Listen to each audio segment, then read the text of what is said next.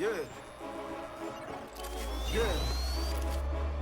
Hall of Famer, how did you not know? Championship, about to win a Super Bowl. Fans in the stand, love it when I'm in the dome. Touchdown dance, celebrating cause I'm home. Fleeks on my feet, running routes all day. Shotgun, wildcat, I know all the play. Could've been a quarterback, just put me in the game. I was born a champion and I just want the ring. MVP, I'm the best on the list. You can join the team cause we headed to the ship. Hey, you looking at the champ. Hey, you looking at the champ. You looking at a champ. You looking at a champ. Hey, all I do is win. All I do is win. You looking at a champ and we going to the ship. We going to the ship. We going to the ship. Hey, all we do is win. You looking at a champ. You looking at a champ. Hey, all I do is win. You're looking at a C-H-A-M-P. Every time I do it, make it look easy. Better be prepared when you come for me. Don't talk me to death, you know that stuff cheap. I go hard on the west, I go hard on the east. It don't really matter either way, I'ma eat. You know I do numbers, 1, 2, 3, count on me like work easy. I can do it in my sleep, I do not know defeat. Championship rings on my hand, go bling in games when I please. Good night, R.I.P. Ain't no OT. You are not a champ, boy, you don't wanna You be. looking at a champ. You looking at a champ. You looking at a champ. Hey, all I do is win. All I do is win. You looking at a champ and we going to the ship. We going to the ship. We going to the ship. Hey, all we do is win. You looking at a champ. You looking at a champ. Hey, all I do is win. Pride and shame. Sometimes the scars ain't worth the pain. Hit 'em where it hurts 'em. Can't stop the rain. Let the money burn, feed the fame. We don't give a damn about it. I'm an outlaw, cooler than the West Coast.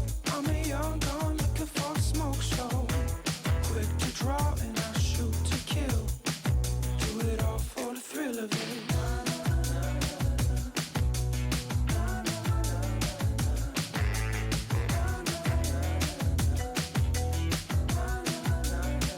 There she goes to kill. Do it all for the thrill of it.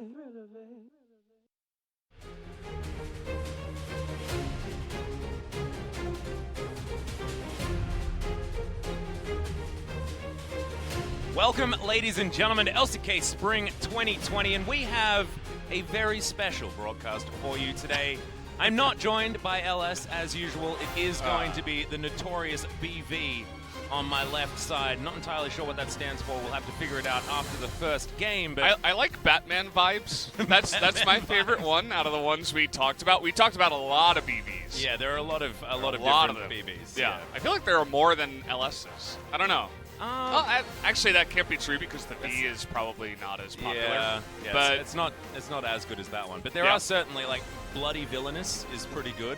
I'm a big fan of that one. But, Yeah. ladies and gentlemen, we do need to talk to you about the coronavirus situation here in Korea. It has been elevated in severity, so the risk level is higher. And for that reason, we have said goodbye to all of the media people at the LCK at Lowell Park at the moment. And also, we will be having a simpler show. So no analyst desk with Mina. Mina's taking a week off after her little scare. She is absolutely fine, no coronavirus, but still feeling a little bit under the weather. These are the standings, but yeah. Two-man analyst desk and no post-match interviews is going to be sort of the more simple version. And of course, no pre-show as well, as there would generally be at the beginning of the week.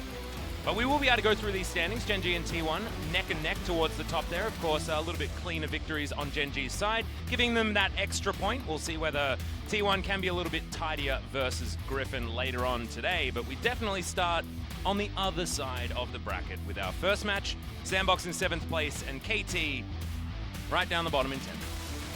Yeah, it's going to be the day of red teams. We'll see how mono red it is actually going to be, to quote good old LS.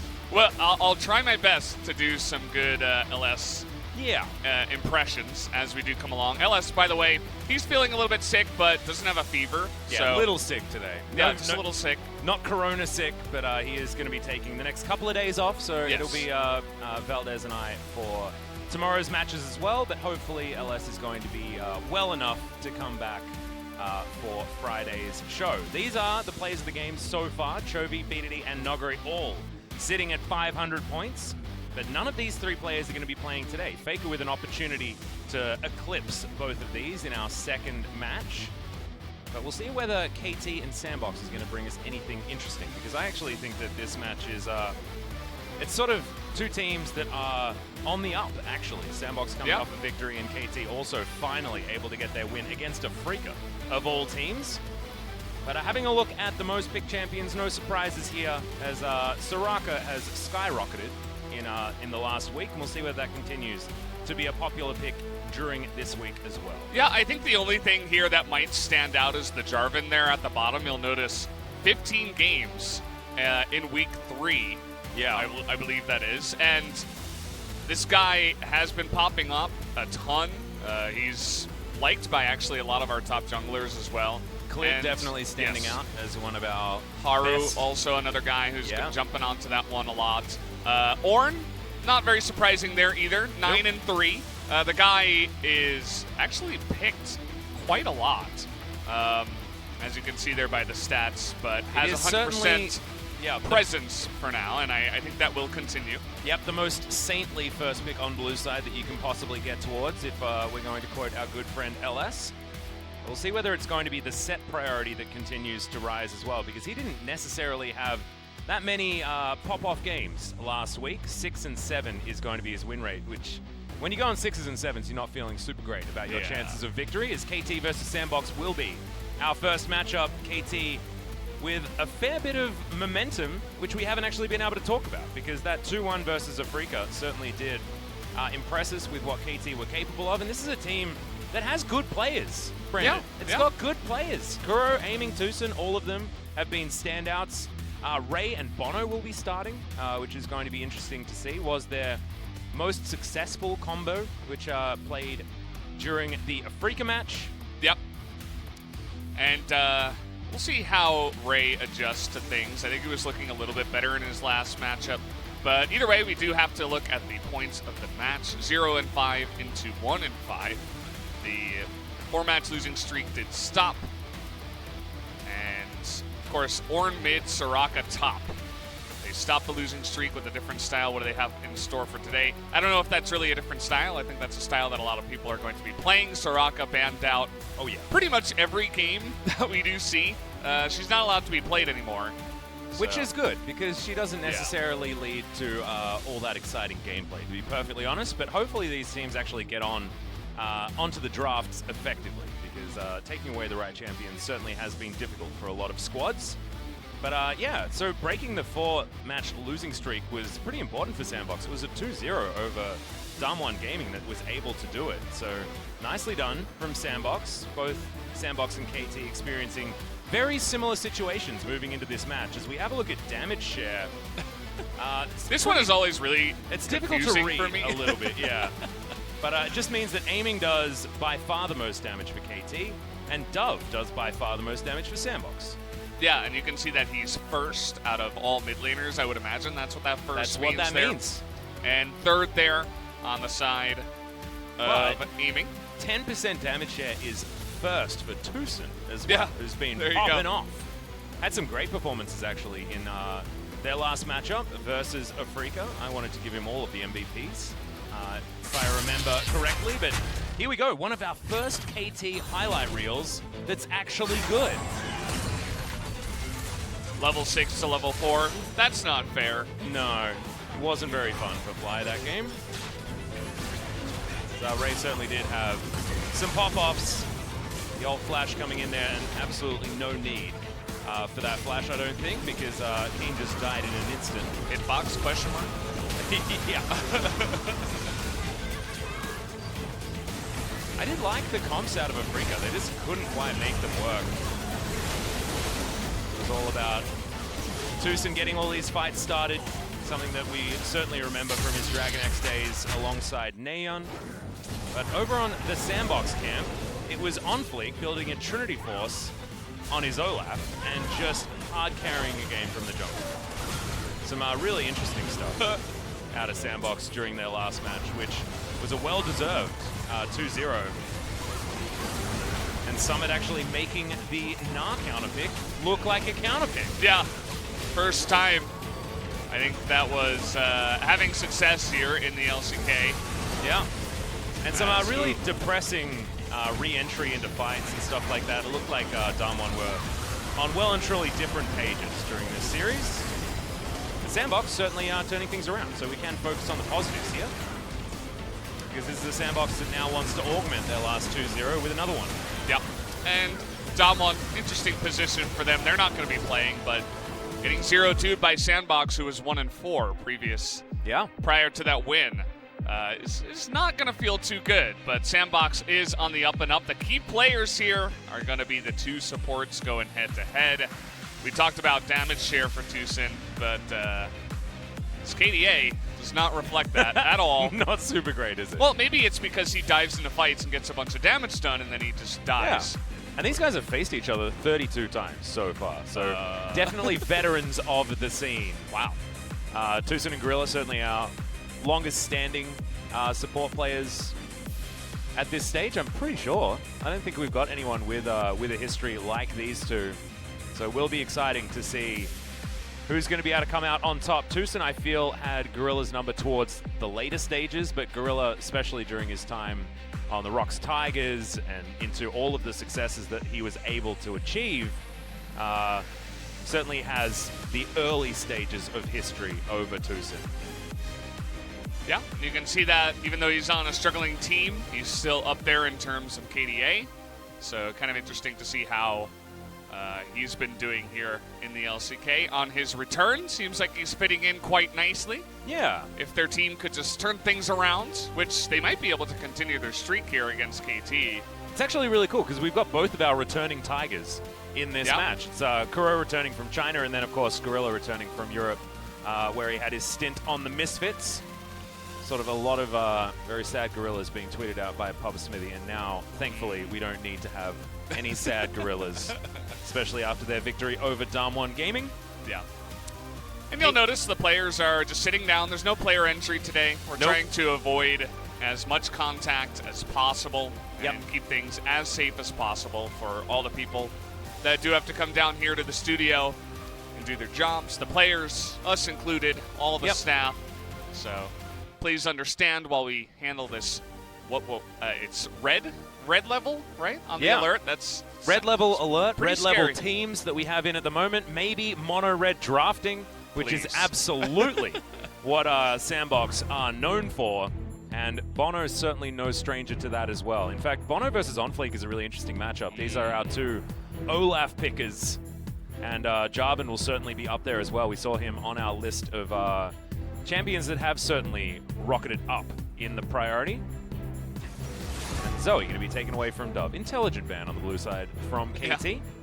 I do want to deny that from Dove. And we have been seeing on the red side bans of Aphelios, Soraka, Yumi, Ornn from time to time. But the Soraka's actually going to be banned out here on the red side.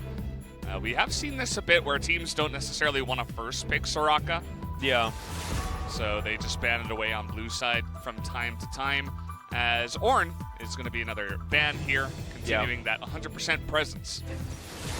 And definitely not going to be present in this game, as it has been banned away. The last ban to come through from Sandbox now, likely to be something like the Yumi, as Olaf bites the dust. I actually really like the blue side Soraka ban. We sort of were talking about not liking it last week, but I like it if you're planning on first picking either Set or Ornn, because she really does give those two champions a hard time. There is the Yumi that we were expecting, and now KT will first pick the Set.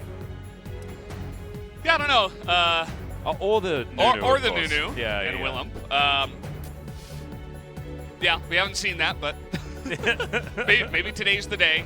If Ray wants to do a little bit of trolling. They're considering taking MF here. Giving the set away. I know LS is watching from home. I feel like that might make him pretty happy. But how about Jarvan? We talked about this guy having more and more presence. He's going to hop in as a first pick for Bono, and we talked about that. Bono loves his J4. Hasn't necessarily had the best performances on the J4, but Summit now thinking about a center. This will likely be going over to Gorilla, as it is 10.3. And it could just be Senna misfortune. We could lock that one in right away. But no, it looks like 80 carry Senna. No. Surely not. Sandbox just... They've been watching too much LCS, I guess. Yeah, I'm very perplexed. This is the LCK guys. Yeah, I don't know if you forgot. Oh, God, they did it. Oh, man, it's Timmy and Seth. And Jigs. Oh, look and at this, Pike. KT. My God, okay. KT, Tucson's just like, well, if you're going to have all of that gray health and you want to play this non-interactive game of League of Legends, Gorilla, I'll bring it to you. As two gentlemen of the Shadow Isles will be going head-to-head towards the bottom side of the map. But Timothy Kenshin's is just not the knight that he used to be, you know? Yeah. He fell off a has cliff. been downgraded for sure. As you talked about jungle matchups, we're going to have Lee Sin up against the J4, as Lee Sin is picked up here for On Fleek. Lee Sin hasn't been having too much success, actually. It's 10 and 15, 40% win rate.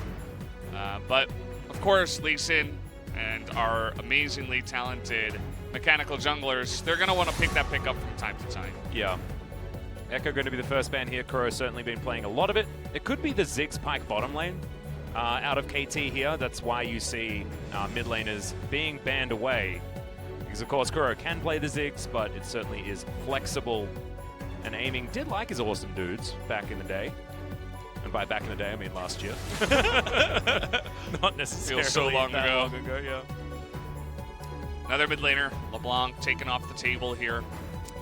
We talked about mono red. Certainly a lot of action can be made with the champions that KT has. Pretty safe for the bottom lane so far for Sandbox, though. Yeah. It's not looking too mono red yet, but if we see the Aatrox come in as the next pickup, then we'll know that Sandbox are certainly back to that mono red style. You talked about, what's his name? Seth. I don't know why I keep wanting to say Seth. Seth? Yeah, Oh, our you friend just miss Achilleos. Achilleos. Shout out to him. But yeah, he actually has fallen in priority in this draft. Might be one of the first times we have seen that in a long time here at the LCK, but he is going to be banned in the second phase, which generally does not happen in the LCK. Well, Talia being looked at. 3 seconds to go. Syndra would be the more safe and comfortable blind pick here, and that's what they're going to go for Dove, most likely. Aiming locks away the Rumble. Another flexible pickup, but likely going to Kuro. And Tucson's now going to lock in either an 80 carry or something else, and then we'll have to work out where all of these champions are going to be shuffling off to. Yeah, we have been seeing a little bit of mid-Ziggs. I think, who is it, Chovy? Yeah, Chovy having some played pop-off that? games on it. Yeah, so it could still go there, but it doesn't look like that's going to be the case for this game, unless they want to do, like, Aatrox Pike in the bottom lane, which, I don't know. You talked about it being flexible. Could possibly happen, but Sandbox is going to say that Aatrox is going top. I want Rumble Pike bottom lane. That's what I really want. I want to see Rumble in another position, in now the awesome dude position. Certainly is a possibility. We could also do Pike Rumble. Yeah, 80 carry Pike. Yeah, you could do both of those. Mix it all around. So we'll see where KT do decide to put things, as Kennen has been locked in here from Summit. Summit's like, well, I guess I'll probably be up against an Aatrox, and let's pick a ranged matchup into it. Haven't been liking Kennen so much, as Sandbox have, I don't want to say boring draft, but that's sort of what I want to say, whereas KT have been experimenting with where they're putting their champions. And it was what we expected, the Rumble in the mid lane and the Aatrox top, with our Ziggs and Pike bottom lane, which will rip through turrets. Like this, with the satchel charge, oh my god. It's going to be a lot of fun. They do not have much range outside of the Ziggs, so it's kind of interesting where 4 champions are either melee or they don't really have much range at all. And then they have Ziggs, who has a ton of poke and a ton of range to add to the composition. And as you mentioned, you can get really aggressive and take down turrets and take the map really early on in the game. As you can imagine that they're going to be feeling pretty good at around 1 or 2 items. Yeah, this is a mid-game composition, absolutely. But I think they do have a lot of gears moving into later stages of the game as well, with their long-range engage, reliable engage out of something like the Jarvan with the equalizer over the top of it. And they can fish with bone skewers and things like that to try and get picks around their siege moments. It's compositions like this that we'd normally say they'd have difficulty taking turrets, but if you put a Ziggs into that equation, it really isn't the case. Changes everything. Yeah. With that one champion put into the mix. Happy that he's getting to see more play nowadays. I'm a Ziggs fan myself. Me too. I'm a bit of a fan of the old Ziggs, so very happy. Got to remember his ability names. What's Hextech Minefield and the Bouncing Bomb, Mega Inferno Bomb. Mega Inferno Bomb. Mega Inferno Bomb's a good one. Yeah. Do you remember when Ziggs and Jinx were both played at the same time? You got the Super Mega Death Rocket Mega Inferno Bomb combo. Yeah. It's just a lot of explosive conversation. Yeah, but now Ziggs has taken Jinx's spot in the bottom lane. And is going to be played by aiming this time around. Tucson walking real slow towards his bottom lane after he backed to get his sweeper. Has taken Predator this time around with the Cosmic Insight actually coming through from the Inspiration Tree. We often do see the more tanky option, but not going to be the case. Is 5-0 for Look Tucson. at this stat. Yeah, that's not bad. It's hard to do that in a professional league, to play 5 games and win every single one of them. And to have a KDA like that, 4.6, is quite nice. I know we're kind of, what would you say, not spoiled, but we had Tovi with the insane KDA where he got up to like 100 KDA. So I feel like our KDA kind of mind has been skewed a little bit, but 4.6 is really nice for support. Yeah. We have to remember that Tucson was often playing Pyke alongside Deft last season, and when you're playing Pyke, generally you're going to have a little bit more early control, and that's exactly when Deft plays at his best these days. So you can understand why that win rate is so incredibly high, as Aiming can certainly stand back and just throw bouncing bombs as he would like, but you can see there is some control in this lane for Sandbox thus far. I think the question mark for this game is going to be, will KT's creative draft be able to get over the line against a very, very standard, we're going to try and win our lanes, we've got an early pathing jungler, and hopefully just eke out advantages enough in the early game to have just an advantage and can close out relatively early on Sandbox's side. Because, I mean, they've got some team fight elements in the cannon. They've got more consistent damage, I guess, in the Senna. But, of course, Senna with her attack speed being normalized, it is an interesting champion to talk about when it comes to DPS, because you are going to be building the lethality as well. And also, she just doesn't work as well in the carry position after 10.3. So let's just see what Leo's going to be able to get done here. Yeah. It feels like it's an old pick, you know? Yeah, I also want to point out the items here, the support item picked up by the Senna. So a lot of the CS going the way of the Timothy Kench. So he's been upgraded a little bit down here in this lane, as he is eating the majority of the CS, and only a couple there picked up by the Senna. So it's like the Frostmancy bottom lane, but we're gonna have like a more tanky Tom Kench this time around, as Tucson's gonna be fishing for that bone school, see whether he finds it, nails it onto Gorilla there, has to flash out. Leo's trying to offer damage back, but Tucson just sidestepping and everything's okay, so easy flash for Bono. This is so unnatural for me, like you started play-by-playing and I'm like, wait, you gotta stop talking, it's my turn, like, this is what I'm supposed to do. No, actually, that's not the case today. Feels extremely weird, but we're going to try to make it work. Brendanalist, Valdanalist. The Valdanalist here. Yeah, the Valdanalist. Today. Yeah, but not too much to analyze on that one. Pretty nice gank in the bottom side. They forced the flash out of Gorilla after having a little bit of trouble and being pushed in. So it was good timing there out of Bono. And now the tides have turned, as Aiming and Tucson are going to push in this wave. And I see what you probably did there. going for a back.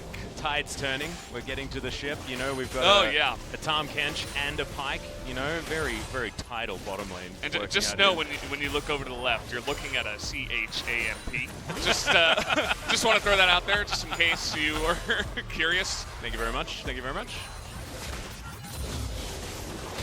Well, the Cheetah Recall comes in for Aiming and Tucson. Unfortunately, Lost Chapter unable to be purchased just yet by Aiming, but he will be very quickly moving towards that item as the Predator boots have been activated. Here for Tucson, Is Bono thinking about some sort of dive, but Ray's at half health. I don't know whether this is something they really want, but Tusin's going to make his way in anyway. Teleport to come out, and KT just say, well, we got ourselves a teleport. Let's get the heck out of here. And they do so. Yeah, they get the TP down. The Bone Skewer goes way wide, so good movement there from Summit to avoid the gank. Doesn't look like he was in any real danger at all because, as you mentioned, Ray was so low. He still has his flash available, but they do get a bit of value. We haven't looked at all at the mid lane. It's going about exactly as you would expect. Rumble can farm a bit with his missiles and doesn't get zoned out too much by the Syndra. And they're just farming it up in the mid lane. Interesting that he hasn't gone for the Comet, though. Kuro going for Predator Rumble in the mid lane, wanting to get around this map as much as possible. In the mid game, Ocean Drake will be our first one here of the game.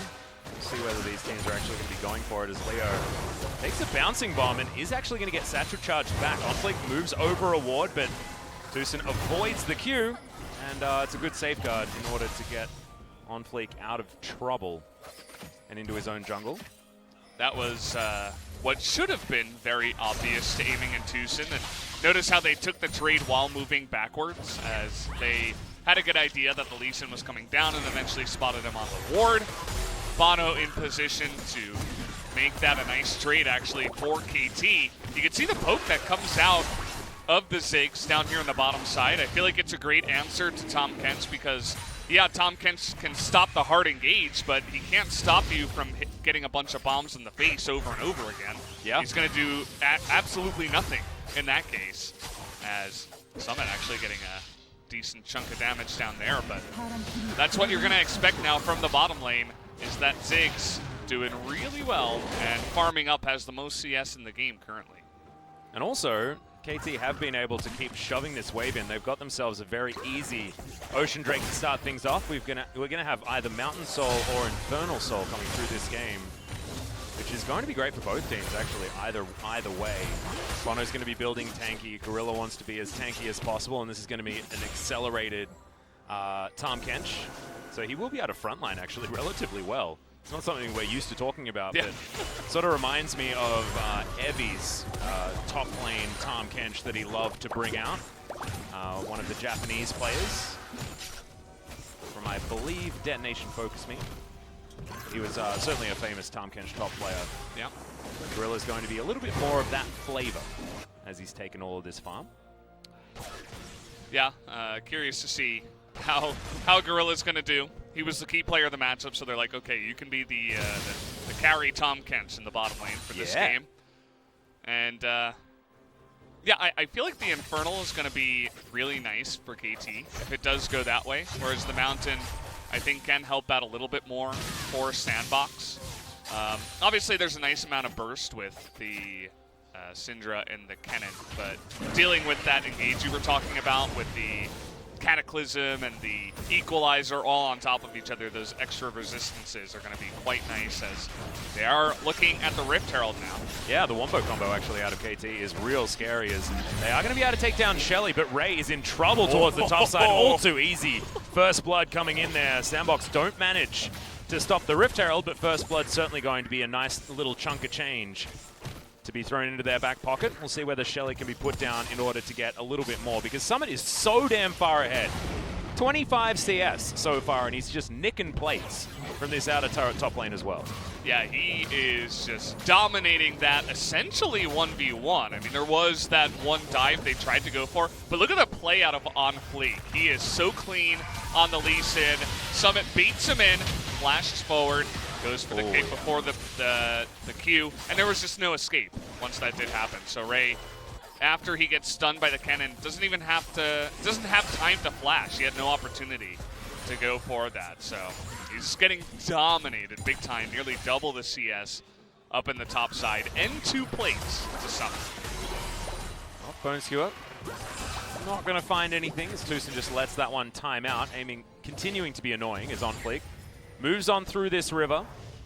Control ward vision is down for both teams. Has 2 minutes on that next dragon. And KT, they really want to be trying to threaten an early Dragon Soul, just because their mid-game comp is just so strong. Playing around Mega Inferno Bomb into the Equalizer into Cataclysm combo. Which can certainly be very, very strong. Sandbox will be able to fight them with this particular composition in relatively similar fashion, to be honest, with Slicing Maelstrom and the AoE damage that Syndra will provide as well. Dawning Shadow also layering over the top. We'll have to see exactly how this one is going to go. Aiming, continuing to throw bombs around. Our first Ziggs bot was in fact deft in our first week. It was a loss. It wasn't exactly the greatest performance. Managed to turn around that series pretty effectively with his Aphelios pickups, which I believe came in back-to-back after that. Boy. As in goes Tucson. Bono's going to be here as well as, yep, Gorilla is going to be the target. Has his flash available and does throw it out here as Dawning Shadow will fly in. But KT not going to be able to find any kills. It was like they started to commit to that, but then halfway through they were like, actually, you know what? Nah, let's not try to kill him. Because after he flashed, they decided not to go for the Cataclysm as they didn't want to get trapped underneath the turret. So it's just another kind of decent gank where they get the flash out of Gorilla, but that's about it. As now we're looking for a play in the mid lane. Predator on Rumble. Makes that first missile really hurt, as you guys did see there on Dove. But it's really just KT preparing now for the Drake. This top lane is just a disaster for Ray. Yeah, we need to just stop looking at top lane. If you're a KT fan, ignore top. That doesn't exist. But if you're a Sandbox fan, you're pretty happy, right? Because Summit is actually performing and he's dominating lane, and that's what you need if you're Sandbox, if you want to win, I feel. They rely a lot on Summit doing well and bringing them into the game. Oh, another bone skewer coming in here. As Leo's trying to tidy up these minions underneath the turret. Shelly getting a fair bit of plates. And Aiming going to be the main benefactor on that one. As his Lost Chapter completed, and stopwatches are now online for both Tucson and Aiming. So this mid-game fight that we were looking for could be happening here. It looks like KT aren't going to be contested at this Drake. We'll be able to see what that Soul is in fact going to be as on fleek. Not going to be able to get any steals, and Tucson and Bono can easily just dash over that wall. Yeah. Funnily enough, KT had the teleport advantage there. Summit's TP is just now coming off cooldown, so if there was a fight to break out, it could have quickly turned into a 5-on-4. And this is something that our good friend Larry Seinfeld talks about from time to time, where maybe you want to let the enemy team take that cloud so you could potentially stack up 4 of, you know, either Infernal or Mountain. Yep. You can get the extra Drake that way. But, I don't know, they just decide, you know, the cloud isn't important enough. We can fight a little bit later on if we need to. We'll just continue to scale up and see if that helps us out. Well, so far, just haven't had all that much action. That first blood did go down while Shelly was being taken, and it looks like KT have wrestled back some sort of control. They are down by a little bit of gold, but isn't too much to worry about at this stage, as all of that gold lead is basically Summit. Absolutely. He's just dominating up there. He didn't end up picking up the kill, but he has quite a large CS advantage, which is more than the gold of 1 kill. Yeah, 40 is just a big lead for Little Cannon. Has himself his Sork Boots and his Proto Belt. Going to be building likely into Zhonya's Hourglass as the next option. Sandbox just trying to set up vision here towards the bottom side of the map. A lot of control wards being moved around and replaced. Aiming will be taking some Krugs. And Bono, I want to talk about for a second, because he hasn't been going overly aggressive. That was his biggest problem in his... Okay, well, he's going to dive on in here as Kuro going to burn down on fleek. Dawning Shadow just to get that shield in for the team, as Kuro not going to be taken down just yet with that Unleashed Power, but it was close. The Lee Sin Q was on Kuro, but he smartly did not have Lee Syndrome heal available here on Kuro. He would have survived. Yeah. And the Lee Sin might have even died in transit, as there were... And we've seen a few of those in the past as well. But it definitely felt really juicy after the Unleashed Power came out. He's like, ooh, maybe I can get him, but holds off on that one. Mega Inferno Bomb. Oh no, Tucson! He grabbed Leo out of it. That is definitely not what you want. As now Summit battling against the Moth up here towards the top side, and the Moth isn't really able to offer too much damage back. But now Ultimate's on cooldown. Summit is going to retain control of that lane. He'll take down this turret if he would like to. Turret plates fell off about a minute ago. However, he is going to be able to get all of the local gold and continue pressing this advantage further forward. This Kenny's real scary. Like, just real scary. And surely going to be taken by OnFleek here as well. It's pretty gross, the advantage he has amounted to here. It's over 50 CS now in the difference at 15 minutes. That doesn't really happen that often, so he's enjoying it. Speaking of CS, Dove has a lot more than 10 CS a minute here with 176 before even 16 minutes. He's got a gold bounty after doing nothing so far this game. And he essentially said, well, I'm not really going to be able to punish this Rumble in the lane. Let me just not miss one CS and see how that goes. Well, it's certainly working out so far. As speaking of the Rumble, he's towards the bottom side, going to be answered here by Dove. One turret apiece, bottom lane outer also falling in favor of KT. Luden's Echo is done here for aiming, who looks to be building towards possibly Zhonya's, possibly Banshee's Veil as his next item. I like it. Anything other than the Forbidden Book sounds like a good idea to me. Yeah, we all know the Leandri salesman is really happy with our first game. Leandri's coming out of the Rumble. It's going to be nice to see that one, but we have Kennen is getting a little bit close to that book. I might need to. Oh dear. I mean, the inherent healing that he'll have to deal with against an Aatrox in lane is theoretically a good reason to build it, and Pyke does like regenning his health, but he does that out of combat. So I don't think this is necessarily a Morellonomicon game, as Gorilla, now stuck inside the Cataclysm, is going to flash eventually. It's a great bone skewer out of Tucson, but the follow-up isn't there. Dodges the Q as well. It's now OnFleek with Shirley in tow. Is wondering where to put her down. And oh my god, aiming. That is massive damage. Safeguard has to be used to get out of the way of the bouncing bomb.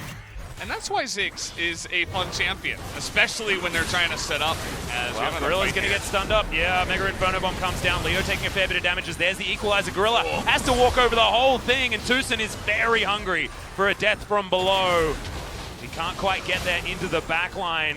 Now underwater, OnFleek coming on in. Summit looking for an engagement opportunity, and the stun lands onto Bono, but nothing else is going to come forward. The poke damage is just too much as Dove getting burnt down, has to flash to get over the wall, and now Ray wants his turn to get that flank.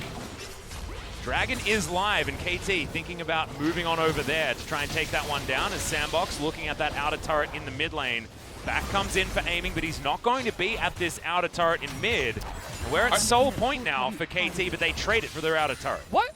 I don't know if that's a good idea to just trade the turret for the Infernal Drake. It was 5 versus 4. I don't know if Sandbox knew that. Maybe they assumed Aiming's TP was up. He had to go back because he had no mana. And really it was all Aiming that kept them in that fight as well. The poke was insane. Yeah, he's super 2 good. levels up actually on Leo and Gorilla.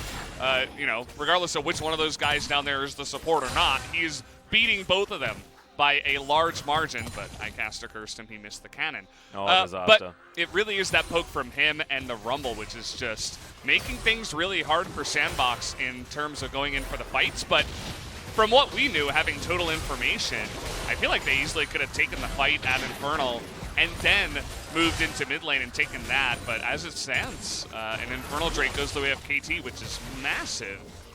Especially because they're on Soul Point, as you mentioned. Yeah, and they've also got a composition that not only really likes Infernal Drakes, but also really likes Infernal Soul, and likes playing around their first couple of item spikes that are going to be coming in very, very soon. Of course, Aiming does have his already, although Banshee's Veil isn't necessarily the most damage. You want to see something like a Death Cap on your Ziggs, but if he builds Void Staff next, he's still going to be doing massive amounts of damage. He actually has no penetration in the build right now, which is kind of interesting. Yeah.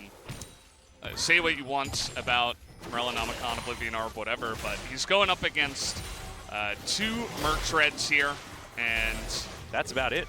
I mean, he'd really like to at least build Oblivion Orb here, as nobody else really is building any magic resist. You'll notice that Kennen, Syndra, and Senna are all great targets for him to poke out. He doesn't necessarily need to go for Void Staff because none of them are building any MR. And so I suppose that will be his next item here. Does help him do damage to turrets, because of course Magic Pen doesn't do anything to taking down turrets, and his auto attacks will be augmented by the amount of AP that he builds up, as Summit's unable to take down that cannon minion. Look at them pushing turrets. You were talking about this. It is just insane, it's man. ridiculous. Like, the Satchel Charge will go down very soon, and that'll just rip this turret to shreds. Goodbye. Yeah, there we go. See you later, turret. Oh, they just took 2 turrets, just like that. Yeah. Huh. And KT getting towards some sort of gold lead, but not quite there. Yeah, I was about to say they're still behind on gold, even after pushing all these turrets. The turrets even in the game as it stands. And of course the CS difference in the top lane has stood.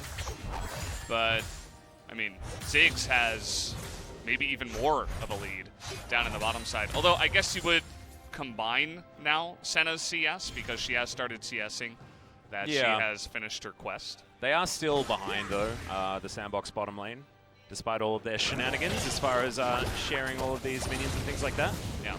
Still curious what the Tom Kent is really going to do with all that farm. Well, he's going to build a redemption. Yeah. And then move into what looks to be Righteous Glory. The old Righteous Glory, yeah. A little bit of gauge potential now for Gorilla. Haven't seen too many death from belows yet. Tucson unable to get all of that extra gold for his team. But the fact that they do have these like massive wombo ultimates, it'll mean that the gold swing, if KT ever do get to that team fight that they're looking for, is just going to be huge. Here, Tucson not going to enjoy taking that orb to the face, but otherwise will be all right. And we really have not had too much action in this game. There's been a lot of poke, and I think that makes Sandbox not want to fight until we get to a later stage in this game.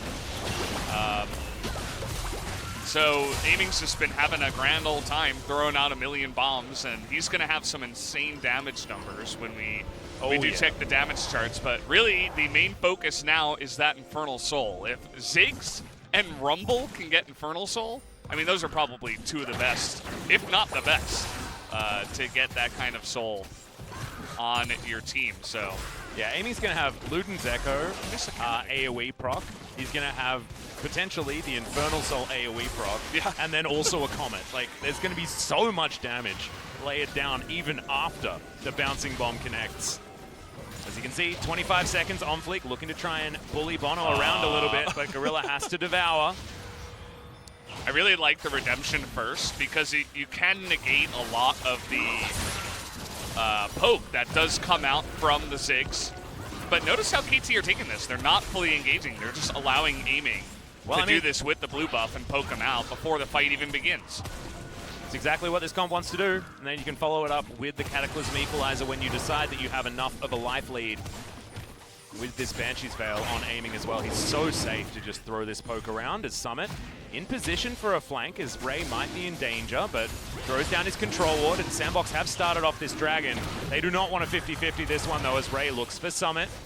Summit slicing Maelstrom at the ready, but not exactly with targets that he wants to be locking down with that for the moment. Dove's Banshee's Veil comes back off cooldown.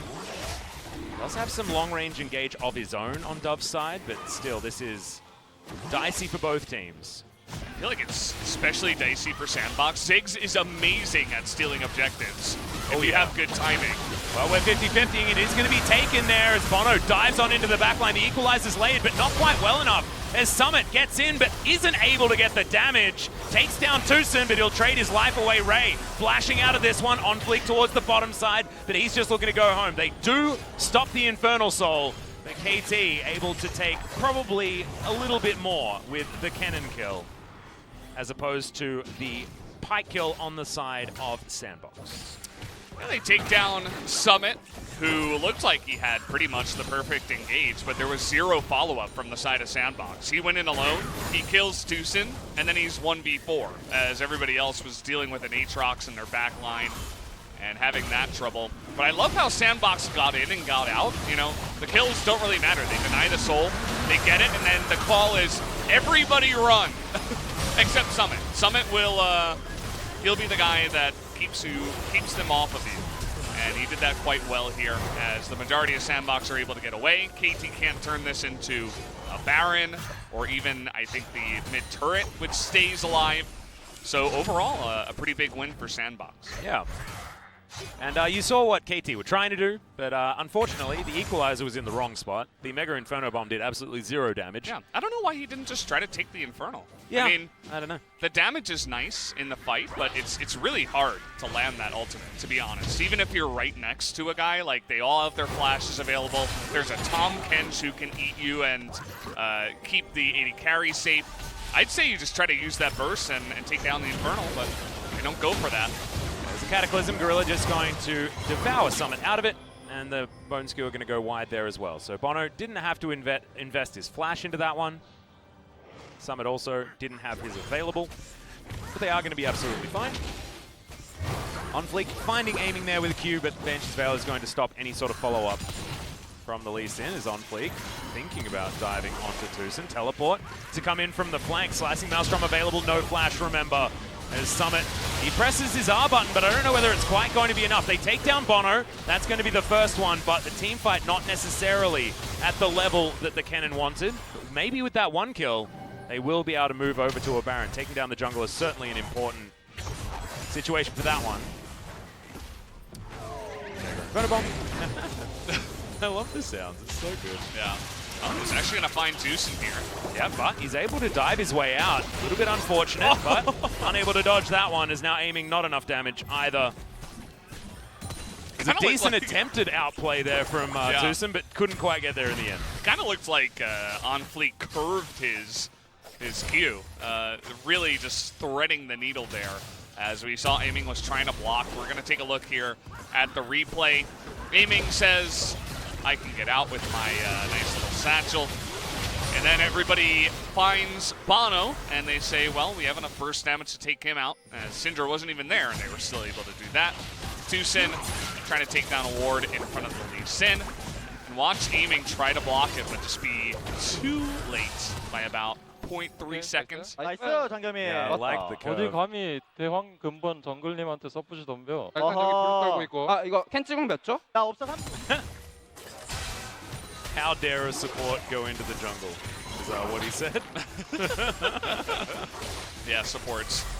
Get out of our jungle, says On Fleek, who's having a nice game of Lee Sin. He's got the majority of the gold, actually, from the kills on his team, which allows him to get a stopwatch. But not only that, he has a Hex Drinker, which makes him really, really just able to avoid all of that upfront damage that KT do have. So he's going to be a Lee Sin that's making plays and not scared to go into the back line, and one that's tanky enough to not just get poked out before the fight even starts by the composition that KT have. Well, Sandbox, their pretty cool, calm, and collected composition that they've put together for themselves is working at the moment. 3,000 gold, the approximate lead, as we look 30 seconds away from another soul opportunity for KT. Sandbox, the more they stack up these Infernals, though, the more valuable they are going to be. As Summit and Dove definitely want to augment their damage as much as possible. Waiting on death caps for both Kennen and the Ziggs. As death cap is completed now for Aiming. That's so much damage, especially to turrets at the moment. Mega Inferno Bomb will need to be respected, as now Sandbox, we're river ramming a little bit, but KT are at least able to move this minion wave towards the outer turret. Now spotting out the Sandbox advance. They will see where Summit is as this turret is taken down. And now Bono looking to try and steal this one away. Oh, the scat of the week is so damn good. There's the Dawning Shadow. The second Drake for Sandbox will be taken down. Dragon Soul is denied, but can KT actually win a fight is the question. Equalizer on cooldown, as is the Mega Inferno Bomb, as Ray has to flash to try and get out. The kickback onto Kuro is so beautiful from On Fleek. Tucson taking the damage, even lands the Q over the side.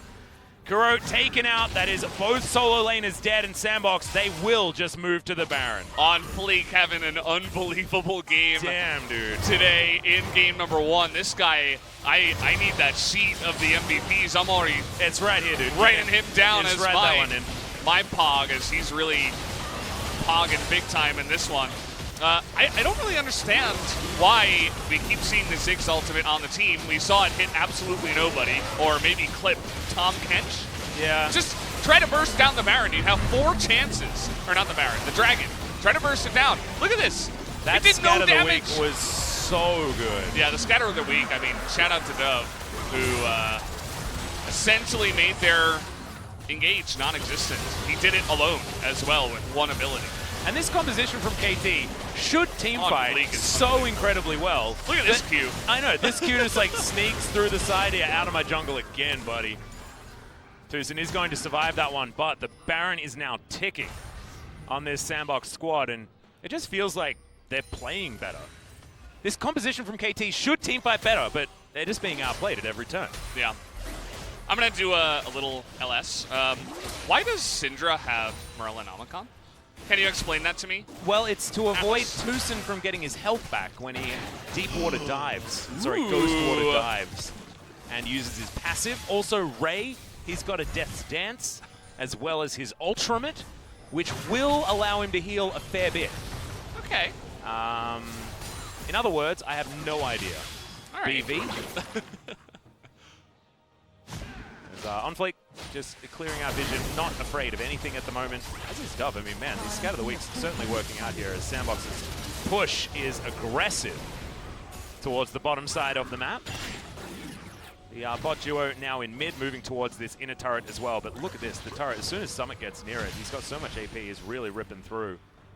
Double siege minions as well, just going to get to work as there's the Cataclysm from Bono, but Devour is there. It's not the engagement that you necessarily want. Bouncing Bomb going to come in as Ray. Hello. Throws in the ultimate, but Onfleek's just going to remove him from this fight. He's taken out, triple kill on the backline for Summit also, and Tucson, he's running the opposite direction because he knows this game is over. The game has ended just like that. A bit disappointing from KT, honestly, for me. But Sandbox absolutely going to be the deserved winners in this one. The top Kents doing wonders, actually, against their engage. And Ray doing absolutely nothing on the Aatrox, as that is going to be it after he got demolished in lane. GG, as Sandbox are going to pick up game 1 pretty smoothly, to be honest. Smoothly. And I was waiting for this KT comp to get online, but they just couldn't make their buttons work together correctly, right? You saw what they were trying to do. They were unable to actually make that one work, and I took the liberty of putting down the player of the game vote for you. Yeah. And we have delivered that over as well. So Sandbox just straight up being better players in this game. Absolutely. Summit having multiple just clean flanks on the cannon. I feel like he might earn player of the game, but I think the vote should go the way of Onfleek. Oh, 100%. See, cameraman is biased, zooms in I know, on right? Summit. By the way, fair. it looks like he's been working out recently. He's, looks pretty always strong. Been pretty built, Yeah. Certainly He's, after that from performance. carrying his team for so many days in a row, he's definitely built up some of that muscle. Can be quite heavy. That being said, he's been alleviated of a lot of his carry duties as Onfleek has certainly stepped up over the last couple of weeks. Yeah. You were talking about that mid-game spike for KT, and they certainly had it.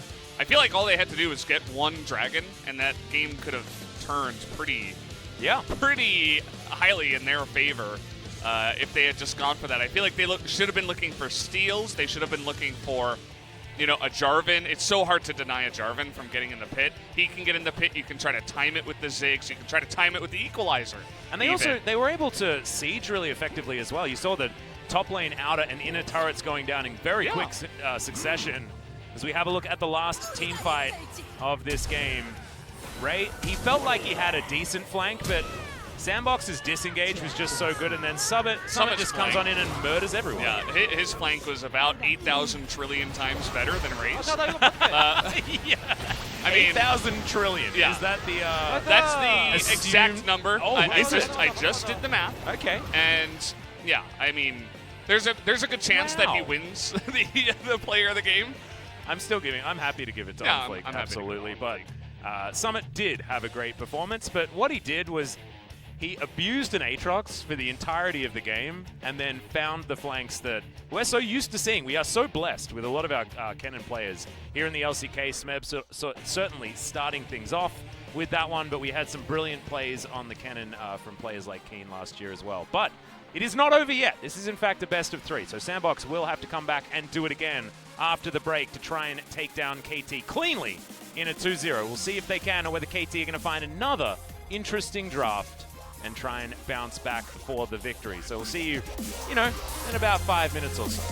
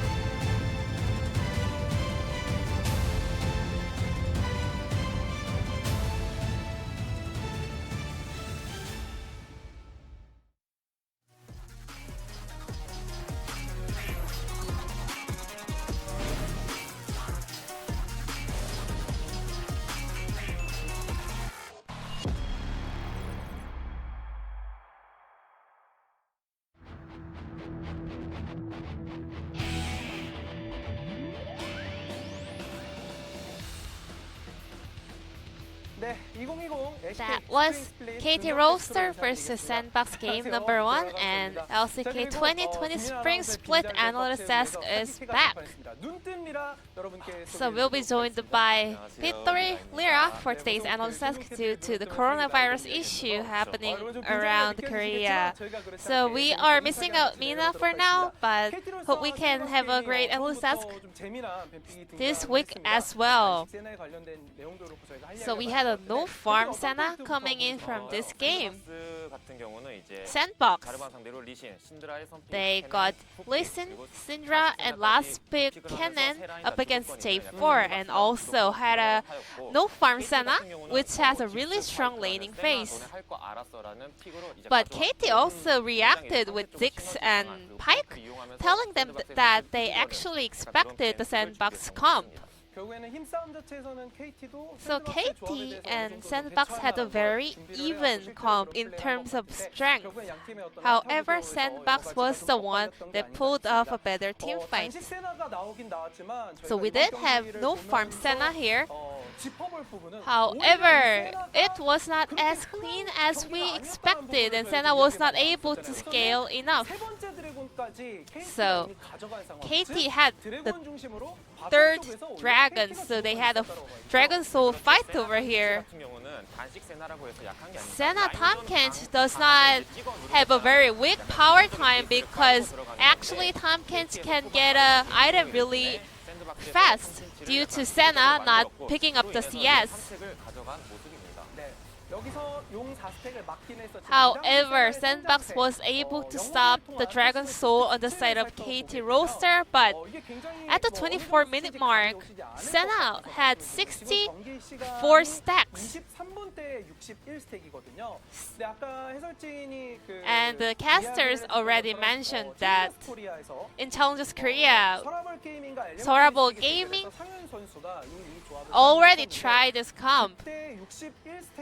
Sangin played the no farm Senna, and he was able to get the 60 stack mark at the 20-minute of the game. So, no farm Senna is all about getting the stack as fast as possible. However, Leo completed the 60 stack mark up around 24 minutes, which is not really the result they actually wanted. With this no farm Senna, they have to keep trading to complete the ward item and also pick up a lot of the souls. However, well, because KT had a very aggressive bot lane, Senna was not able to pull off the play they planned in advance. So it was like a blockbuster movie with a really awesome trailer, but not a really great movie. So Sandbox, in the end, once again, they played around the top side. So the top side was the main factor that carried the game. So this was the team fight that allowed Sandbox to finally gain a huge momentum. So Bono tried to go in with EQ combo, however Dove, with a very smart play, he cancelled it or interrupted it with QE combo from Syndra. And Summit has a perfect flank angle. He was keep trading with Aatrox, and then finally in the end he took down Aatrox. And OnFlick followed with a fantastic kick, delivering Kuro to the very front line. So J4, because it was a B1 J4, well, they actually could make more value out of it. However, Sandbox was smart enough to go into their team fight plans.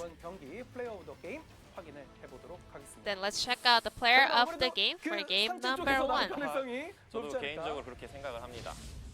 Summit, with fantastic ultimate all throughout the game, got another POG, 400 points so far. Summit is always really an intelligent player. He always wins lane in the most of the time, and also he commits really hard in every team fight.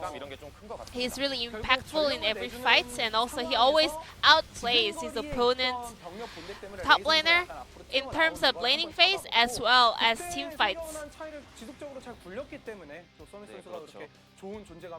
Summit picked up 7 out of 9 votes for today's POG.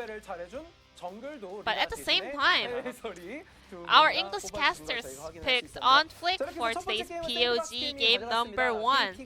Sandbox got game number 1, but let's check out whether KT Roaster can come back in game number 2. So let's hop on over to the Rift. Thank you so much, Jisun, for that translation. And look, we're double play-by-play on this desk, right? And I thought that OnFlick did play extraordinarily well. He was able to thread a lot of needles and really claim that Lee Sin isn't the sinner that a different analyst on the LCK might assume. So I'm standing by my OnFlick pickup despite someone also having a fantastic game and doing, I think, 50% of the damage by himself, I think, for his squad as well. We have to do our votes before we see those sort of statistics. Yeah. So after that, I was feeling slightly sheepish. But let's get into ban and pick for game number 2 and see what KT is going to do after swapping their top laners. Next on the chopping block is going to be Sowan, and I don't think that Summit is going to care very much.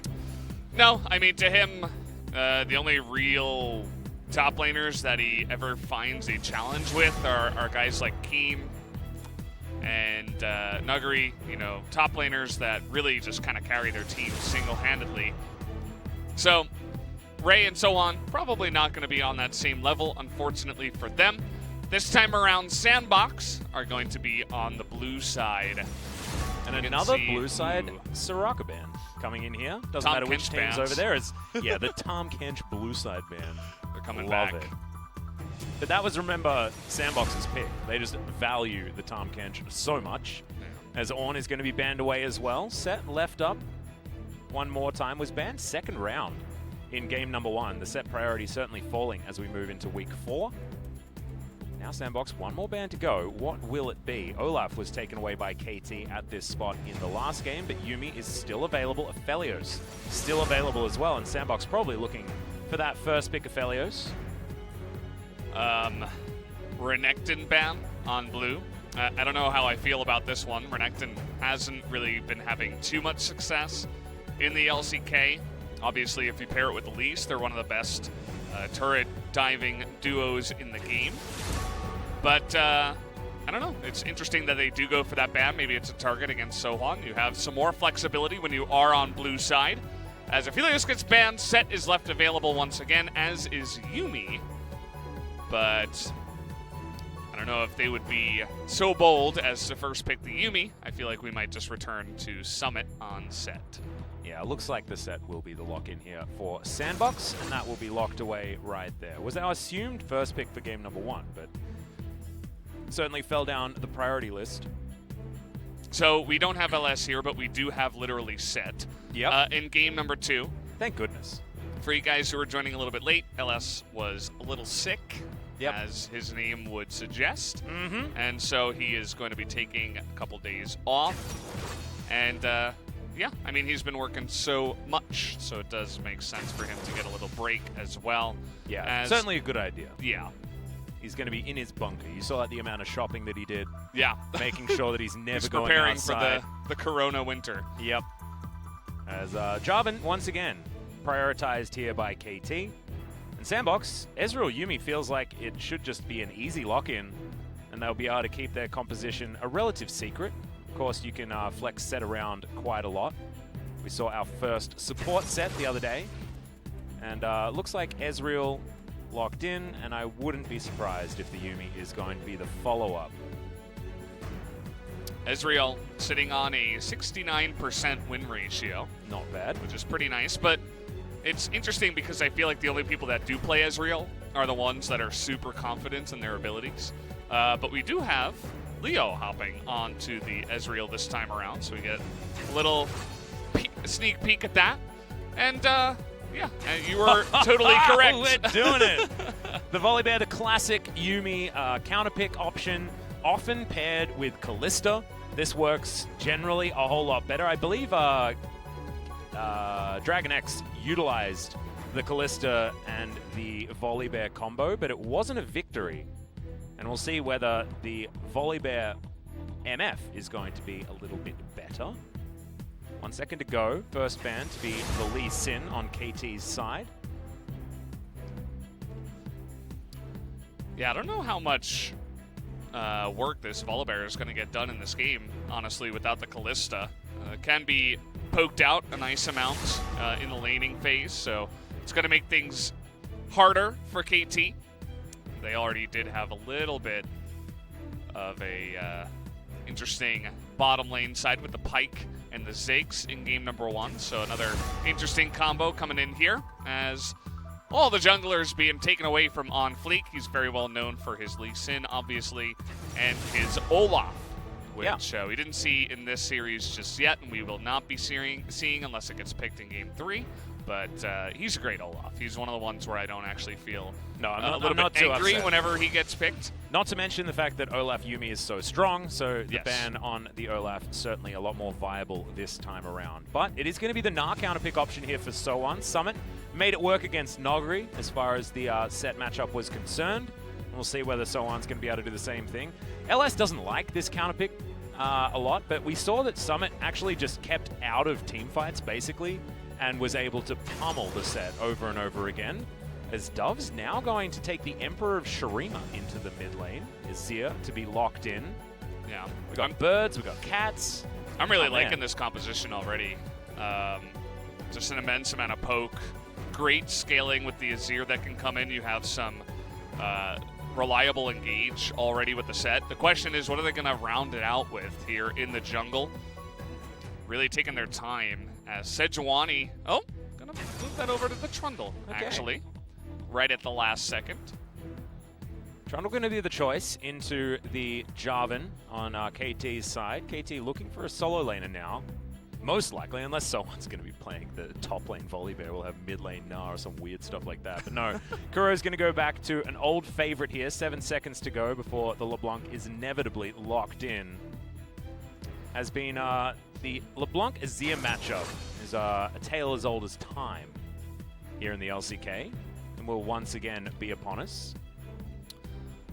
Looks like they're not actually going to show the LeBlanc statistics, which are really nice. I want to take another look at my sheet just to confirm, but I believe she was undefeated 4-0. But I do want to confirm that real quick. Double check. Yes, she is in fact 4-0 so far. In that mid lane, I brought up my statistics as well. To I was reading yours. through the Korean names. I'm like, where's LeBlanc? I can't find her. You just went to a website that is very handily has all of those numbers with the faces. Makes it a little bit easier to find. But yeah, we'll see if Kuro can keep that streak going for the LeBlanc, as he is going to be up against Dove's Azir, which is one of the first champions that Dove actually came out and people were saying, hey, this mid laner, we don't know much about him, but his Azir is really good. I feel like he's fallen off a little bit since then, but he's always been pretty reliable in the mid lane. He's not a flashy mid laner, but he's never really going to get owned in that matchup. But he's going to have he's going to have his hands full with Kuro's LeBlanc in this game. We'll see whether KT can pilot this composition a little bit better than they did their previous one as well. Aiming now back on a more stable AD carry choice instead of the Ziggs, which got basically nothing done in teamfights in the last game. Bono back on the Jarvan, but I don't think Bono was the problem in game number 1. And now Kuro with a lot more agency on this LeBlanc to try and get things done in the mid game, which is going to be an important part of this one for KT. And so on, he's going to take his shot up against Summit. Taking the fleet footwork this time around on the Gnar as well, just aiming for as much sustain as possible to try and crush this lane. As we get in, now aiming, we'll see Leo and Gorilla. A gorilla cosplaying as a cat. Adorable. And now going to be joining the pigeon. Pigeons, cats, gorillas, doves, my goodness, it's the menagerie in this game. Yeah. Cats and birds generally not the best of friends, but this time around. Thankfully, Dove has the perfect name to be playing Azir. Yeah. Because, I mean, if he spams the little emote that actually turns him into a pigeon. Yeah. Oh, man. I think that's actually why he named himself Dove. Didn't he name himself Dove because of the soap? Like the hair product or something? No, Yeah, it's because he was an Azir Gosu. So Pigeon turns into Dove. Thank you, G-Sun, for the update on that one. I just assumed that he named himself after soap. Because Dove soap's pretty good stuff. I remember they were talking about that, but I think that's just in terms of I think it was definitely a joke. The pronunciation. Yeah. Like it's not Dove, it's Dove. Yep. Well, Soan going to take his hop first just to make sure that he's as safe as possible in this lane. Probably wants to grab the boomerang as soon as possible as Bono moves over a ward. And Dove's going to be able to play this one out pretty comfortably. As there's the flash in. Dove going to flash out. And KT are going to get what they're looking for, but investing the flash this early could be dangerous for Bono. Chains connect here as Kuro gets the electrocute proc onto Dove there as well, who's taking a lot of harassment so far in this game. Yeah, that's the way this lane is going to go for quite a while. It's going to be very hard for the Azir to ever lock down the LeBlanc, especially with the Trundle, who is not the best at ganking a dasher in the mid lane. So I think this is just going to be Dove trying to hold on and farm, scale up, trying not to die, whereas Kuro will be the one with the responsibility to get a little bit more aggressive and to even potentially roam, maybe even go for a dive down on the bottom side. I mean, they have Jarvan and Volibear, so it's not unlikely that that could happen. Perhaps once the flash comes back for Bono, but you'll notice that he does have Hextech flash in this game. So the opportunity is there. Well, Gorilla and Leo will also have a target on their back this game as well because ganks will be important. The Yuumi lane, certainly a lot of sustain opportunities. As you can see, Gorilla helping Leo out underneath that turret. And now OnFleek is trying to go for some sort of counter gank, but Tucson is here.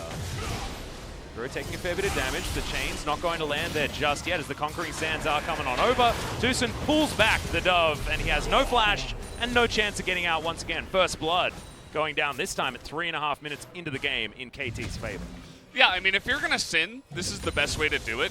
Get the flash out of the Azir, and even if he, you know, dashes to the side as the Azir, you have the Volibear come up to the top side and help out with the gank. Not even sure they needed that, but it makes it much easier to lock it down 3v2, as OnFleek was reading the gank quite well. Ow. Well, Zoomies are going to come on in here as Tucson flips back Leo. Flash still available. Barrier is going to come in, and Bono going to have to get out of there. Sandbox used all of their disengage options, 3 summoner spells for the price of none.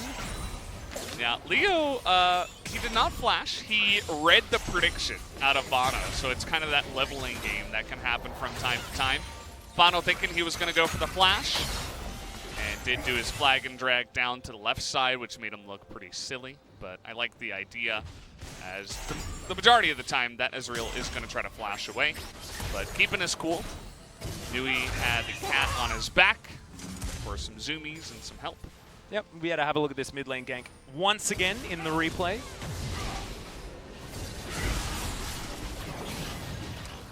Oh yeah, yeah, this is you, man. I forgot. Yeah, generally I don't say anything during the replays. Bit of pro view, as that's that Hex flash that you were talking about coming through from Bono, and oh man, he pressed E and Q so beautifully right there, didn't he? Yeah, he did. Oh, that's what we're talking about. And then he said nicer. And it was pretty nicer, so I can completely understand that one. OnFleek going to come over, finds himself a ward, clears that one out.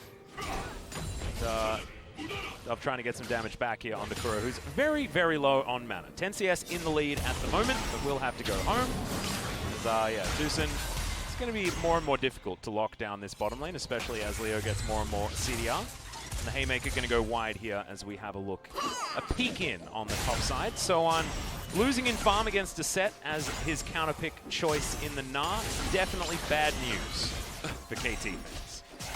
Yeah, it's Summit. He kind of counters everybody, regardless of the champion matchup. The counter pick is Summit. That's what you do. You just pick him as your top laner. Oh, man. Yeah. He's going to throw out the Emperor's Divide, shift some sands to get himself out of the way. Didn't have flash available yet again, but he'll be all right. He gets Kuro's flash for his trouble. Now KT thinking about starting up this Mountain Drake. OnFleek going for a bit of a gank here towards topside, as now Soan He'll have the crush available, but the hop would have been a better option. And there it is. The showstopper flying in, but Summit has to flash to get out of the way of the turret shots. And that is a great disengage from Soan. Did have to flash, but same had to be said for Summit, and KT are taking the Mountain Drake at the same time. Yeah, KT getting some big wins in this trade with the Trundle up on the top side. Trundle, honestly, in this game, not really able to do much. Not able to dive there underneath that turret. And yeah, they just didn't quite have the damage to take out Solon. We'll see in the replay. But KT just getting wins all over the map. They get their jungler fed to start off, and then they pick up this first Drake. So we could have Infernal Soul once again, or Cloud Soul. But yep, hopefully not the Cloud Soul. Try to summon the Infernal by mentioning that one instead. Please do. Cloud. As Bono's going to come on over, finds himself a control ward, but isn't going to be able to stop OnFleek from taking his red buff. Now looking towards bottom side as we've got Tucson and Bono teaming up and aiming with control of this lane by himself. Double up, going to hurt Leo, as you could just see. But You and Me is going to get Gorilla out of danger. Bears, gorillas, cats, doves, pigeons. Humans. Humans. Whatever Nar is. What is Yordles, Nar? I guess. It's a strange kind of Yordle. Yeah. It's like a furry Yordle. He did get the Yordle buff in the first set of TFT. He did. He is a Yordle confirmed. Yeah. But he looks different from a lot of the other Yordles. Yeah. Which is kind of weird. Monster Yordle. It's like the Dr. Yeah. Jekyll and Mr. Hyde Yordle. Kind of reminds me of Furby. You remember Furby? Oh, yeah. The really creepy, terrifying, like, demon mechanical bird. Yeah. Is it a mechanical bird? I never really knew what species the Furby was. I thought it was a gremlin. Just don't try to talk to it when you're alone with the lights off in your room, because it will talk back. Yeah, and it will terrify you. Yeah. You know, I recently watched Annabelle, the movie. Oh yeah. Wait, why would you watch that? I like it. Really? I actually Was it enjoyed okay? it. Yeah. Have you not seen it? You're a horror movie guy? Oh, I like a horror movie from time to time. That just didn't really pique my interest. Yeah. When I saw that one. No, actually, I enjoyed it because it was shot really well. You know, it's one of these horror movies where oftentimes when you're watching horror movies, it's how it's done rather than what actually happens. Yeah. And they play around sort of scary moments and scary shots really, really well. And it's just a creepy movie, you know. And then I watched The Conjuring afterwards, which is sort of a theoretical sequel to Annabelle, weirdly enough. Really? Because, like, yeah, Annabelle's in it, sort of. Oh. Okay. Yeah. Not as good, I didn't think. Yeah. Thought it was a little bit... Because they say that it's like a true story, but true story is in some pretty significant inverted commas in that one. You ever have like some kind of doll or toy that? Well, I'm gonna hold that thought. Yeah, we got a crush to get Soan out of there, but the pillar is going to go up. Subjugate already off cooldown, and the boulder is going to miss. Superplex on top of the Gnar, and the Haymaker will say goodnight, Sweet Prince. We even up the kill score here. No flash available for Soan. Good follow-up gank from OnFleek. That was a lot of damage that was taken there by Leo, but the Zoomies are going to help out as Bullet Time just aiming, having a good time over there. Now they push towards this turret, are looking to take down some plates for themselves 10 minutes into this game. Yeah, this game has all been about the value of follow-up ganks, which is something we don't always see in the LCK, because players love to not fight. Summit was calling for a top gank. Looks like we can get this. And it's all too easy in the end. We got him. Punch. But they did not get on fleek. Yeah, he's going to blast cone his way out. Doesn't want to fight the Krogs now. As he does have Cinderhawk available and a smite, so he'll be absolutely fine. But thought that maybe he'd be worried about a Bono showing up. Isn't going to. Control ward there in the brush. He'll be just fine. He loses his chickens, but that is better than losing your life. Take a look at the CS gap in the mid lane. Yeah, Kuro's having a good time this game. He, you know, the value of follow-up ganks, I was talking about it, even against champions that are generally hard to lock down. You get the flash and you can make it happen. As talked about the roams from Kuro, he's finally going to come on down here. The Shelly was taken, actually, and he is going to drop it down after they take out the initial plates so that they can give all this gold over with one fell swoop. That's a lot of extra money going over to aiming. He will have Essence Reaver on his next back, and he's now 16 CS in the lead as well. Leo walks past good old Shelly, takes her down by poking her in the eye, and we'll see whether Shirley is going to be taken soon this game as well. KT with a lot of control, and I feel like Red Side has been doing this so far this series. See whether Sandbox can actually get themselves back in this one as the Ocean Drake is taken by KT. Cloud Soul. Oh dear. Not what we wanted. So I'm trying to think who that's going to benefit in this game. I suppose the side of... I mean, someone likes it as far as getting into position to get good wallops after the ultimate comes in. Having that extra 30% movement speed will be able to allow the Na to reposition. Yeah, I think both these teams have some pretty significant ultimates. Like, you think about Set, you think about Azir. Volley Bear. Yeah, well. The KT side, you have the Cataclysm, you have Bullet Time, but the movement speed going to be nice for both of the teams, especially the top side of the map for both teams. Yep. I think OnFleek's going to absolutely love it if Sandbox are able to get there, subjugate, and then being able to stick to a target with that extra movement speed is actually fantastic for the Trundle. And allow repositioning to collect yourself some decent locations for the pillar to go down as well.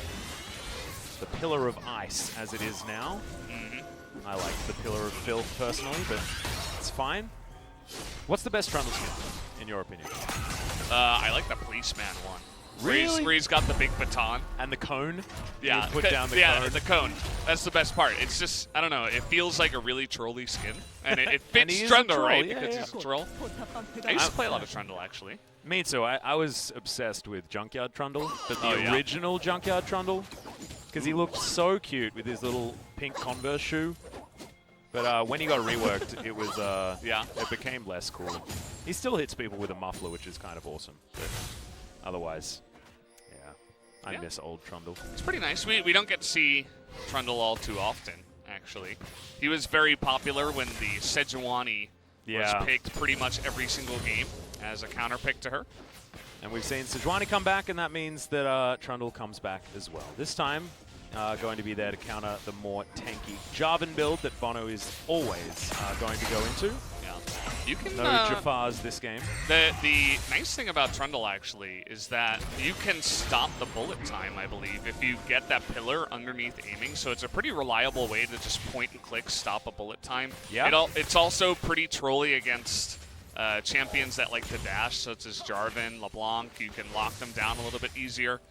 So we'll see how that pillar usage comes into play for OnFleek. He had a pretty OnFleek game in Game 1 with his Lee Sin. We thought he deserved the player of the game. Absolutely nobody else did. Only you and I. The biased English casters. Hey, I mean, Summit did have a fantastic game as well. Look, sometimes you have multiple people that play super well. This True Shot Barrage is going to do a bit of damage there to Amy. And we have a lull state without LS. I know. That's crazy. It's hard. I mean, we were having that movie conversation, so at least we're ticking some of the boxes. But Shirley is going to get attacked here, and maybe they're so scared. Oh my God, Leo. Getting chunked. There's the final chapter, though, and the answering damage is pretty good, but not quite enough. The last tick of the Ignite is going to lock down that kill on the Ezreal. And Shirley's going to be taken as well. KT back in this match with a vengeance. In game number 2, 3,000 gold, now the lead. Yeah, just the early advantages that KT has gotten, they've been able to turn it into a lot more. You don't see this all the time with teams that don't like to be proactive in the LCK, but KT is certainly not one of those teams. They haven't been looking for many kills, but they've gotten so many objectives. They get Shelly, they move her down bottom side, they unlock that lane, they get a ton of gold for aiming. Then they get Surly, they get another pick off around that objective, and they're going to be able to use that in another place. And because of the pickoff, they're also able to do a bunch of damage to the top side. Ow, I got him. Yeah. I got him. And he got it. That's what Kuro was saying. He just wanted to let everybody know that the Ezreal was dead, and surely No, he was. got him. Oh, Yeah. yeah. He got it. I don't know whether that's necessarily meaning dead every single time. True. But he definitely got it. He got That is him. true. Out of the fight. He was Out gone. of the fight, maybe towards the ship. We'll see who's going to get there here this game and whether we're looking at a champ or not as Bono throws down Shirley. True Shot Barrage to clear out minions. This should be able to clear out the turret as Aiming's going to stick around and try and grab that local gold if possible. I was just thinking the only way you could really look at a champ if you're on the desk is if you're casting with Azale, because he's literally a world champion. I don't know if you heard about that. That's true, yeah. In World of Warcraft, right? Yeah, he's literally a world champion, just so everybody knows. And so last time I was casting with Azale, I was actually looking at a champ. Damn. Sorry, Atlas, I was the champion of absolutely nothing. So hey, but at least you were the champion of that. Yeah, I'm the champion of not being the champion. There you go. Yeah. Maybe I'm the champion of your heart. Yeah, you are the champion of my heart. All right. Thanks, Atlas. I'm the champion of something. Cap of pride. Kuro towards the top side will be clearing out these minions. Probably going to take this turret as well because the pigeon is taking a while to flap his wings over there. We got Trundle moving on up as well. But I have a feeling that Kuro should be just fine if he would like to take down this turret.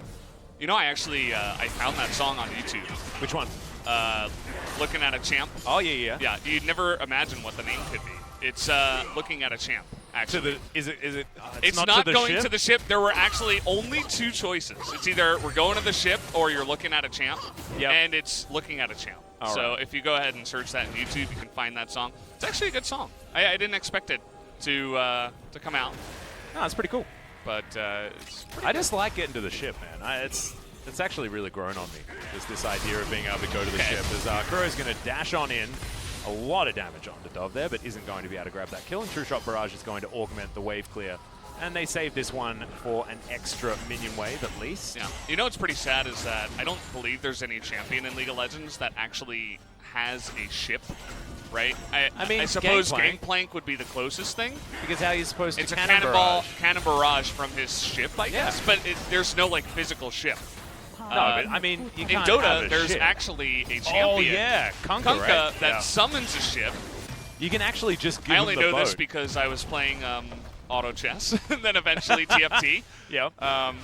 But yeah, there is actually one MOBA champion that summons a ship, so he's the only guy that's actually going to the ship. I was actually watching TI and saw this like giant boat. That game's weird, man. just getting boated all over the place. Yeah, he just summons a boat that crashes into the enemy team. Yep. And that's when like you don't want to be getting to the ship, you know? Yeah. Does a spaceship count? Do any champions have a spaceship? No, I don't know. Makes me think of Captain Olimar from Pikmin. Oh, Did you play Pikmin? Pikmin, yeah, I did. That's a really fun game. That's really, really good. Yeah. I've actually, as I've gotten older, I've really not played many single-player games. I'm just like a competitive you're a guy. Like, I only play guy. League of Legends or like World of I'm Warcraft. I'm still definitely a single-player game kind of guy. Love me RPGs. Yeah. Big fan. I need to play Xenoblade Chronicles 2 again. You're a guy that would actually replay a single-player game. Yeah, that's like insane. Yeah, I know it is. It is. Last single-player game I played you just enjoy them, you know? was Celeste, which you guys had to kind of force me to play. We didn't actually play that single-player though. We were like in our group chat talking about it every single time we completed a new level to see who was winning. A lot of fun. That game is super good. If you haven't played it, you certainly should. Oh, Corky has a ship. Yeah, he does. Yeah, he's got a ship. Oh, there we go. Yeah. Rumble theoretically has a ship as well. Yeah, Rumble and Corky. Okay, we got a couple of champions that have ships. Yeah, there we go. Okay.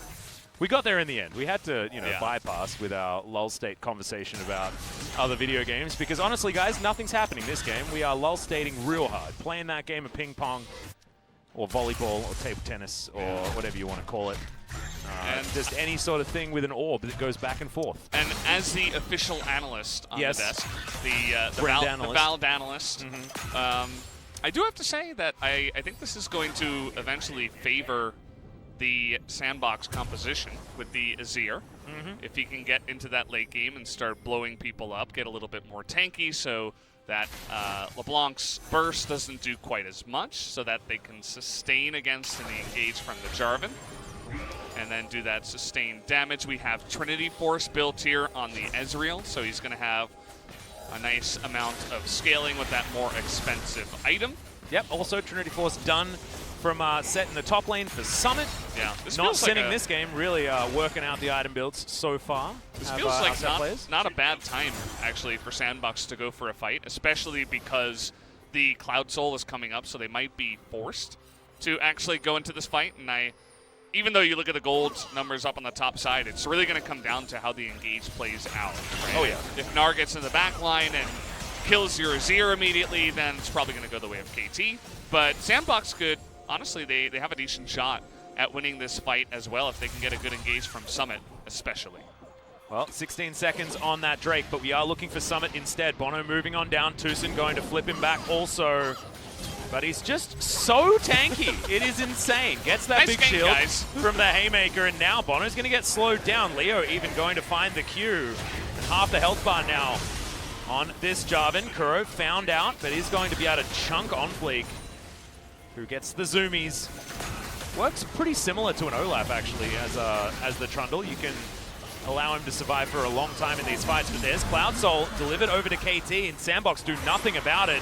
Now Final Chapter is utilized, but maybe a little bit late as the bullet time in onto a couple of members, but Dove blocks down the kill onto Tucson to start this one up. Bono now goes golden as Set is obliterated in that backline. Kuro's LeBlanc is doing so much work so far this game. Now 1-0 and 200% kill contribution, and the first kill for aiming was picked up.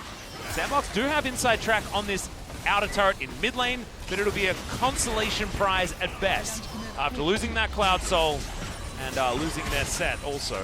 Yeah. Remember how I said it's really going to come down to the engage? Well, sending 3 champions to chase a LeBlanc through the jungle is not how you win a team fight. No. As we did see there. Kuro's like, lol, okay, I'm going to flash over the wall. Now what are you going to do? We have Cloud Soul. Easily re-engage. He gets in there, does the burst damage, and it was just a disaster from there on out. A super early Cloud Soul, by the way. Yeah. And they're going to get a really early Elder from this as well. And that LeBlanc is really rolling, not to mention a kill here for aiming, as Summit is just going to disappear. This is such a broken up fight for the side of Sandbox. It's just a bit disappointing to see from their end, as people were going every which way. Summit was left out to dry after the Gnar came in from behind. KT doing a really good job this time of focusing on what's important. They didn't do that very well in game number 1. No, the coordination just wasn't there. Yeah, but this time around, they're absolutely doing a better job, and having a super fed LeBlanc plus a Misfortune with the most CS and the most gold in the game. 294 at 25 minutes is not bad at all. You're going to be having a pretty good time, yeah, I'd like to say. So if KT can roll this advantage that they have into an Elder, they might just be able to take this game away before Azir gets any scaling done. He's only got 2 items so far. And honestly, if I had to, rate who has the better chance of winning this game in this position, it's obviously going to go the way of KT. Oh, yeah. Now possibly going to be playing around some Baron Vision. KT with complete control of that area. Kuro finding this control ward on Fleek, and Gorilla are going to pressure him out of this side of the jungle. Dove grabs himself a blue buff. You can see Summit barely able to hold on against Zoan now, because the Set, despite winning in farm, hasn't really been able to do anything.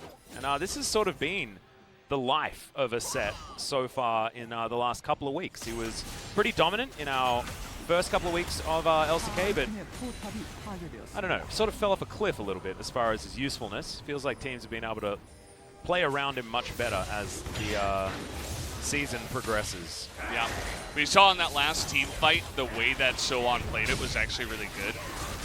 He did not give Set a target to suplex into the backline. He came from behind the Set after the Set had already engaged. And from that point, I mean, he was just locked down and taken down. So you're absolutely right. That Set really not getting too much value in this game so far, and he was first pick. And yeah.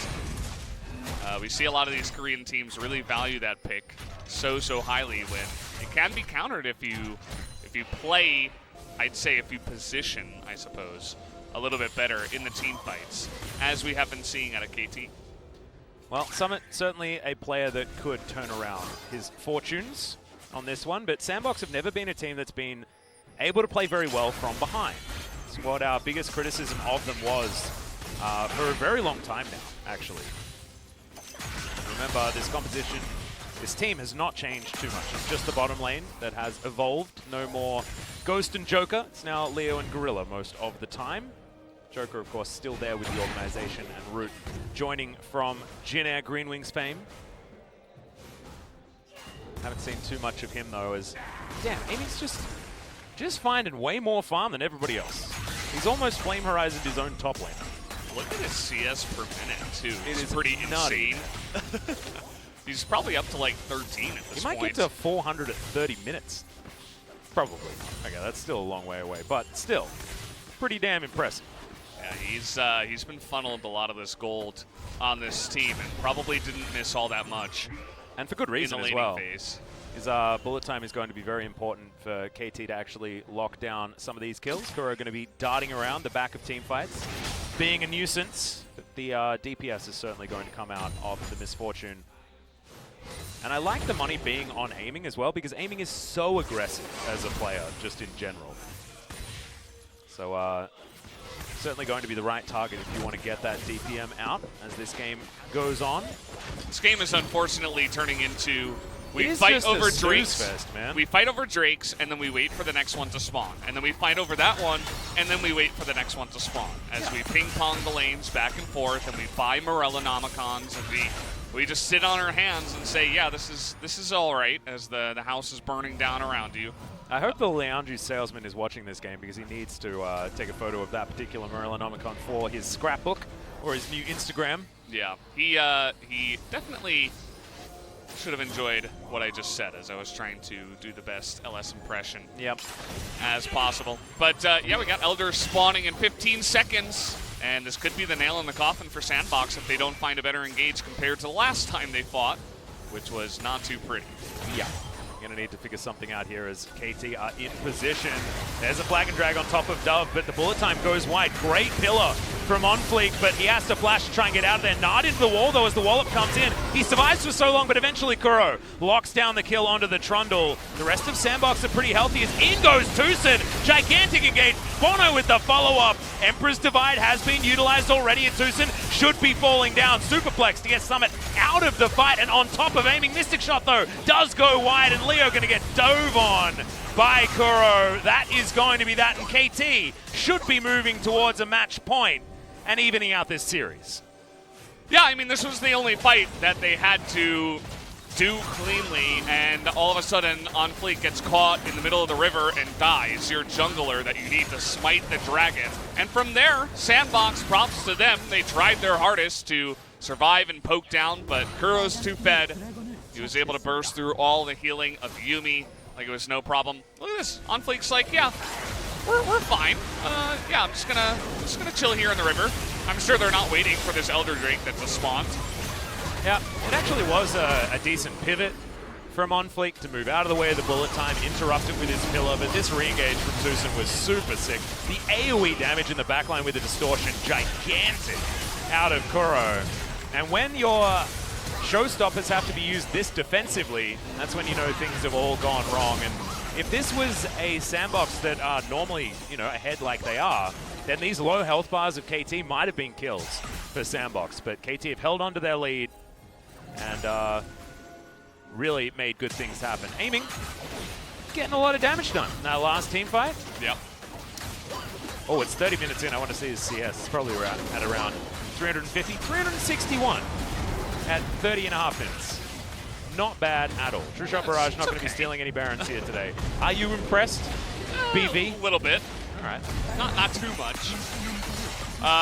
This Elder and Baron combination means that Sandbox cannot fight them. And I repeat that, they cannot fight. KT can take whatever they want. Yeah.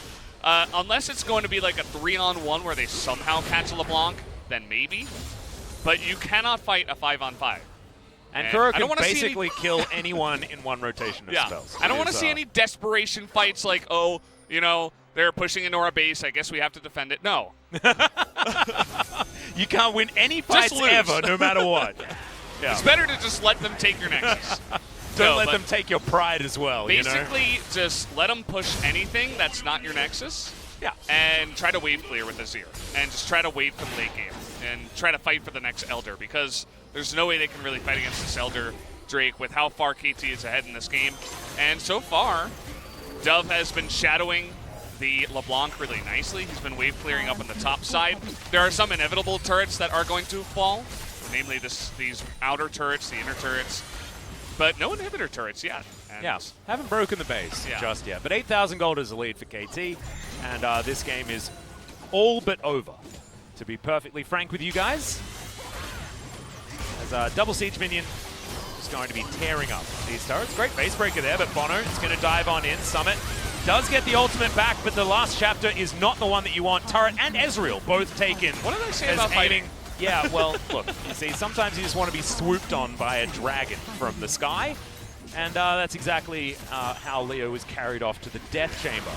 KT will now take down this inhibitor turret. Inhibitor going to follow as well, and we were talking about a non-broken base. Now it is well and truly torn apart, as we've got siege minions with Baron available, streaming towards these Nexus turrets, and Bono going to re-engage once again. Summit with the Gargoyle Stoneblade. It's a good Emperor's Divide, but it's just not enough. The wallets of KT are too big, and that is a dead Gorilla as well. The cat on a book goes down. Tucson is going to sacrifice himself for the good of the colony, and this Nexus will be put to rest. KT even out the series. Yeah, great performance from them to turn it around, showing some... I love it when Kuro has a good game, man. Yeah. I love it. He's Especially great to watch, especially on that LeBlanc. Exactly right. One of the things that Kuro and Faker have in common is that LeBlanc certainly a key pickup for both of these players, and we're finding out exactly why. LeBlanc is picking up so many wins so far in the LCK. That is now 5 out of 5. 5-0. Yeah, pretty good. Pretty good stuff. That's a pretty good champion. We don't see it all too much, you know. But when you have to blind pick something, keep in mind that the LeBlanc was saved as a counter pick specifically for Kuro in the mid lane. Yeah. Dove is like, well, what am I going to play? I'll play, you know, the champion that I basically one-tricked for a long time, that I named myself after. That's a decent blind pick. But then Bono was actually able to make that early aggression work with the follow-up gank, and once the LeBlanc gets fed and they're able to turn that into lots of objectives over and over again, you're able to build the lead and from there take the win. So yeah, it was like complete suffocation that game from KT. It was really clean play, but honestly super boring. Like there was not a lot that happened in that mid game. Sometimes you got to call a spade, ladies and gentlemen. And that game certainly was a lot of lull state. And until we were fighting over a couple of the dragons, I feel like KT just took 3 dragons for absolutely free in this game, and Sandbox honestly rolled over and let that happen, and then tried to fight for a Cloud Soul that they lost. I mean, and then from there they fell off a cliff. Like they tried to chase the LeBlanc through the jungle instead of fighting over the Cloud Drake. Yeah, I don't know what's with both of these teams today, just like not identifying that they have to focus on the Drakes when you're fighting for them. So. And sometimes you have an Ezreal pop-off performance, like if you're watching Teddy or if you're watching Deft. Leo's Ezreal was basically invisible this game. Yeah, we didn't see too much out of him, especially after he got caught at the Shirley take by Kuro. After that, he was just like scared. Yeah, Kuro basically one-shots him, even with a Yuumi on top of it. He can't face check. It doesn't matter about the healing. You just die. Yeah. The burst is too much. Real scary stuff. And we'll see how bad the English commentators are with player of the game. If Kuro doesn't get it, I'm going to be very, very confused, but we'll find out who does after the break.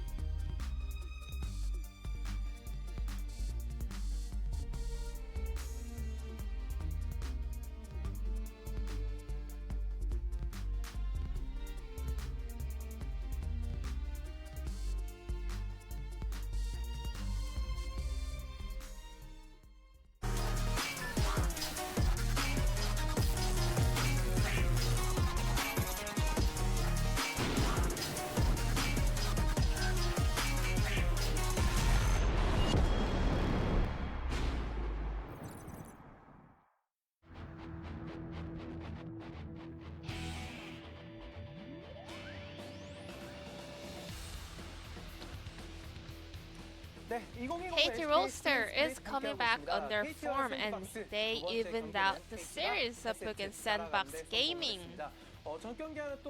Unlike game number 1, we had a very different draft style and we are seeing more and more Ezreal and Yuumi comp on the bot lane. Yuumi, Ezreal, and Azir is a pick focusing on the late game. However, KT got LeBlanc, one of their favorite picks like Nautilus that enables them or guarantees them a leading game.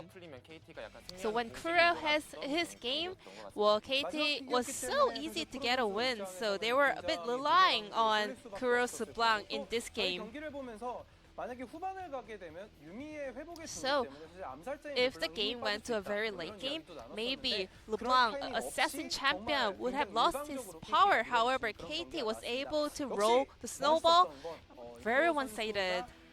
So, the first highlight is the LeBlanc that we've been keep talking about. So Kuro was so smart going into that hiding vision for the blue team. So Leo and Gorilla was all very aware of LeBlanc, however, on the front. So Kuro was really smart taking a back route to get into that brush next to the mid lane. So even though Sandbox players were keep looking for LeBlanc, they weren't able to catch him, and after that bait play for about 2 seconds in that brush, Kuro was able to pop out and just chunk down Ezreal. So that assassination came in a clutch timing, so KT Roasters was able to gain a huge momentum. And there was this dragon fights that enable KT Roaster to showcase their power of team fights.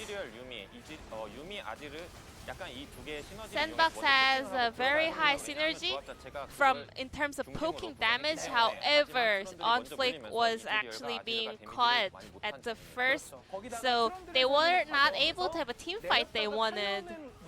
So, and Nar stunned Trundle at that point, and Yuumi also got stunned, so Yuumi's W was interrupted.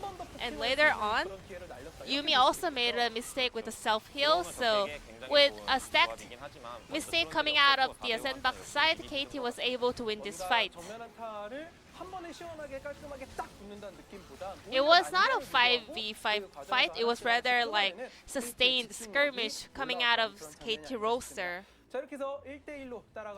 So we are having a 1-1 score so far. So let's check out who will be the POG for game number 2.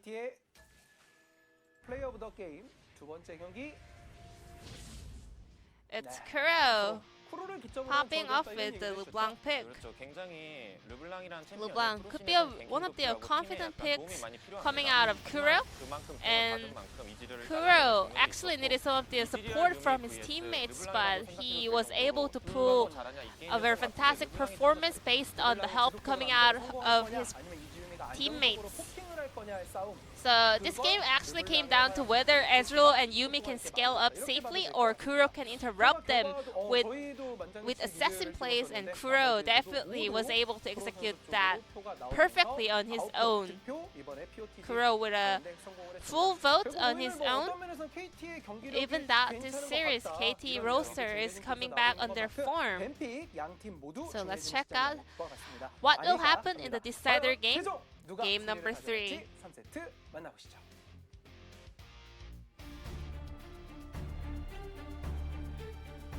Welcome back, ladies and gentlemen. Thank you so much, Jason, for the translation of the analyst desk. And we have upgraded our performance. Yeah. 9 out of 9. English casters, let's go. Kuro Finally, we woke up. Yeah, we did. We figured it out. It took us a little while, you know. Yeah. Like sometimes, you know, the first player of the game of the day, you know, you're not quite there yet. But I mean, we have, start so figured it early out. at 5 p.m. I know. How can they expect me to be awake and make the right decisions? That is Like, absolutely true. It's not that easy, guys. Yep. But I believe Sohan going to be staying here for KT. He had the winningest performance so far out of the 2 top laners. And so KT not going to be changing anything up. And we'll see whether Sandbox can clinch out this deciding game. Because so far, Red Side has been the victor each time around, despite that champion not being picked up. So let's see whether KT can ride the momentum or whether it will be Sandbox once again taking advantage of a counter pick, because so far it has been the last picks on red side that have picked up player of the game in each of our matches. That is very true, as everything else here in the roster is going to be staying the same.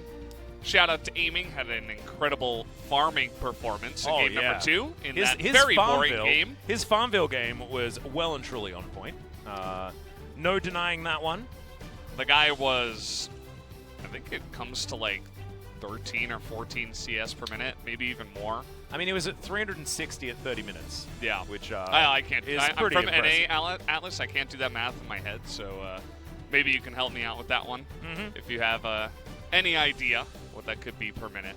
Absolutely I no absolutely No. There's no way. I can't divide 360 by 30. I just can't do it. No, it's too neither hard. can I.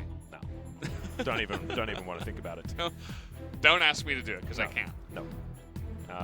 We'll see whether anybody in the chat knows, because so far the chat is just exploding with stuff that doesn't make any sense. So nice. Not entirely sure what Sounds that means. About right. Yeah, very perplexed. So let's get into the ban pick for game number 3. KT, we'll see whether they changed things up. Last time it was Zoe, Soraka, and Olaf as our bans, as we're just going to get out of the draft now. Okay. Nah, I don't want to do that. But like after game 2, actually, you guys are done. We're going to call it a tie. Yep. And nobody wants to watch what happened in game 2 again, so we're actually going to be putting T1 versus Griffin up next. No. Yeah, we are. In fact, we're going to take a break. We're going to come back at 20 minutes in to the next game because obviously nothing happens until about that point anyway, and we'll see who's going to win. That is entirely a joke. We're not entirely sure what happened in the draft, but we are going to remake the lobby and attempt it one more time. The camera was on Soan with a sheepish grin, so I would have to imagine that something happened to him. Yep. We are still in the drafting music, though, so I feel like we should be talking about drafts, although not happening just yet. Sandbox banned the Aphelios, the Ornn, and the Yuumi on red side in game number 1. Very standard stuff over this side because they didn't have to ban the Soraka. It does feel like Aphelios, Ornn, Yuumi, and Soraka are the most banned champions. Sorry, the must-ban champions. Yeah. With Zoe, especially against Dove, being a close 5th place. But we'll see whether maybe one of these more overpowered champions are going to get through. I like that people have realized that Ornn is just a champion that you should not let through, which is why we've seen it banned in the second place on red side every single time. Yeah, it certainly did. He had to get like 75% win ratio first, and then people were like, oh, you know, that's a pretty good champion. Maybe we should deny that from being first picked by the enemy team. And they finally started doing it, banning it on red side. You know that a champion is really strong when it gets banned every single time by the red team, specifically. Haven't had any word as to what has gone wrong, but I assume that it is just a bit of an issue with the lobby and the creation there. The client had a fever, so it's taken a bit. Oh! Monka W's in chat, It's everyone. taking a week off. Well, we'll be back next week, guys. Don't say the fever word. No. That's true. That's a scary word. They check us with the scary little fever gun every time we come inside the... I mean, if one of us gets a fever, Brendan, like, I don't know what happens. Yeah, is it just like you solo casting if I get a fever? We're just going to play the games without casters. You guys can just watch. We're just going to broadcast them. Yep. Maybe they'll allow us to ring in from home or something like that, and they'll patch us into the broadcast. Yeah, sorry, from the hospital. That's exactly right. Yeah, what is actually the procedure if you do get coronavirus? Quarantine? Do you get quarantined? Yeah. Do you get to stay at home and be No, I quarantined? don't think or do so. you have to like go into like a big room of coronavirus people in the hospital? I'm pretty sure you have to go into the big scary room, Atlas. Oh god, I don't want to go into the big scary room. Or a small scary room where everybody's wearing spacesuits because they can't touch you. Right, yeah, because you have to have the hazmat suit on and stuff like that. You saw Chernobyl, right? The HBO miniseries. Yeah, they're wearing the suits like that. Yeah, okay. Except modern version. Do you know what the hazmat suits remind me of? Evolution. Did you watch that movie? Nope. It's a very, very old one. Evolution. Yeah, Sean William Scott, you know, really old. It had David Coveney in it as well. Okay. I really enjoyed it. It was great.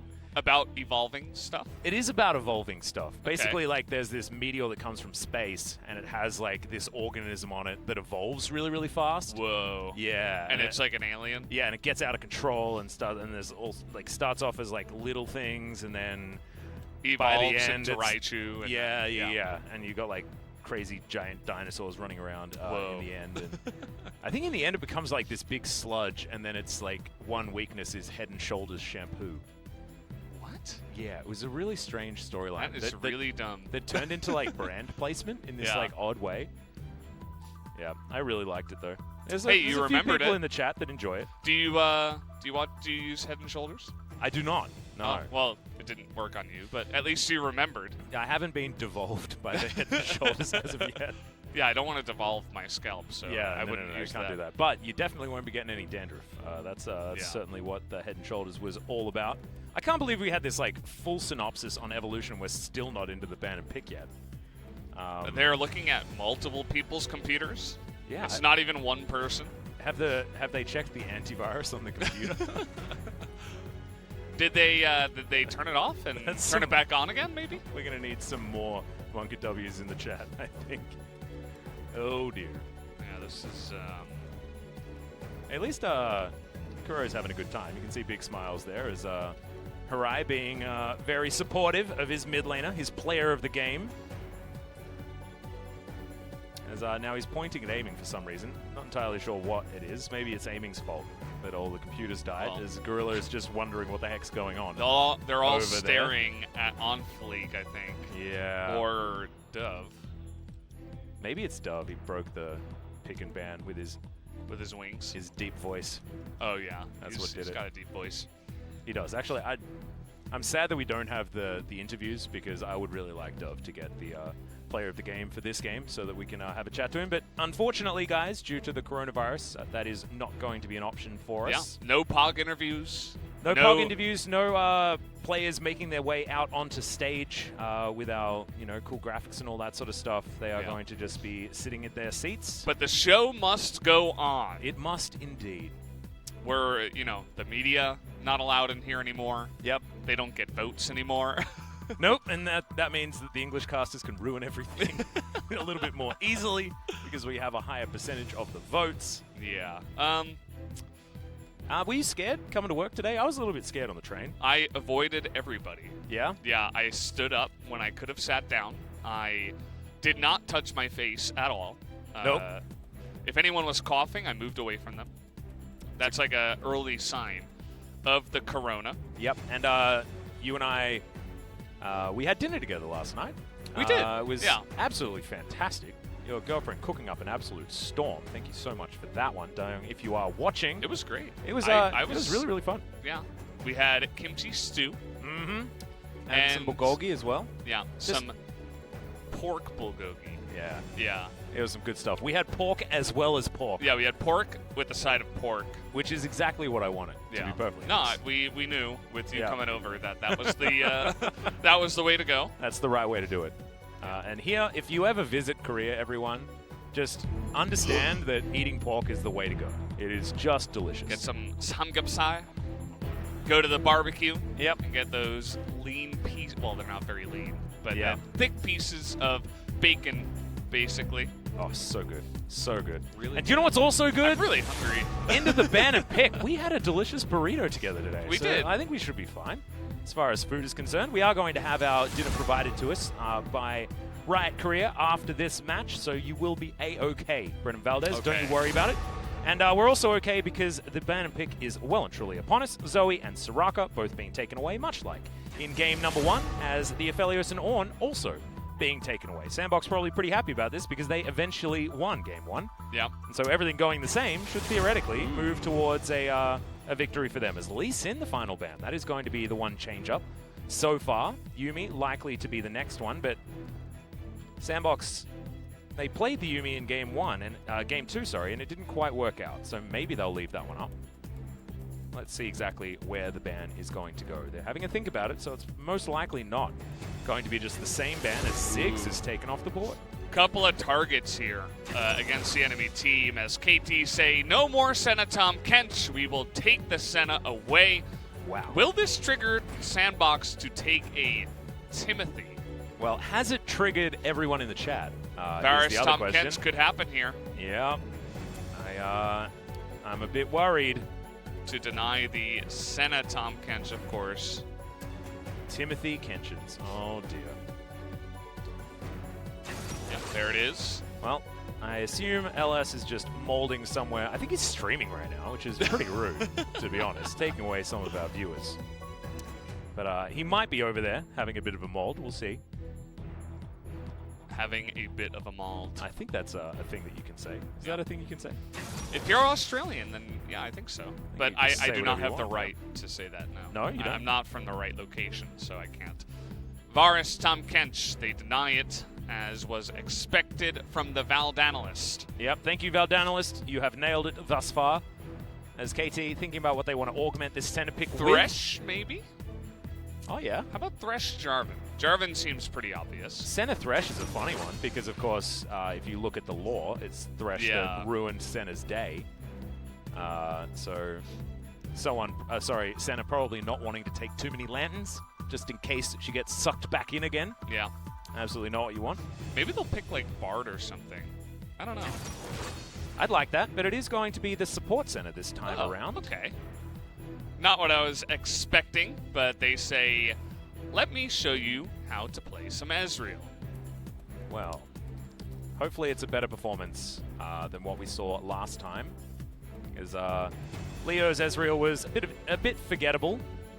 Now Ezreal into the Varus is going to be the lane. Two very standard lanes here towards the bottom side, but Senna Ezreal should certainly have the poke and range advantage. And we'll see whether the Tom Kench is going to be able to weather the storm, as Set is last picked in our first round.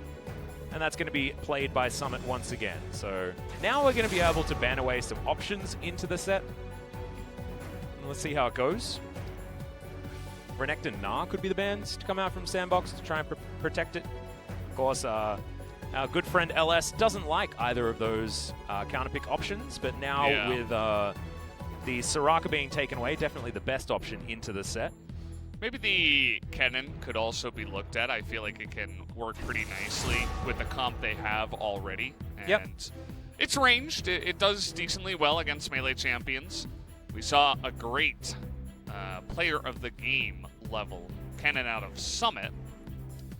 But let's see what they are going to go for, if they do want to ban that away. I mean, Soan was a Riven one trick back in the day. Yeah. Are we going to see it? There's the Gnar. Yeah, this is what we were predicting. Yeah, they take the Gnar away. I felt like Summit played fine in the lane against the Gnar. Yeah, he actually out-farmed the Gnar. Yeah, they say in the end, okay, we are going to take this Gnar away, which I'm sure, again, our good friend LS is probably maulding to the point of no hair. Yeah. After seeing that banned away. Ooh, we're sinning. Sandbox are well and truly sinning. This is just a,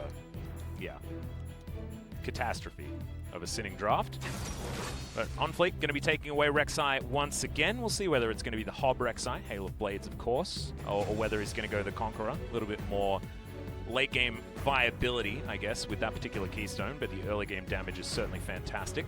Looking at the Rumble for the cataclysmic equalizing situation, and a lot of, in fact, everyone with very long-rangey wombo combo style ultimates here with the Dawning Shadow, True Shot Barrage, Equalizer, and the Cataclysm to hold everyone in place. But it's once again into the Tahm Kench, which was certainly an issue for KT in their first game. And there's the Kennen that you were referring to. That's going to be the choice into the set of Summit. Yeah, they only had an option to ban one more after banning Renekton, so I felt like it was one of them is going to get played, one of them is going to get banned. And that does come, in fact, to light here in game number 3. The Cassiopeia, this is something that LS loves into hard engaged drafts. And you look at the other side. Oh, okay, he's going to switch to Rise. I do like Abyssal Voyage plus the Realm Warp. Does give you a lot of sort of teleportation options on top of the fact that Sandbox already have 3 teleports being hovered. The amount of global maneuverability from this comp is going to be very, very high, and KT wanting to do exactly the opposite of moving around the map. They want to stay as a unit and team fight together with this comp. It's a lot of magic damage coming out of the top side of the map, but augmenting it with the center support that does do a surprising amount of damage, as well as the Ezreal that we'll be building towards Trinity Force and things like that, not exactly emphasizing the magic portion of his kit. Pretty well rounded here on KT's side, and if these Slicing Maelstroms are able to go off on top of Equalizers and Dawning Shadows and everything like that, it will be a very scary Wombo combo composition out of KT. But last time they ran a comp like this, it straight up didn't work. So I don't know what to expect. I don't know. We're going to have to see if their engages can be a bit cleaner. I think it's going to be much easier to get effective damage with a Kennen and Ezreal rather than a Ziggs. Yeah. That we did see in game number 1. So I like the way they change up their draft there. The Ziggs, of course, banned, which was a nice little surprise on the red side.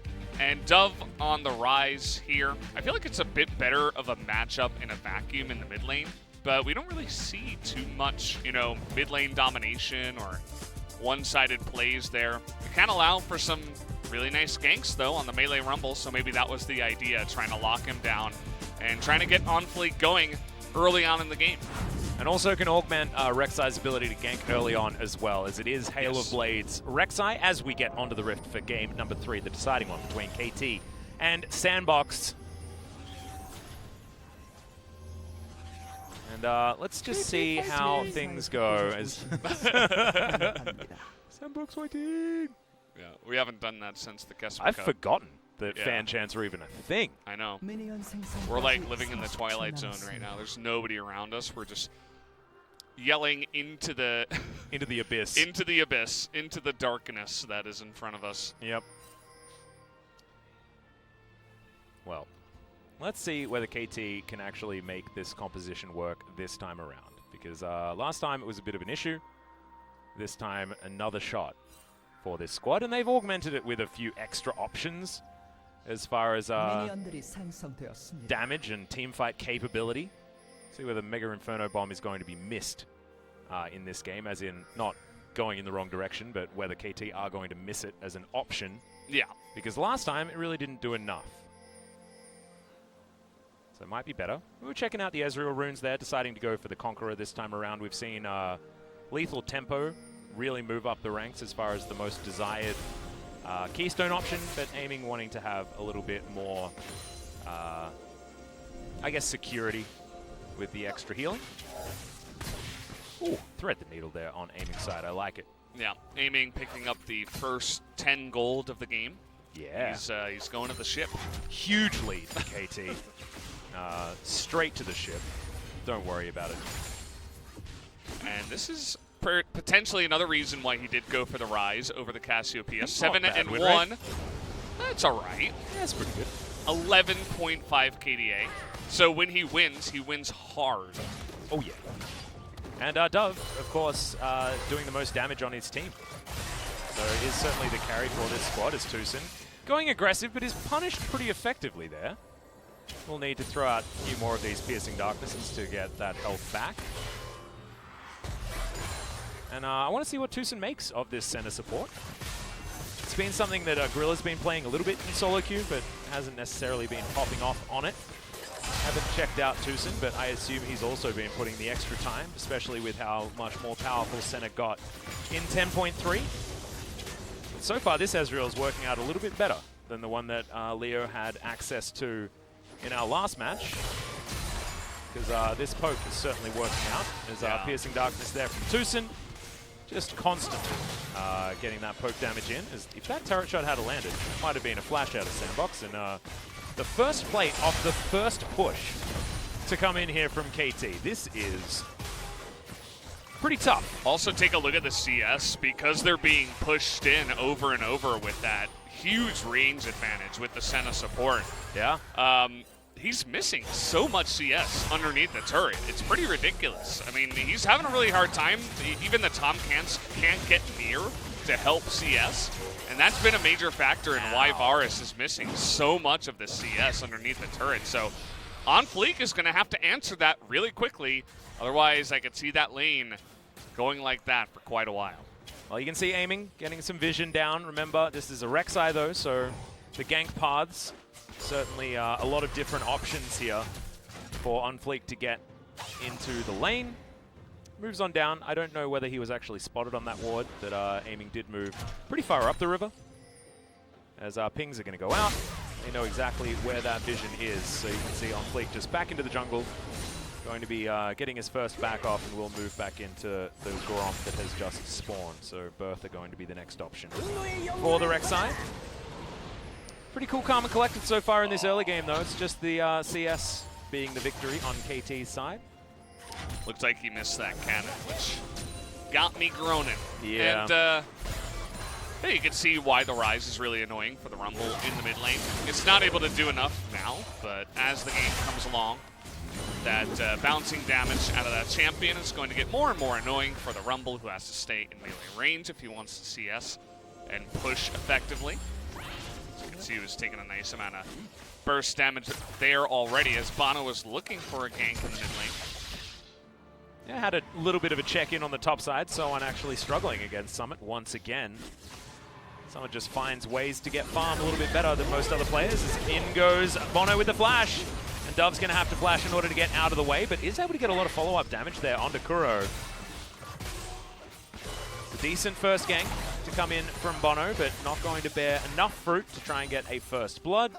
But getting the flash out of the Rise is definitely a good thing. It's great timing. You know, you take a lot of pressure out of the potential Rise-Rek'Sai combination we were talking about. You also get him right after he teleported, so he has to go back. He's going to miss an entire wave. It gets your Rumble ahead in the mid lane. It allows you to roam over to the Ocean Drake, take that early. So at first glance, doesn't look like much, but it actually gets KT a nice small lead here in the early game.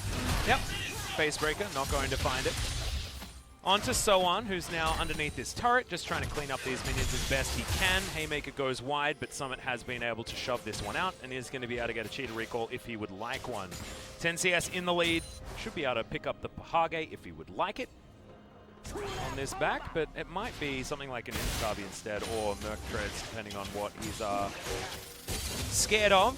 And with the top side of the map being a lot of magic damage, you can understand the Merc Treads will likely be coming in. As Summit actually picks up the next wave as well. A little bit greedy here, but otherwise it's going to be okay. Spotted out as that Scryer's Bloom is utilized. Unfleek coming on down. See whether Bono is in the area, just guaranteeing this Rift Scuttler as Dove gets inside track in that mid lane also for the roam over. Sandbox have equalized this gold separation. Leo's still behind 10, but has been able to get himself back into this lane. Summit's having a really good time in any lane that he faces. Doesn't matter if it's Ray or Soan, or if it's any kind of counter matchup that these players want to try to pick. He's going to have a good time. He's going to beat you in CS. That's kind of just the Summit effect. Yeah, was even able to do this against Noggery in their last match as well. So shout outs to Summit, certainly one of our fantastic top laners here in the LCK. He missed the cannon. Yeah, he did. Your Ezreal used your Q. Yeah. Mystic shot. Oh no. Stun going to deny a fair bit of CS here, but thankfully there is a cannon minion. That is going to mean that Leo is at least able to pick up most of these. KT coming on over, looking for a steal on this blue buff as Gorilla. He's just going to devour it and takes the blue for himself. Yeah. Nice work, Gorilla. You deserve it. That was a change that was made, I'm not sure how many patches ago, but it was relatively recent. Might have been at the end of last year that it did come in. Yeah. That the Tomkins can actually devour the big buffs that do come in, and he's like a mini Syndra where he can just deny it. He ends up taking it for himself, which is kind of unfortunate. Of course, the Rise would have loved to have that. So, but now he's just going to devour so much more. Tongue Lash so much more. Oh yeah. So exciting. Definitely not the champion that you necessarily want to be funneling the blue buff to, but guaranteeing it for your team is what they were aiming for there. And I mean, this game is very slow. We are going to get either Mountain or Infernal Soul. Nice, good news. Nice. 2 minutes to go on that Cloud Drake spawn. See whether KT is going to lock that one down again. Their Dragon rate so far this game has been exceedingly high. Now Bono coming over, try and take down Shelly. Shelly. Tucson comes on in. They get the first roam over. She's going to go down and will be delivered to one of these lanes to try and grab some of the plates. Just elementary stuff. Pretty simple. I mean, it's kind of what they did in Game 2, where they get little leads here and there with a couple of ganks in the mid lane, and then they're able to roll that into a couple of objectives, which we have seen already. They take the Drake, they take Shelly. They're not going to have this super dominant LeBlanc like they did in game number 2, but still, they're just getting nice advantages for their team, at least. Blue buff here for Bono. He's going to take it himself. Yeah. No worries. We'll probably be aiming, being delivered a few of these blue buffs as the game goes on, but right now he's a little bit too far away. You can always true shot barrage it. Yeah, true. I think we have seen that before, actually. Passing it over to the Ezreal in the bottom lane. Fun stuff. Wants to hold on to that one for the moment, just for some extra battle capabilities. And Bono also wants the experience and the gold. That's going to help him out in this game as well. He's completed his Cinderhulk, and he's going to be building into that stone plate as soon as possible. Shoutouts to Bono. I think that he has really repaired his play from a couple of weeks ago, where things certainly were a little bit wanting. What is this Varus skin? Why does he look like a snake? Yeah, I don't know. He looks like a Monster Hunter monster. Like it's one of the gear sets. He does look like some kind of monster, that's for sure. I'm trying to remember what the name of the monster is. And True Shot Barrage lands on Gorilla, does a fair bit of damage as Bono made his way in towards the mid lane. Flash is back available for both the Jarvan and the Ryze, however. So Dove is going to be absolutely fine. And he's farming up a Storm. You know, this is the Ryze just trying to scale towards those first couple of items. And a lot of extra damage availability that will be there as KT were thinking about a dive, 4 members towards the bottom side. But On Fleek with the Tremor Sense knows exactly what's going on. They are going to deny that. Yeah, we're just chilling. It's 11 minutes in. There's been a couple of attempts on the lives of the mid laners, but that's about it. As you can see, that Sandbox considering fighting over the Cloud Drake. Maybe having some flashbacks from game number 2. You don't necessarily want to let all the Drakes go down without a fight, but I think what KT are going to do is put down Shelly, use that to get a bunch of plates, maybe even get this turret, to be honest. Yeah, as Summit's just going to ult so on. But he will get stunned up. That Haymaker was invisible for some reason. There's a whole bunch of plates come in. The Equalizer goes down, but it'll do absolutely nothing. As Sandbox have defended for now, but I have a feeling that this wave should be the end of this outer turret bottom lane, and tempo advantage well and truly there for KT. True Shot Barrage, Gorilla taking a hell of a lot of poke. As even the Piercing Darkness laid in over the top. And Aiming does find it, so solo turret gold, I believe, going over to Aiming, unless Tucson picked up a little bit of it. And now it should be KT using this map control in order to take down this Cloud Drake as well. There was no teleport ward. There was no way for Summit to exit the lane if he wanted to try to, force a fight on their terms and get a bunch of kills. There's the Flash Hail of Blades. It's Tucson. He has to flash to get out of the way. The stopwatch is going to be there, and now On Fleek is going to get punished. First blood at 12.5 minutes. And now Dove could be in trouble as well, and he is taken down. No Realm Warping out of this one, and now Aiming, looking for Gorilla off the back end. This is just flow-on effect, and it's working out oh so well. Gorilla down to about 300 health as the Qs are landing. Oh. Another Harpoon's there, and Aiming still wants this. Getting underneath the turret. There's the Mystic Shot. Good night. Sweet Prince Tahm Kench. The flash out of the way, but in fact, it's not enough. He tried to get out of the face melter. The just Q coming in from the side, and now Tucson finds the heal onto Aiming. This is a disaster. Almost an ace in for KT at 13 minutes. Look at the top lane. So-On gets so much room after the Summit has to TP down on the bottom side. And I'm going to say one word that is going to describe why KT won this fight. It's stopwatch. Tucson survives because of stopwatch. And then Bono survives because of stopwatch. And it denies so much DPS, and it makes the tempo go so heavily in the favor of KT. Both Rek'Sai and Ryze did not have stopwatch. They baited their team into the fight, as KT were able to bait them very well with their own stopwatches. And then Gorilla and Leo get picked off here. It's so messy. The teleport is like 78 years late. Yeah. Not sure about that. 78 years? He doesn't even have his ultimate. He's just coming in here and trying to auto God, them that down. Mystic shot is just so triggering. Yeah, Aiming's like, nope, you're going to die too. Summit nearly dies afterwards. Just a total mess of a fight there for Sandbox as KT are like, 라이즈 궁은? yeah, sure. 없어. 라이즈 노공. 라이즈 노공. 오케이. 좋아, 좋아. 라이즈 이대로 굴리자. Rise and ult, Rise and ult. Aiming playing really, really well so far. His Ezreal has been good in the past. Yeah. He does a bit of, you know, arcane shifting into brushes with no vision. You know, he'll never be able to live that one down, but Aiming saying in that last little insight there, this is my Ezreal. And he's actually gone Iceborne Gauntlet. So a little bit of a different flavor of the Ezreal. We've seen so many Trinity Forces, but Aiming's going to have a lot more control. Teddy was known a little bit more for his blue Ezreal play. Now someone just going to keep Summit out of this fight, and it looks like KT should be able to pretty comfortably siege this one down. Someone fighting with Summit there, but the Haymaker is not going to connect, and it's all too easily the outer turret in the mid lane being eviscerated by KT. 3,000 gold, close to 4,000 is the lead, 3.5k. And Tucson's got a QSS, as well as his Swifty boots. Love the Swifty boots. Real good He's stuff. very swift. Yeah, not going to get slowed down by too many of the frustrating abilities that are available for Sandbox, especially via the bottom lane, so helpful. Yeah, and this game, after that atrocious fight out of Sandbox on the bottom side, has just Tell us what totally... you really feel, Brendan. Yeah, I mean, I'm a little bit tilted after that went down, you know? Sandbox, they're a better team than this, and it hurts when good teams make big mistakes like that.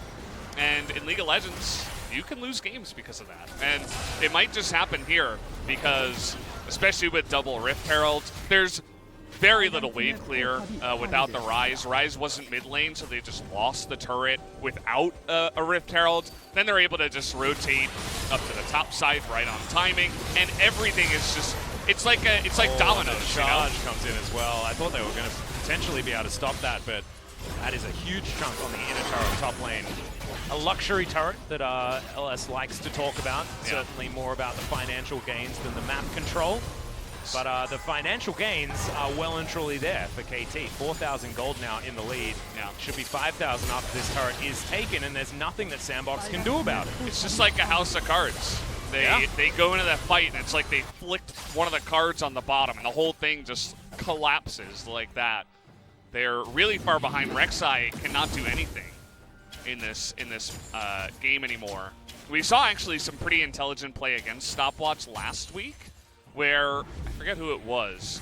It was a Rek'Sai against a Gragas. He was able to identify that the enemy Gragas had Stopwatch, so he didn't engage. He ended up dying anyway. But even so, you got to know who's got Stopwatch, and you can't just go on a solo mission into the enemy team to execute a guy that has Stopwatch, because you're not going to get the kill. Especially not when there's, you know, the rest of the army lying in wait in the area, right? Like, if you force a stopwatch and someone's alone, then, you know, that's totally fine. But sure. It was certainly extremely valuable in that last fight. And I just find it's so strange that we've had 4 kills so far in this game. It was off the back of 1 fight, and now it feels like Sandbox almost have no way of winning. Well, the Rek'Sai is going to be pretty useless in this game. I don't think there's much that he can do. He's the same level as Tucson. Yeah. As is Bono. I mean, that's kind of like the jungle effect nowadays on this patch, but it's still, you know, he did still die and lose a bunch of XP that he could have been level 10 and have some assassination power, but as it stands, he really is going to be not doing much. They're essentially just saying, I guess we have to wait for minute 40 for the Rise split push, and maybe then we can win the game. But certainly right now, with Ezreal 2-0 and 2 with 2.5 items, it's his perfect timing with his items. And prime Ezreal time. Yeah, they just can't fight him. They can't fight him right now, and they have to essentially just sit back and let him and his team push every single lane. And that's why we're seeing them essentially just have to take it right now without being very proactive. And now they're threatening Dragon Soul as well, so Soul Point in favor of KT. Sandbox have been able to get basically no Drakes this entire series, to be honest. Space Breaker now onto aiming, but Arcane Shift is a hell of an ability. He'll be getting out of there. I wonder if 2020 is like opposite year where you actually have to get excited for KT and they start doing well and they don't throw. Don't say that word, okay? You But, just well, triggered every single KT fan Last in the time chat. against Afrika, people started to get excited and KT started to win. Hey, that's true. And now people are getting excited with them in the lead, and it's turning into big-time leads in the game and wins. Maybe that's why they started the season off so poorly. Yeah, because no one everyone was was excited. scared to get excited. Exactly. Uh-huh. I think I might have figured it out. Maybe 2020 is like the opposite year. Yeah, there's a lot of Monka W's in that chat, man. I think you're scaring people. You're scaring people. I couldn't help myself. If KT end up losing this game, you guys can all blame me. Yep, that is certainly on Valdez, 100%. Build draw to Cutlass done for aiming, going for his Blade of the Ruin King as item number 3. Has that QSS though, and 20% CDR on top of everything else. And this Ezreal is in a great position. You were talking about mid-game Ezreal. Well, this is a very scary mid-game Ezreal right now at 19 minutes. Takes the chickens away, moves back to this lane, and will be able to park himself here very safely with the Iceborne Gauntlet helping that out so much. 400 gold bounty, because he's been able to farm so incredibly well. And being 35 CS ahead of the clock at 20 minutes ain't bad at all. The CS per minute has just been nutty so far this series. As looking for a counter gank option was Dove, but no joy there. And also going back. Actually. Yeah, exactly. They're both edging on down towards the bottom side, but smartly, Sohan was probably given the call by his team saying, hey, there's no Ryze, there's no Rek'Sai, there's just Varus and Tom Kents. They could be ganking you. Well, they're in the mid lane at the moment, and we're sieging on an inner turret. As KT didn't really feel like they had much better to do, as the K-Ram was upon us. So one splitting on the bottom side, Dove answering that. And this minion wave is going to be taken down. Someone's going to probably go back and buy a Forbidden Book for absolutely no reason. That's just generally what these items are turned into. You can see that Rumble has fallen behind on CS. Okay, the answer to the Chains of Corruption was an ultimate Equalizer in the backline. Summit gets his Haymaker stopwatch, and KT continue this siege. They do have decent poke. Stopwatch is a pretty good item. Yeah. I'm a fan. It's not a bad one. I think everybody except Ezreal and Kenneth picked it up in this game. Yeah. If I'm not mistaken. For the side of KT. Dove's dead, guys. As that's a Proto Belt, and Kuro's just burning down the Ryze. He's slowed forever, slicing Maelstrom. Oh, gets the flash out of someone. I don't know whether that was entirely necessary, as the Rek'Sai, he's going to dive in onto the center, picks up the kill as Bono. Very tanky is aiming, trying to get out of this one. That's going to be the showstopper, but aiming. Oh, keeps himself alive. The double kill for the Ezreal is now Leo desperately trying to land what he needs to. He's not going to be able to, though, as Kuro finds himself a harpoon from the back line. And aiming, congratulations on your player of the game as KT move over towards the Baron. For a second, I thought he was going to die because he missed that one Mystic shot, but then he just puts the set in the grave. Thought he could take him out, but with the Mountain Drake and Iceborne Gauntlet, QSS. Oh my god, Mountain Drake was relevant in that moment. It really was. It's really nice the way he's itemized as well. Yeah, With actually, the Iceborne Gauntlet, he has so many resistances right now. And the set, unfortunately, not really able to do much, and you can see here in the replay, Sandbox says, okay, it's a 4-on-3 in the mid lane. Maybe we can get something going. They try to force it, but this Ezreal is just way too fed. Yeah. He's a big boy. Tucson is taken down with the Rek'Sai ultimate, but unfortunately that puts Unfleek way too far forward.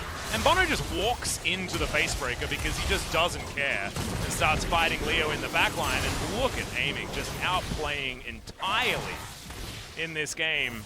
Wants to find that Mystic shot, but it doesn't actually matter in the end. 4-0 and 3 now for this Ezreal is 8 seconds, and we'll have a Mountain Soul available for KT. And grabbing the Baron buff, and then looking for this Mountain Soul, it has been just a game of snowball excellence from KT. As Dove is dead again, aiming grabs that kill very easily. Summit now on the backside is going to showstopper for some reason, but it's not going to keep him alive. Tucson grabs that kill, and this game's over. Yep, the game is over. Certainly the show was stopped there by Summit. I want him to stop his show. Yep. And, yeah, 2 solo laners get bopped. KT is demolishing Sandbox, and it really did come down to that first, disaster of a fight that happened with Sandbox, where they got outplayed by stopwatches, and they funneled in one by one, trying to assassinate people with stopwatches. And since then, they've just been looking really flat. The game has accelerated way too fast. It hit right at the item timings that were perfect for KT, especially the Ezreal. Yeah, and they played around it really well. Yeah, doesn't really look like much hope now for Sandbox. KT are just destroying it. Yep, and now the siege is going to continue, aiming with all of the extra control that Blue Ezreal does provide. It's now Soan trying to get out of the way here. Dove realm warping on top of the cannon, but Lightning Rush is going to get him to safety. Now Kuro has to use his Zhonya's in the middle of this fight, but he's still at full health. Cataclysm on top of Dove as now Summit has to be devoured. Gorilla from over the base gate, but speaking of over the base gate, in goes aiming, looking for these snipes, won't find the E. And just Arcane shifts away from On Fleek, who just cannot close distance onto this Ezreal. So much CDR, so much control, and Aiming has basically won this game by himself. Yep, he got a couple of kills in the early fight. He was able to snowball it very beautifully in this game, and it really is just the Aiming show. And I'm so happy that finally we're seeing the potential out of KT, because we knew that they could do this as Summit dives into the backline. The last-ditch effort for a team fight. He goes on to Aiming not even under half health as he's Arcane shifting forward looking for Gorilla. They will clear out these minion waves and now try to take down Sandbox under these Nexus turrets. First Nexus turret will go down extremely swiftly. OnFleet can't even find his way into the fight and so on. That was a zoning ultimate and a double kill now for Aiming as he looks for Dove, who moves over to his fountain. Oh, the snare is going to land. Equalizer on top of Leo and Dove. Triple kill now for the Ezreal as Tucson sniping on the fountain. He will go down. Leo's going to grab that kill as now Kuro desperately trying to get in here. But there's the stopwatch. Leo figured it out. Stopwatch. Yeah, beautiful. Mystic shot is going to land. Can they find the kill here? Quadra kill for Aiming, who Arcane shifts on, flashes out, and picks up a player of the game for himself. Congratulations to Aiming. Oh man, brilliant performance out of KT, and this is not the KT that we saw in Week 1. KT Week 1 was win Game 1 and then collapse. This was lose Game 1 and then put everything back together. And that is a very proud Harai there, standing behind Aiming. He hasn't had too many of these great moments, but this is a KT that do move out of last position here in the LCK. Aiming with the absolute pog performance on the Ezreal is going to pick that one up. He's going to get all the love from the cameras. This time, no bias needed to figure it out. And there you have it. KT surprising a lot of people, as are, I feel, Sandbox, who lose another game and are now 2-5. And question marks even with KT. Yeah, question marks are now raised. Like, Sandbox, you were really good last year. What happened? Only a couple of changes. And all of a sudden, everything falls apart. That's not what you'd like to see. You actually, you look at the Sandbox roster now and you think that it's an upgrade, right? Yeah, I mean, Ghost wasn't fantastic last year. Joker certainly going to be a downgrade to Gorilla, but they haven't found themselves here. This Sandbox squad haven't quite figured out the meta. Their drafting's a bit strange. In game number 1, I didn't even really like their draft very much. They just outplayed KT at every turn. Yeah, it was just a safe draft. It was. Where it's like, we can outplay the enemy team with this. But I loved Tucson's center support. I think it worked out very, very well. Aiming overshadowing him with his performance, but Tucson certainly did put in the work on yet another new pick for himself. That bot lane was like Challenger versus Diamond or something. Yeah, it was not great. Oh, okay, I guess we're just going to lose straight up with no possible chance of getting back. They took the bottom turret at like 8 minutes. Yep. They got the Dragon Soul rolling extremely early on. And really it was just bot difference and a couple of ganks in the mid lane. That was really all that happened. Plus the, again, the big disaster of a fight around the first Dragon, which I'm sure Sandbox would wish they could take that back. Because honestly, after that one fight, the game was over. It's how it felt. 2-0-2 on the Ezreal. Aiming's performance was unbelievable. But when everyone funnels in on top of your Ezreal and you get completely outplayed with all of the stopwatches that were available, that was just the time that KT wanted to fight, and Sandbox just said, here, have the victory. That was basically how it worked. You. Yeah. It's Rek'Sai and everybody else. Yep.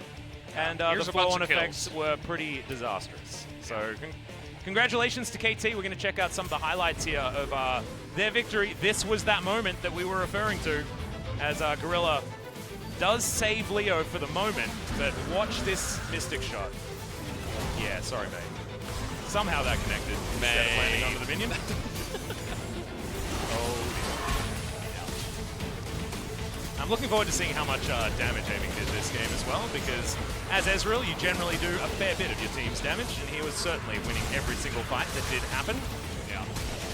Damage number's not going to be super high, because honestly, it felt like there weren't as many fights as we would have otherwise wanted. I think this is going to be another 9 out of 9, though, as Kuro got all 9 of them last time. If you don't vote for aiming, you're trolling. Yeah. I mean, like, it's definitely going to be 9 out of 9, as he's just one by one. Every single highlight is just... It's like just aiming, right? It's like an Ezreal highlight reel, basically. Well, apart from that, he turned up a little bit late to that particular fight, but still was able to land the Mystic shots necessary. And this was just KT having a bit of fun towards the end, and Summit just stop picking set, dude. I just don't think that the set pick is working here in the LCK. It's yet again going to find another loss. And Sohan also proving himself here on the top side. Last time we saw Ray actually come in and save the game for KT, but now it's Sohan's turn.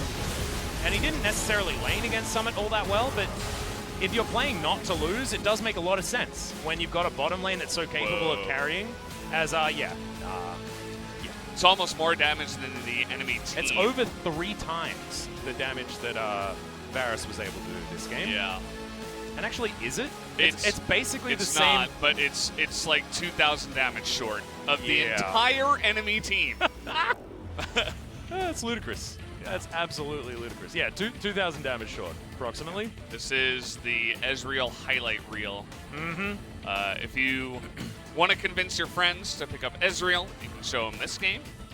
And a 26-minute victory as well. It's one of our fastest that we've had so far in the LCK. I wonder if we're just going to get more and more Ezreal if he just comes back into the meta now. Well, especially with Aphelios getting banned every single game, I think it's going to be a bit more common, as it used to be MF versus Aphelios every game.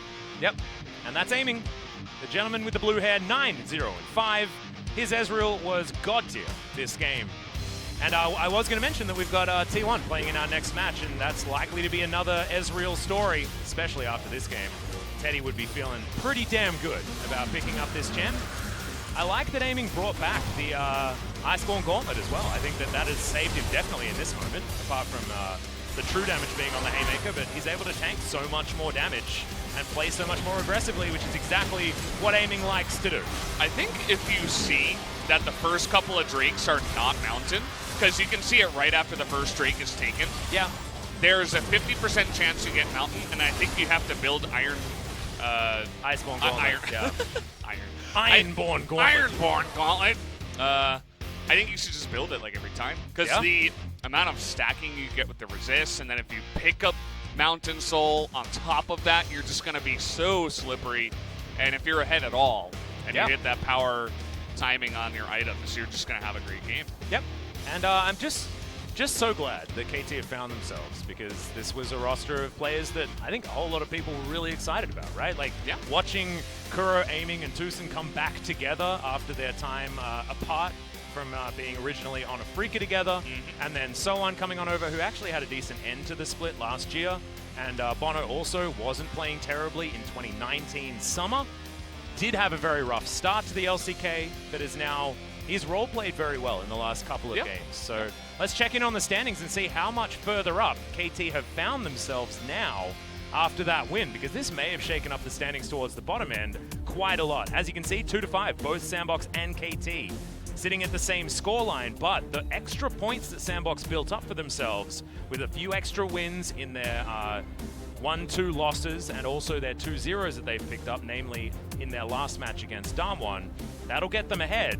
But KT now 2 wins in a row, trying to get themselves to the other side of that bracket and out of the relegation zone that KT has been in so many times after 2019 and now 2020 season. So get out of that relegation zone, get back to the former glory that all of our KT fans want them to get up to, because it's weird seeing the LCK with the KT not in a good spot, you know? Yeah, it is weird. And they're now streaking. They've defeated 2 strong teams. Yeah. Although we have to reevaluate Sandbox at some point. If they keep losing, then Yeah. you know, they might not be as strong as we originally thought. But Afrika, certainly a big win there. And Yeah, maybe huge off one. of these 2 wins, they can finally get something going. And Is this the become a big momentum team. that we need moving into our next telecom war that maybe KT can make it a bit more competitive? That is going to be well and truly down the line. What isn't down the line is T1 versus Griffin, which will be coming up in about 30 minutes, ladies and gentlemen. We'll see you then.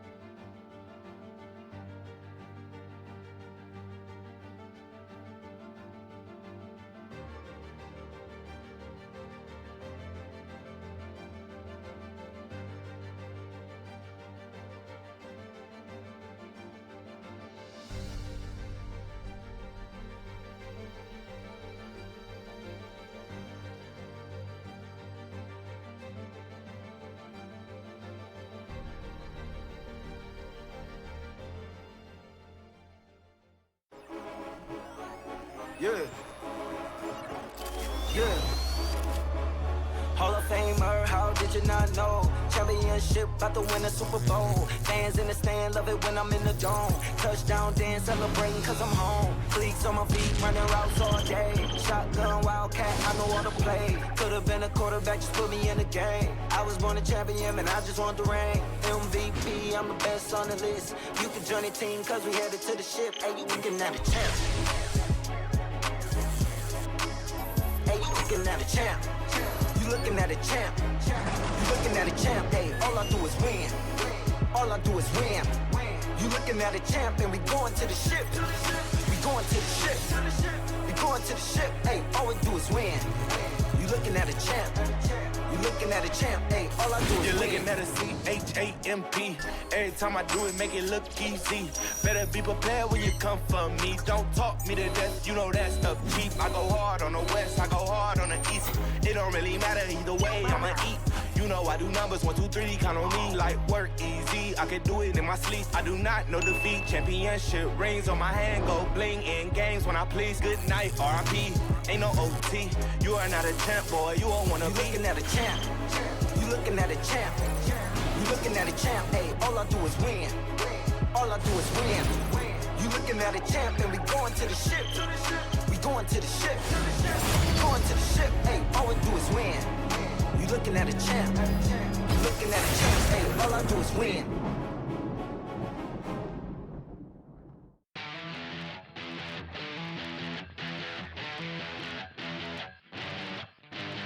Get amongst it, get on out there, get on it, get amongst it, get on it now. Get amongst it, get on out there, get on it, get amongst it, get on it now. Get amongst it, get on out there, get on it, get amongst it, get on it now.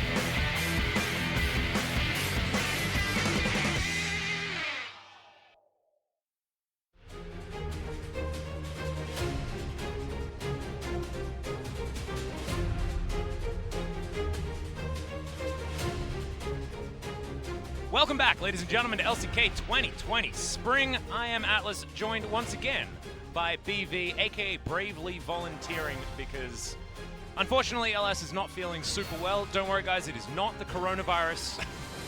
He's just got a bit of a cold. He got the Morello virus. Yeah, the Morello virus is unfortunately what he has. Saw a little bit too many of those Morellonomicons, and unfortunately he had to take a couple of days off.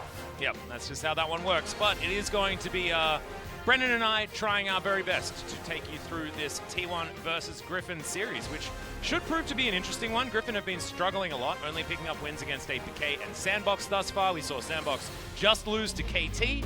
So not great news, but let's have a look at the points of the match. 19 LCK Finals rematch, of course. That was a summer final that you commentated there, Brendan Valdez. I was at the arena watching along for the very swift 3-0 in T1's favor. T1 certainly seemed to be the kryptonite to this Griffin team, and unfortunately, Griffin haven't been playing very well regardless of that. So let's see what is going to happen. Also, it's the conversation about roster for Griffin also sort has been struggling towards the top side of the map, and yeah, Griffin haven't really done anything about it. He is, spoiler alert, going to be playing again here today. Yep. And T1 are on a real roll. I mean, they defeated KT and APK, sure, but they defeated Gen G and Dragon X, two of the teams that were vying for the top spot. I think T1, kind of off of the back of that, should be seen as team number one here in the LCK for 2020 so far. We'll have to wait and see. I mean, it's still early, but certainly they're in talks for being the best team here so far, as 991 kills for Teddy is getting really close. A lot of those kills on Jin Air, and then came on over to T1 and is looking to hit that milestone here. Yeah, looking for 9 kills if we're going to get there in this first game. Let's see whether Teddy can do it. Having a look at the team stats, Griffin, yeah, not a lot of brilliant things to talk about, but win rate with a gold lead at 10 minutes is 100%. And that is only 5 victories. So it does tell a little bit more about the opposite side of that coin, with the fact that out of only 5 games were they ahead. At 10 minutes, T1 though, 5-1 as far as that particular scoreline. Another team that's able to play well with a lead. But yeah, Team KDA at 4.3, second in the league here for T1. Can they actually improve that? We'll have to find out, as both of these teams very close when it comes to the average game time. And they're the longest. The 2 longest teams in the LCK. And, well, we'll see how long T1 decides to let these games go, essentially. I think that's what a lot of people are looking for, a potential 2-0 to come through for T1 versus Griffin, but it's not over until it actually happens. We'll take a look at Effort just dunking all over APK with his Blitzcrank.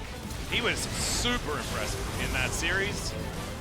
Well-deserved player of the game for a support player. As, Faker avoiding that hook with the ultimate was absolutely beautiful, and the turn off the Baron really showing that T1 have got themselves together. That is for sure. And cuz 8 games so far on this Gragas, I have a feeling that it will be banned once again, because he is just too good. On that pickup, really should be taken away. His next highest played champion is in 2 games, right? He has been defaulting to this Gragas anytime he can. As having a look at Griffin, like I said, they've been struggling a little bit, just losing to Damwon and Armor Life. They were 1-2s, so able to pick up game wins, but otherwise looking a little bit to be desired here, because even Armor Life, after a decent start of the season, did look like they were struggling afterwards. But they did win one of these matches. We'll see whether they're going to be able to do the same here against T1, a team that has had Griffin's number for a very long time. Yeah, Armor Life taking this one 2-1, as I believe that was another Ziggs game. I did see there. Yucal, he's been the one consistent guy on the side of Griffin. Everybody else, not so much. I don't think anyone else really deserves to be called consistent, as Yucal very vocally unhappy with the way the games have been going for Griffin as well, as we have heard voice comms of him, even when they win, being unhappy with the state of the game and the way they're playing. But this is a fun matchup. Yucal versus Faker, one that, we saw a lot when Yucal was playing for KT, saving score and being able to get him his LCK title before he unfortunately had to retire at the beginning of this year. And now he's got the difficult task once again of going against the Demon King himself in the mid lane, because Faker has been playing real well at the start of the 2020 spring season. And let's see whether Faker can continue that and try and get a few more of those MVP points, the player of the game points that he's been racking up, currently sitting at 400. Yeah, I mean, the stats don't tell everything. They could certainly be matchup dependent and champion dependent. Yeah. Especially when it comes to CS differences, damage per minute, and stuff like that. But if you watch Faker play, he's definitely, as you mentioned, he's ramping up, he's getting better, back to his full Demon King form. Yep. And Yucal, we talked about not being happy with the way the game is, or the team is playing so far. He has a massive responsibility ahead of him to try to take down this player on the opposite side of the rift. Also pretty big champion pools for both of these players as well. So far, 11 unique picks for Yucal and 10 unique picks for Faker there in the mid lane. Some notable ones being that Tristana performance, being able to pick that one up in the mid lane. Again, hadn't really seen that since Worlds 2019, especially during the group stage. But he's been playing a lot of different things. The Echo was a fun one. As we have a look at this T1 roster, no changes, of course, as Canna will be retained towards the top side. Haven't seen Roach for quite some time, as Canna really seems to have fit into this T1 roster. He had one game of Mordekaiser where he just looked totally lost, and then we never saw him again. So hopefully he's out of the Death Realm at least, and practicing hard, trying to get better there. Another player who has been struggling in the top lane is Sword. We'll see if he can try to turn that around today, because it is no secret that he is not playing super well nowadays here in the LCK. And same goes for Tarzan, who hasn't been as dominant as he has been in the past in the jungle. Yeah, we've had to talk about Tarzan, whether he's George of the Jungle or King of the Jungle a lot of the time. Here on the LCK broadcast, we'll see exactly which variant we get as we get into ban and pick for game number 1.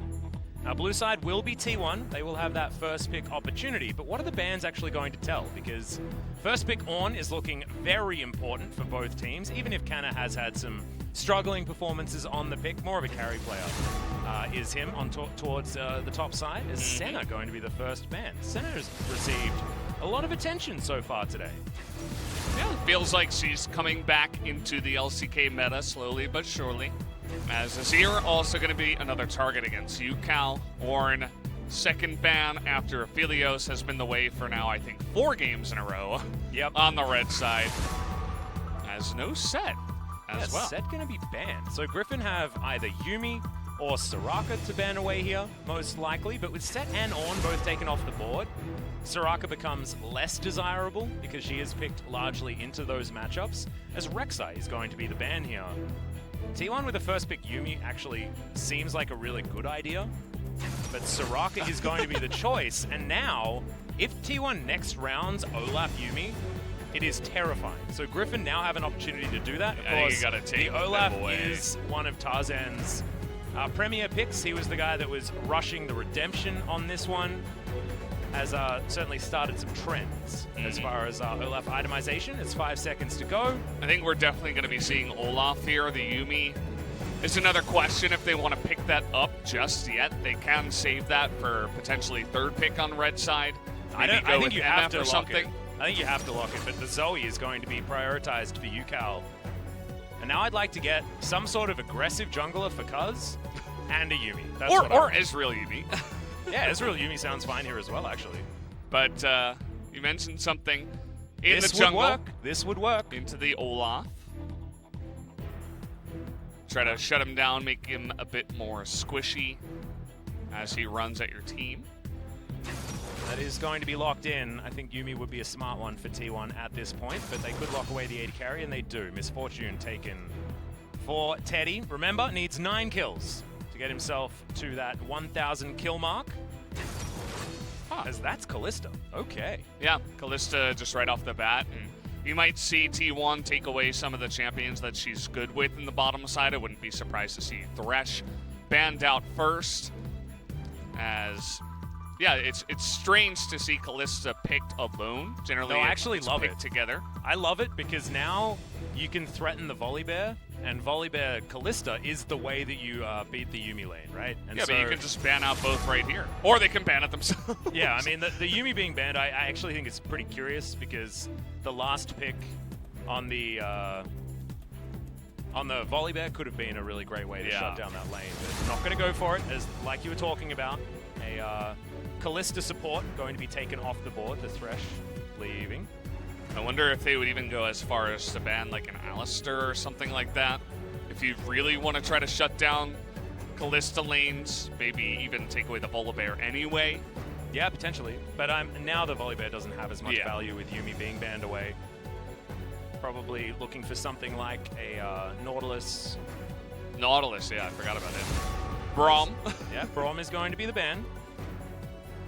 Gonna have to dig deep for the support pick. Effort, I want him to go for the Blitzcrank. Yeah, that's what I really want. You take away the Nautilus, pick Blitz. The thing I do like Blitzcrank here because he does synergize very well with the Soraka in late game team fights, because you throw down the hook into your silence, then into the Soraka silence, and you can make sure that, you know, whoever gets pulled in has absolutely no way out, as that is the Volibear banned anyway. Yeah, they did actually ban it, even though the Yuumi is off the board. So, kind of curious. We only really ever see that champion either with the Kalista or against the Yuumi. Yep. And I suppose because of that first case, they'll take it off. So, what is going to be the choice for the support? It will be the Taric. Yeah, it's the... what? That was weird. Okay. So Kalista Taric was... Also, by the way, Teddy's over here, not over there. That's not Teddy an effort on both teams. Damn. Well, Teddy's I know got they're good, but a much higher chance of getting towards the 9 kills now with 2 of himself in this game. But yeah, this Kalista Taric lane was popularized by Ruler in Life over on Gen G. And they are undefeated with this particular combo as Faker's LeBlanc gets locked in I really as the want answer to the Blitz. Zoe. I really want to see Blitz. I think Blitz is a likely pickup here. You can separate it away from the Taric. You can at once nullify a couple of the squishy champions with the amount of burst you already have. You can silence them immediately. Yep. With the Soraka. Nautilus can do a similar thing, but maybe has a little bit more value in a team fight. So I wouldn't mind this pick either. Just have some sort of hook towards the bottom side, and that is going to be locked in. Yeah, he's a lot more tanky, I suppose, better at frontlining. They don't have a huge front line in their team currently. Well, Sword looking to sit this stage. Aatrox would be pretty awful into the Soraka, though. See where he does decide to go with this. I don't know about this. Yeah. Okay, looks like it was locked in, even though we did not get the sound. Well, the self counter pick for Sword towards the top side with the Aatrox. He does have a few extra range tools, and your all-in can kill the Soraka. Yeah, it's all about that all-in, I guess. You know, you're pretty fast. Soraka, obviously slow. If she doesn't lock you down and keep you at range, she can be quite annoying. Yep. But I feel like she can survive pretty well. I wouldn't be surprised to see Sword pick up an early Executioner's calling. Oh yeah, that will be first. Get on top of that Soraka really quick and early. But yeah, you mentioned Faker's LeBlanc coming back here. It's 5-5. Kuro just picked up a win on it earlier today. Spoilers if you missed that match. And Kuro was amazing. We were actually talking a little bit during that series about Faker's LeBlanc. Kuro definitely proving that his LeBlanc is still fantastic, and now we get treated to Faker's variety of that champion. He is super good at this pick, and it's currently 5-0 so far in the LCK. So a power pick most definitely in the hands of one of our most capable LeBlanc players of all time. Honestly, I think he's probably the best LeBlanc of all time. Yeah. It's not difficult to say things like that when it's Faker. Yeah. Faker holds a lot of best of all time records, no doubts here. The greatest Riven mid lane of all time. Yeah. You gotta give him that too. The UCal on the Zoe kind of stands out on this team as perhaps something that doesn't quite fight like the other 4 champions. Yep. They can open it up with picks and trouble bubbles and stuff like that, but might have a little bit of a more difficult time when it gets down and dirty in a 5-on-5, especially with a big Nautilus right in the front. And Viper and Iroh with this cool Gen G Kalista Taric type style.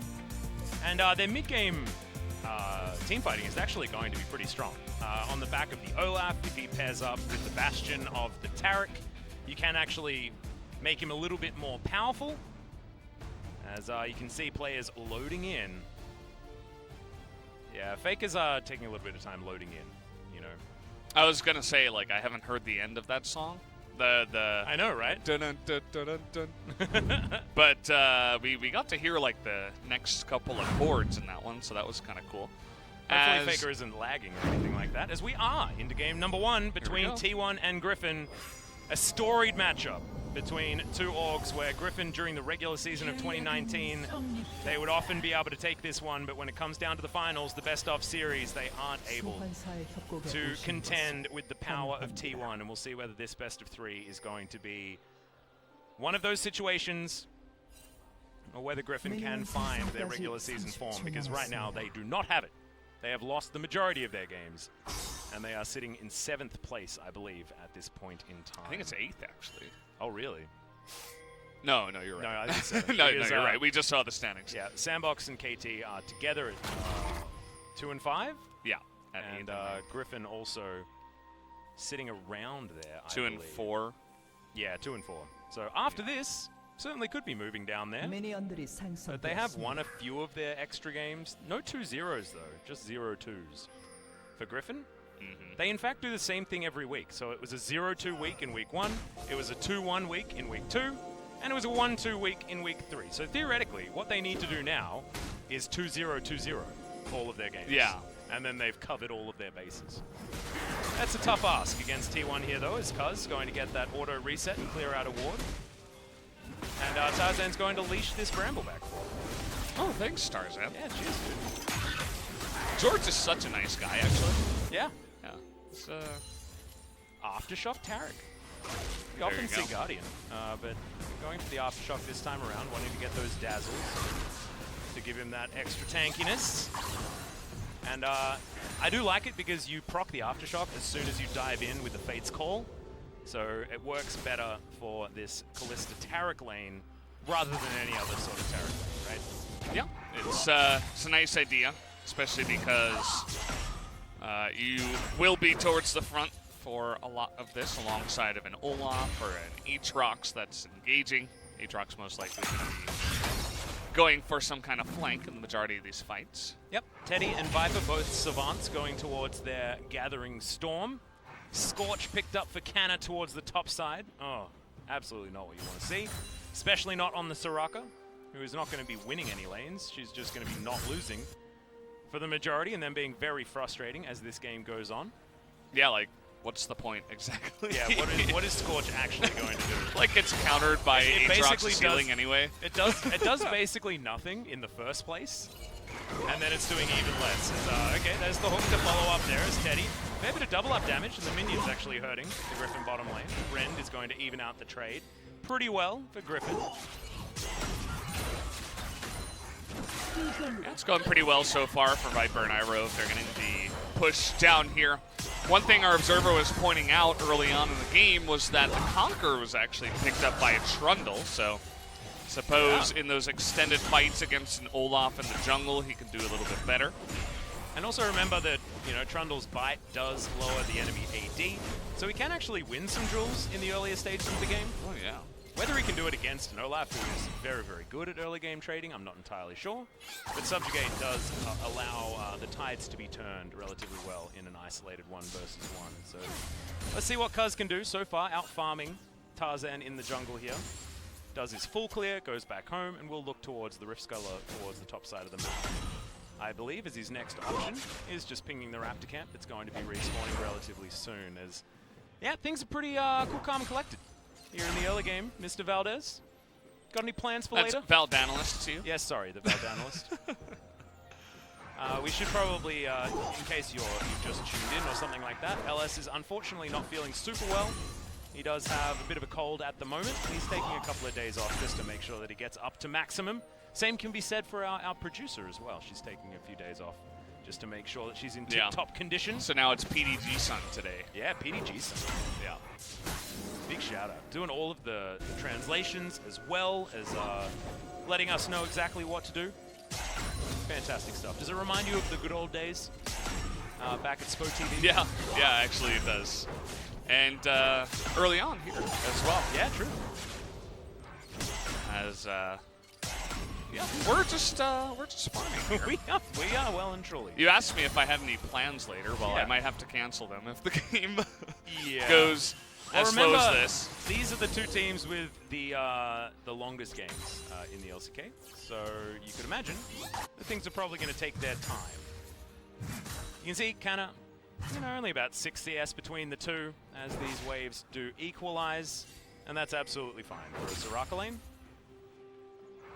Soraka mainly, her job is going to augment the Trundle and allow him to roam around in this early game and get work done as Effort looks for some damage onto Iroh. As Viper and Iroh do gather control back in this lane. Decent lead, in fact, for Viper as far as CS. Yeah, it's about probably 8 if Yeah, you. it's about a wave. Yeah. So it's actually going pretty well for that Tarek lane down there. Yeah. Top lane, I suppose the Scorch plus Harry is actually doing a decent amount of poking, but again, it's really not going to make too much of a difference. As you can see, Aatrox is still going to be ahead on CS. Once he gets a couple of items, he'll be able to brush away that, but we might actually have a fight here over the Ocean Drake. T1, think about it. No. Then they Faker turn not in away. position, not going to be able to get down here and contest, as it will be the Ocean Drake lockdown for Griffin. Mountain will be our next one, so Cloud or Infernal Soul this game. I think we know what everyone would prefer. Is Sword going to get interrupted once again? Just the life of Soraka lane's opponent is just not a fun one. As you can see, Kanna's going to go back home. Doesn't have teleport, of course, because barrier is always what's picked up for these top lane Sorakas. But he gets himself his Ninja Tabi. And yeah, it's going to be really difficult for Sword to kill this unicorn. He doesn't pick up any sustain. Okay, he bought a potion there right at the end, probably with the last bit of his gold. And you're going to need that, as you guys can see up in the top side. Has a bit more health this time around. Faker procs his electrocute, gets out of the way of the bubble. And Redemption, of course, is available for UCal because only the best Zoes get Redemptions He's early. very skilled at his RNG. Yeah. He's probably been working on his RNG. You should see Showmakers. Showmaker gets it at level 4, I swear, every game. Level 2. Yeah. It's ridiculous. Dove is another Redemption roller. Yeah. You're bound to get one eventually in your games. Well, Umbral Dash there from Sword to get him out of the way of the Q. Kanna just waiting for his next one. But as far as Soraka lanes are concerned, this is a real comfy time as he avoids the Infernal Chains and then throws some bananas back towards the AA trucks. This is definitely a time where he's just gonna he's gonna spend most of this game at Oshag Hennessy's office. Like, let's be real. Yeah. I looked over at your face commentating that with like yeah, really. It's resigned sadness. Yeah. It's like, oh, we might be doing this for the next while. Kanna does have ultimate, remember, so he's never dying. Yeah. He also has his barrier. It's actually a good lane state here for Sword, but might be in a little trouble now. Has to pop his ultimate. Yep. I forgot again that you're the play-by-play, so. Was that really a time for play-by-play? I'm not entirely sure. I don't know. As Yuka runs away from Faker. Faker has the Ignite into the heal. Must feel pretty damn good as the bullet time is going to clear out the minion wave and deter Viper from going aggressive in any way, shape, or form. 11 CS still going to be the lead here for the Kalista in the bottom lane. An understandable type lead just because Kalista does lane so well, especially with the added sustain that Tarek will provide. But you've got 2 long swords and a BF sword for Teddy. He's got a lot of flat damage as they move towards the Rift Herald. And Shelly at about this stage is a very cookie cutter play for either side.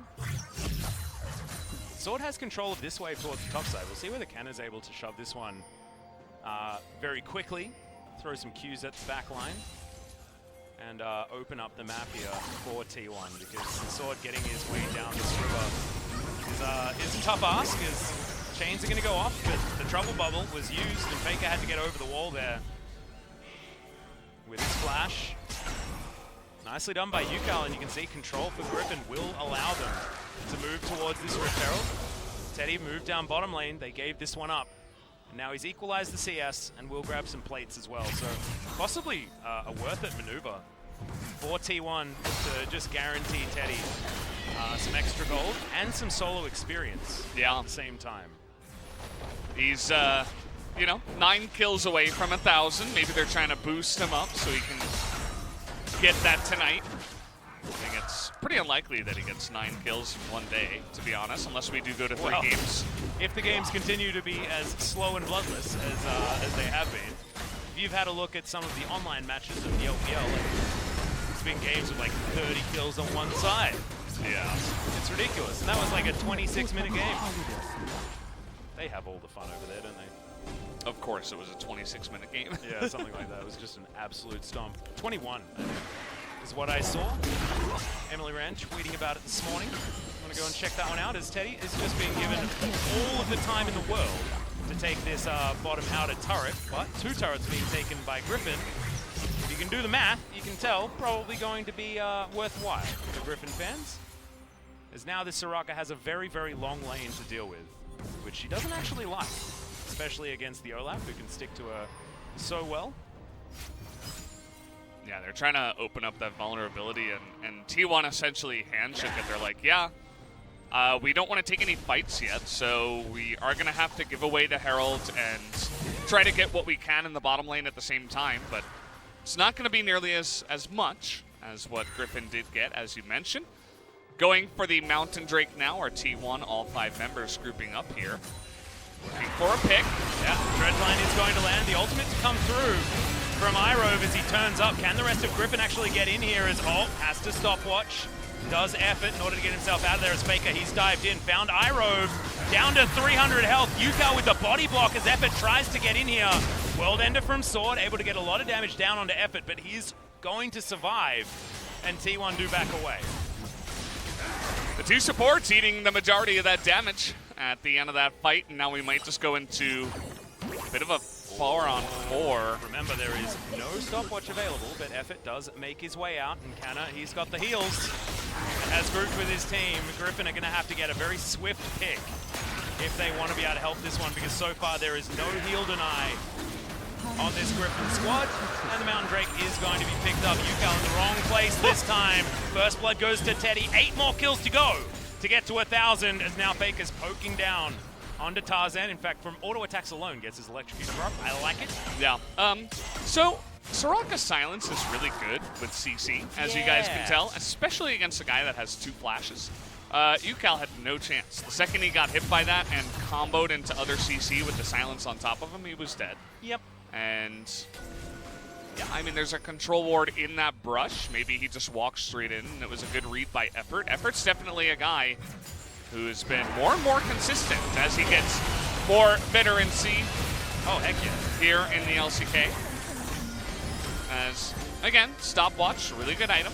Saves Effort's life there, and in any extended trade, the team that has more sustain is going to come out ahead. So even though Effort nearly dies, he doesn't fully die. He comes back here, he's got full health because of the Soraka. And Yukal on vision decides, well, I should be out of range of the Nautilus, but that was a max range hook, and he gets denied by the silence and put into the death chamber. First kill goes the way of Teddy, who is now 8 kills away from 1,000. Indeed. Essence Reaver now completed, has his pickaxe there as well, as these turret plates are going to be dropping in 10 seconds, not going to be picked up by the Callista, and Teddy's going to be a long way ahead of this Callista right now. And Viper does want to get towards those 2 items as quickly as possible, and Teddy, if he gets to IE and Essence Reaver before the Callista, then you're not going to get the value that you're looking for out of a lane that has Callista in it. So Griffin's certainly going to be feeling the pressure with their mid-game composition versus T1's absolute late-game powerhouse with the Soraka on top of the subjugating Trundle, who will scale quite well given the extra augmentation of the healing. And we all know that Misfortune does a lot of late-game damage as well. So Griffin gonna have to start getting things done as this game moves forward. Yeah, they want to come ahead here in the mid-game and try to possibly roll into the Cloud Soul. We saw that in our first series. I think it was KT had a nice mid-game composition with the LeBlanc and was able to roll it into so many objectives early on. Yep. And the enemy team, even though they had Ezreal Yumi, wasn't really able to come back from there. But in this case, T1 are actually coming out ahead, even though those 2 turrets did go down in the top side, as T1 took a really nice fight around the Dragon. Tell you what though, Cloud Soul feels real good for T1. Trundle loves it, able to subjugate someone, stick to them. Canna loves it. Ultimate CDR is brilliant for the Wish, not to mention he can use it as an escape tool with the extra movement speed that you pick up. And Misfortune is actually alright, because you get the movement speed after the bullet time has been channeled, and then you can reposition after that one as well, utilizing it. And you know, you don't need to talk about LeBlanc's ability to dash around after using that Mimic. So good news for T1 fans. It's not as bad as it could have been with this particular Cloud Soul. Minute and a half though, and they'll need to get 3 of them if they do want to lock that one down for themselves. But so far, this game has been pretty easy, pretty comfy for T1. Only ahead by 500 gold, but Griffin, the onus is on them to make the moves at this stage of the game. Alright, Faker's gonna find Yukal, connects the chains, gets over for the distortion to guarantee the stun, like it. from Faker's LeBlanc and dashes in once again. This is what the LeBlanc can do. He goes all the way back to that distortion. Not going to get undertowed this time around. So we always talk about Zoe being strong in the mid game. LeBlanc's also really strong in the mid game. Yeah, she's going to have a really good time, especially because it's Faker. On this, LeBlanc is going to be taking things to the next level. And now that they have a comfortable lead, and you mentioned the scaling and the actual really great value that they can get out of a Cloud Soul, I wouldn't be surprised if T1 are just the team that sits back, relaxes, scales up, and essentially says, okay, we'll see you in the late game. We don't have to beat you now. We did our job in the mid game, essentially. Now it's all the responsibilities on Griffin to actually try to come back here. So all that T1 have to do is sit back in their lazy boys and watch some TV and hop play on some your games, beanbags. you know? Hop on your beanbags and just get ready for the late game. That's what you got to do. Grab the Game Boy, spend, 3-4 hours just chilling. Of course, they are going to have to fight over Drakes, and because they have this little lead, they were able to roll it into Shirley, and then most likely the Cloud Drake. Yep, and they are going to siege this one up first as Trouble Bubble goes wide, and the tower is just going to get obliterated by Shirley. Effort, thinking about an opportunity to get some work done, but double charge. Shirley really getting her work done this game as Teddy. That was a little bit overly aggressive. Has to use the cleanse to get out of the Trouble Bubble. Well, those Raptors, they're really alluring. I know how it can be. Just one serving of the popcorn chicken, please. He literally just killed one little one. Yeah. That was it. Had to blow his cleanse. At least he did not have to flash, but because of the Shirley play, they get the Cloud Drake and are now 2 Drakes away. And if you're T1, just sit back for the next 5 minutes and farm. That's all you really have to do. Yep. Very comfortably grabbing that Cloud Drake while everything was going on. And yeah, there's a bit of money sitting in the back pocket of good old Teddy, who's currently 2,000 gold somehow ahead of Viper. Turret plates. Hell of a turret. Yeah. Also 2,000 gold, dude, after this one kill in the game. Yeah, he also got silly. first blood. Yeah, and now he's 30 CS in the lead somehow. It's it, the Teddy effect. Yep, CS per minute is pretty damn good. 10.6 ain't bad. And we'll be moving towards, it's the 200 before 20 minutes, and even before 19 minutes rolls around. And you can see that Griffin kind of seemed lost. They're not really trying to force anything, and I think they really have to, but there's no big objective, and T1 aren't forced to come out on the map and actually challenge them anywhere, so. Nope. And they don't have, the only really ability they have to pick anyone is the Zoe, so there's going to be, again, so much pressure on UCal to try to carry this himself and look for picks and try to get the momentum going back in their way. But if the game keeps going this way with only fights for the Drakes, then, again, T1 are going to be the big favorites in this. And Teddy is like uber far ahead. So he's kind of just sidestepping all of Sword's abilities. Sword not able to find anything. And he'll just continue farming here. He is ahead by 40 CS. But the same can be said for Teddy. And honestly, if I want anyone to get fed, it is probably Teddy on this misfortune over the Aatrox. The end of this game. Looks like Soraka had some trouble. Yeah, I mean, it's Soraka. She's never supposed to win the lane. She's just supposed to be annoying. Yeah. I wouldn't be surprised if some of the CS also went towards Teddy or Faker. We saw Faker take the big wave up in the top lane, which could have potentially been Kana's. But instead, it's better to give it over to them, even though Ellis likes to call Soraka a hard carry, a hyper carry. It's in a little bit different of a way, especially as the game comes along and goes super late. She is unbelievably strong. Yep, and the Ardent Sensor looks to be coming in next as well with that Forbidden Idol already completed for Kana. Could, of course, be a bunch of other items, but I'd really like to see that one to come in as Faker. Dives on in, gets the Mimic Cube, the Mimic Sigil on to UCal. Taking a fair bit of damage there, but otherwise he's going to be A-OK. And lull state continues. 21 minutes in. As I'm looking forward to 10.4. Yeah. You know, I just want some Some better video games. I was Faker. talking to... Okay, yeah, Faker looking for the chase. Never mind. I was talking to Cloud Templar between the last couple of matches, and yeah, he thinks that maybe we'll be saved by a 10.4 patch, but only time will tell. I know LS is pretty excited about it. Is Tarzan not excited about this? The Electrocute going to go off his bubble. Lands onto Faker. Doesn't have cleanse or anything like that, but now Cuz is going to turn up. Oh, man. Of course there's a redemption. There's always a redemption. That one was utilized by iRove though, so thankfully it's not going to be just from the Zoe in the nick of time. And just like that, 2 flashes are blown right before the Cloud Drake fight, and they push them out of lane. T1 getting little wins everywhere.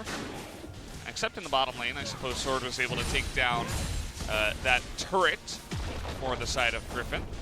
But Faker will be able to answer here. LeBlanc also loves Cloud Drake, like a lot, because getting that ultimate cooldown just means that those poke rotations are so much faster to come back off cooldown. And you're also so much more mobile, just because you get so much from having your ultimate off cooldown in so many different ways, you know? The extra chain, the extra sigil, the extra movement with the distortion. It's real scary if you're a Griffin fan. Another BF sword now done for Teddy. He's going for the most winningest build on this misfortune with the Bloodthirster coming in next. Yeah. His bullet times are going to be shredding through Griffin unless Iroh can get himself a good Cosmic Radiance. But So- honestly, I don't know whether you can arm it in time. That's the scary part. Yeah. I feel like Griffin are going to try to fight over this Cloud Drake and get demolished. Baron will go the way of T1, and then the game will end. Oh, you've been a bit of an LS, right? Yeah, I'm doing a little bit The of... Valdanalist definitely getting that work done. As Iroh going to try and prove you right. But the Cosmic Radiance does come down. Fate's Call going to help out, but it's not really doing enough just yet. Sword coming in for the flank, but he's going to be really late. The turn is so comfortable for T1, as now Cuz buying time with his stopwatch. There's the redemption. The wish comes down as well as Sword has to flash to get out. Faker over the side, doesn't land the chain, but the Dragon will try and kill Sword for him. Oh, effort! Beautiful flash to get forward as Faker locks down the kill. Now Iroh in trouble. Just a simple Q is going to do it there as Faker connects the chains to Tarzan. Has to Ragnarok, second kill for Teddy out of those 9 that we're looking for, and I have a feeling that's going to be the second of this team fight as well. Teddy locks down 3 for this game, only 6 more to go as Viper. He is certainly in the sights of Teddy for that 4th option. Now Faker locks him down with the chain, and that is a waste of a stopwatch, my dude. All too easy. Ace comes in, it's a full house, Teddy's full of Fakers, and T1 will move to the Baron, and look, the Valdanalist is just, he's preaching. Yeah, called it. That's all I have to say. I told you so. You did. Yeah. You did. It was just a great performance out of Faker throughout this fight. He was so mobile, just all over the enemy team. He started in the back line, and then he circled all the way around. He joined up towards the end to get back onto Sword. A lot of, soft punches thrown early. Stopwatch again, great item. Keeps both of them alive. And then Soraka says, hello, I don't care about your decreased healing. I'm going to keep Cuz alive anyway. Faker's able to get back here, as I mentioned, be mobile on the Sword. Effort sees it, and then the double distortion on 2 people. Easy double kill here for Faker. And from there, it's just 5v3, and not much that Griffin can do, as they tried to get the picks, but when you're up against multiple stopwatches in Soraka, and you're behind in the game, it's not going to work. And now that LeBlanc, that was terrorizing your team, is 2-0-2.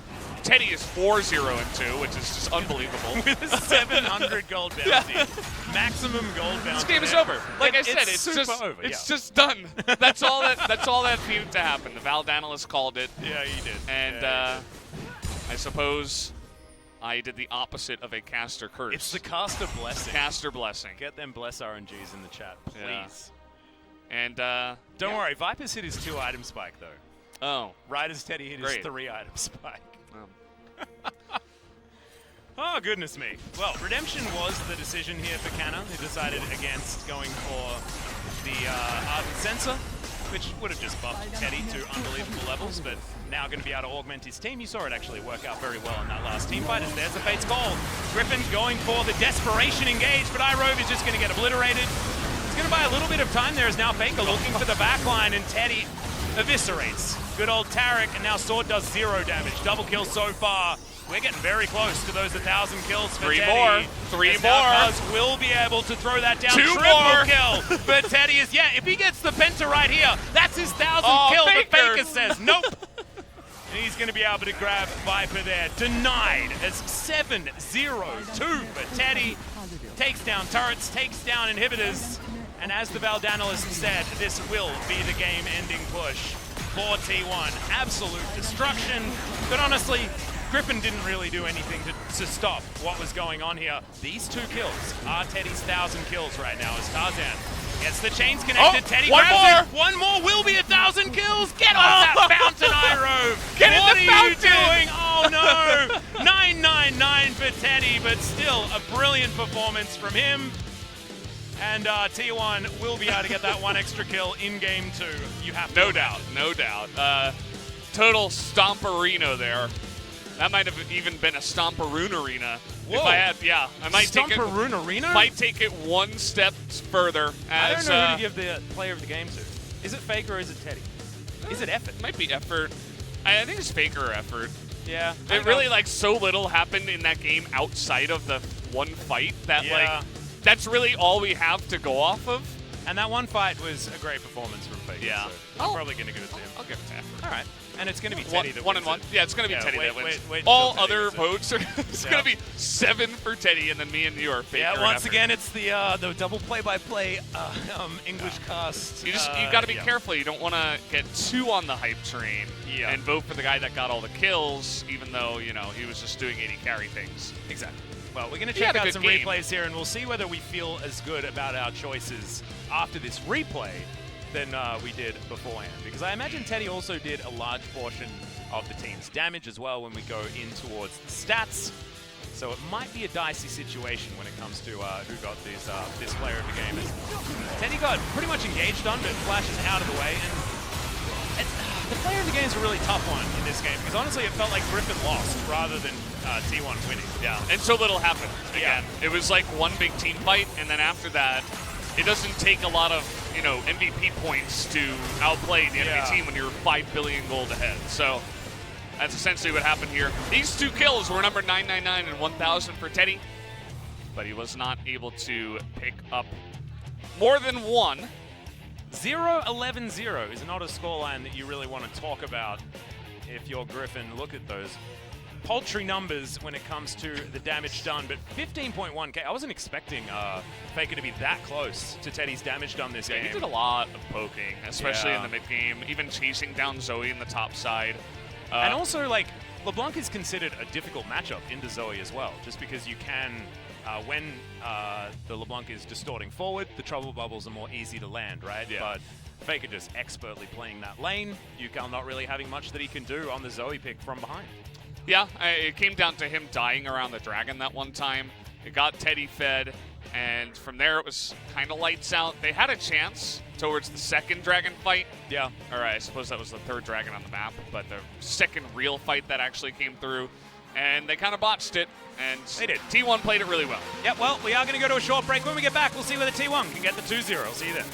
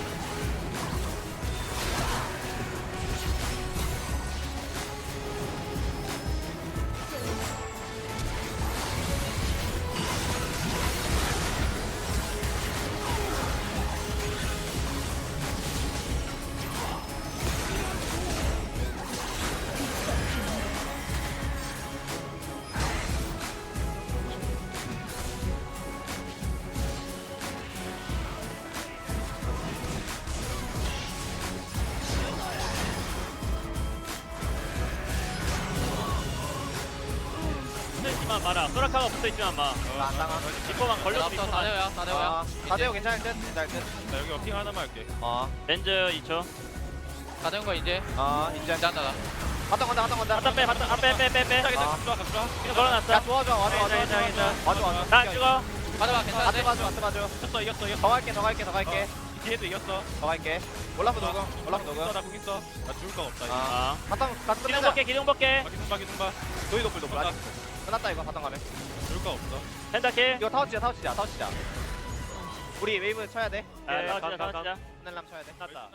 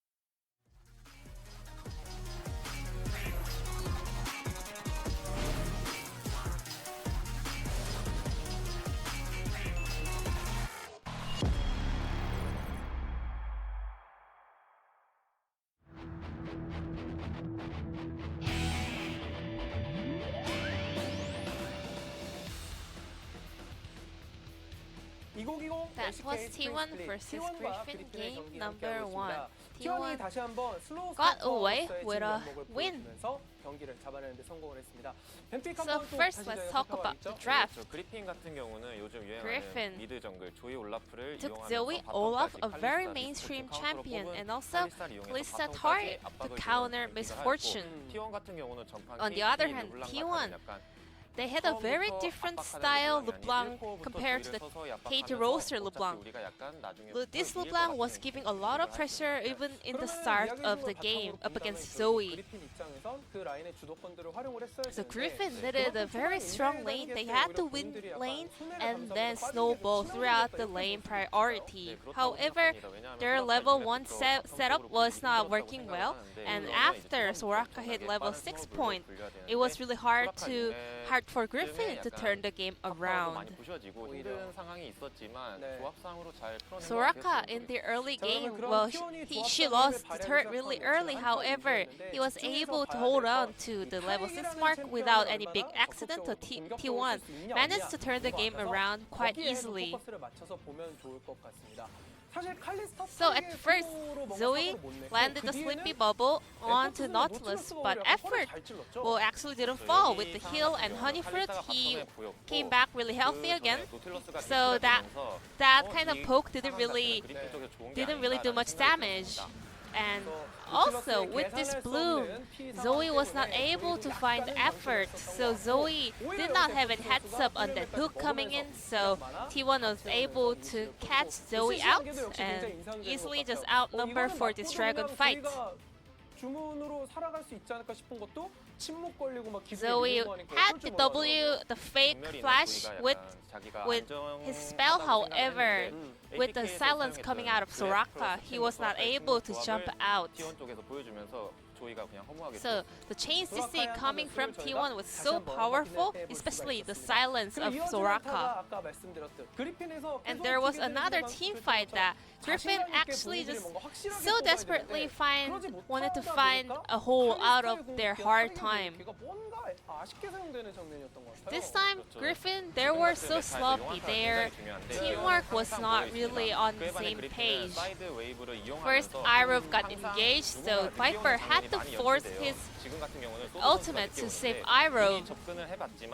And then they tried to re-engage by jumping with the Kalista ultimate. However, Irov, his stun goes wide, and then after that failure, actually Sword once again tries to go in for a big flank. However, SKT players, they are all aware of this play with the control ward, and 4 of the Griffin players were already on the run, so there was no other player to follow Sword. So Sword once again had to run away all the way around the Dragon's Pit.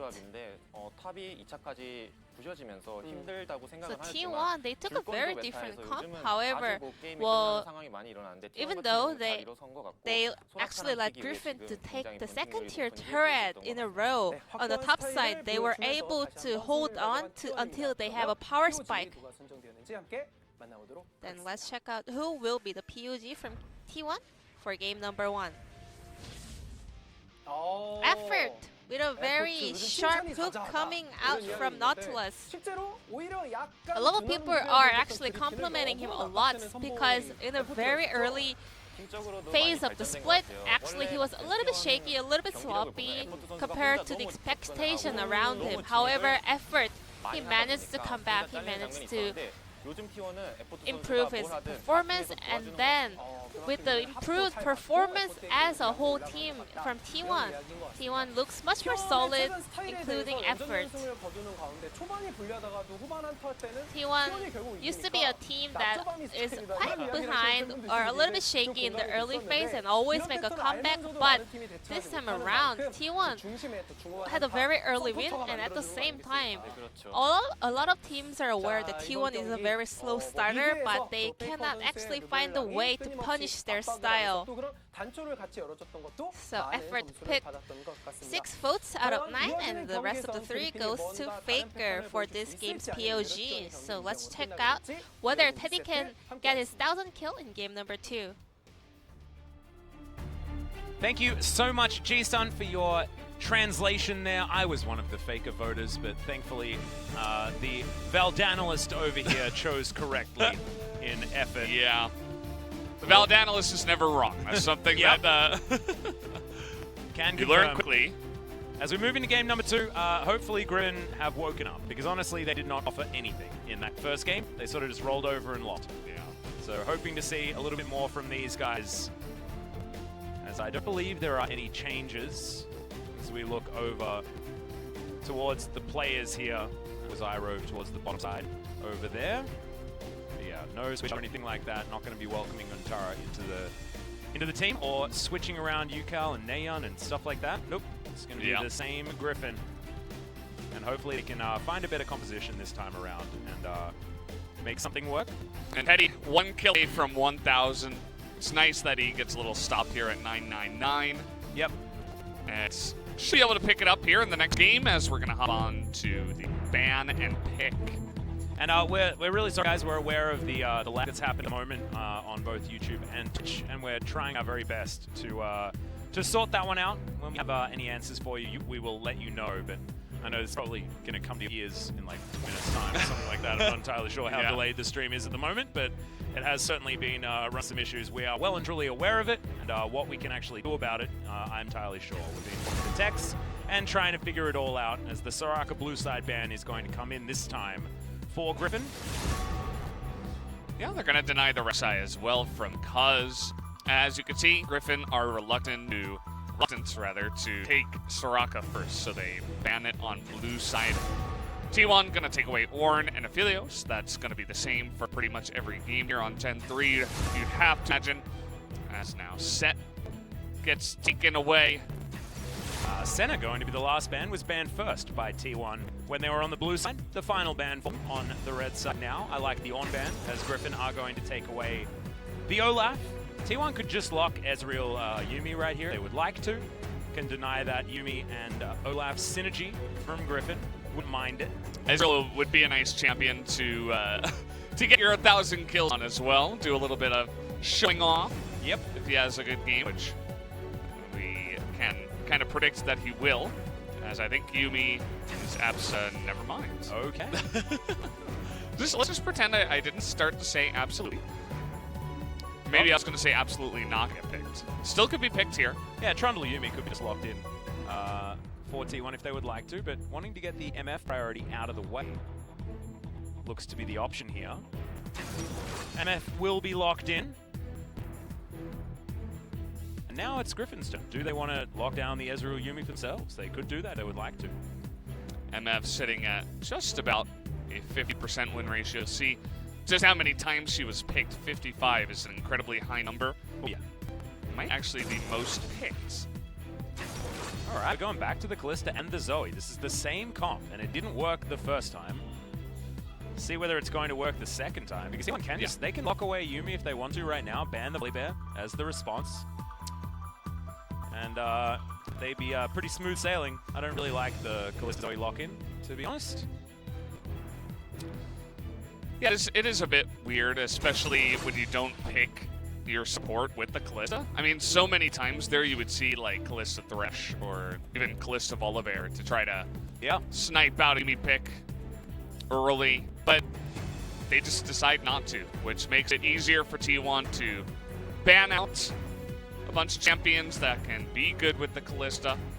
They get Faker back onto the LeBlanc, which is quite scary. LeBlanc now 6-0. Faker probably has at least 2 of those wins. And it was actually Olaf, Zoe, and Kalista picked the first round for Griffin the first time. So it's exactly the same. As far as the picks, it was Thresh and Volibear that were both banned by T1 as port options to go alongside the Kalista. The Taric left a little bit to be desired. Lucian is going to hit the bench. Lucian, Senna, and Thresh, all 3 of them banned away this game. Buff's going to be excited about that one.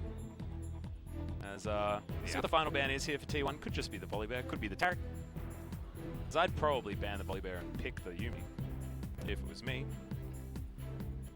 We'll see what Coach Kim decides. It is to be the Volibear. Volibear taken down, as it's a strange world to see Volibear banned, but in this specific spot twice in a row. it does make sense with the Callista single picks. Wow. Renekton banned. So now T1 can walk into a very easy Yuumi blocking if they would like to. You can see Effort being very vocal over here. He has certainly stepped up as a voice on the team. And they're going to pick away the Taric. Okay. Thinking about it. Very interesting. The Taric works with the Trundle as well as it does with the Olaf at the same time, but now Griffin will have to change up their lineup. Remember last time it was Taric and Aatrox picked in this spot. Taric no longer available. And look, you're not going to pick Yuumi with Callista. Fate's calling Yuumi into your opponent is not what you want to be doing. So we sounds don't need like to a worry good about pick. Yeah. If your AD carry picks Callista, just pick Yuumi. Oh, or maybe you can be thrown and then you can hop back. You can do that, yeah. Because remember, still range champions seems who really get thrown bad. get to bounce out to their attack range as well, which is why we saw some Janna Callistas being played and things like that. Irove, now hop on to what Ted was looking at, is that's a support Rumble as an opportunity here, and they are going to lock in the Nautilus, so never mind. Yeah, we've been having a lot of head fakes, pick fakes from the teams where they switch at the last moment. T1 says, hey, Rumble, that's a good idea. Maybe we'll pick up for ourselves. Could do it. What Cannon wants to take towards the Mordekaiser on the top side of the map. That's what we're looking at the moment. 5 seconds to go. As our Gangplank is going to be taken away. This is a pick that LS has talked about a lot, the Gangplank. Yeah. Especially into the Mordekaiser, I believe. But just in general, if you feel like you have a lane that you can survive early on, just sit up there and skill. And they pick it on the 5th pick. On the red side, so they get to see the entire composition and they say, yep, this seems like a good spot for Gangplank. Doesn't get picked very often. And I believe the stream is back, so welcome back, guys. Hi. I think it's working. Is it working? Really? Maybe not. No, never mind. No.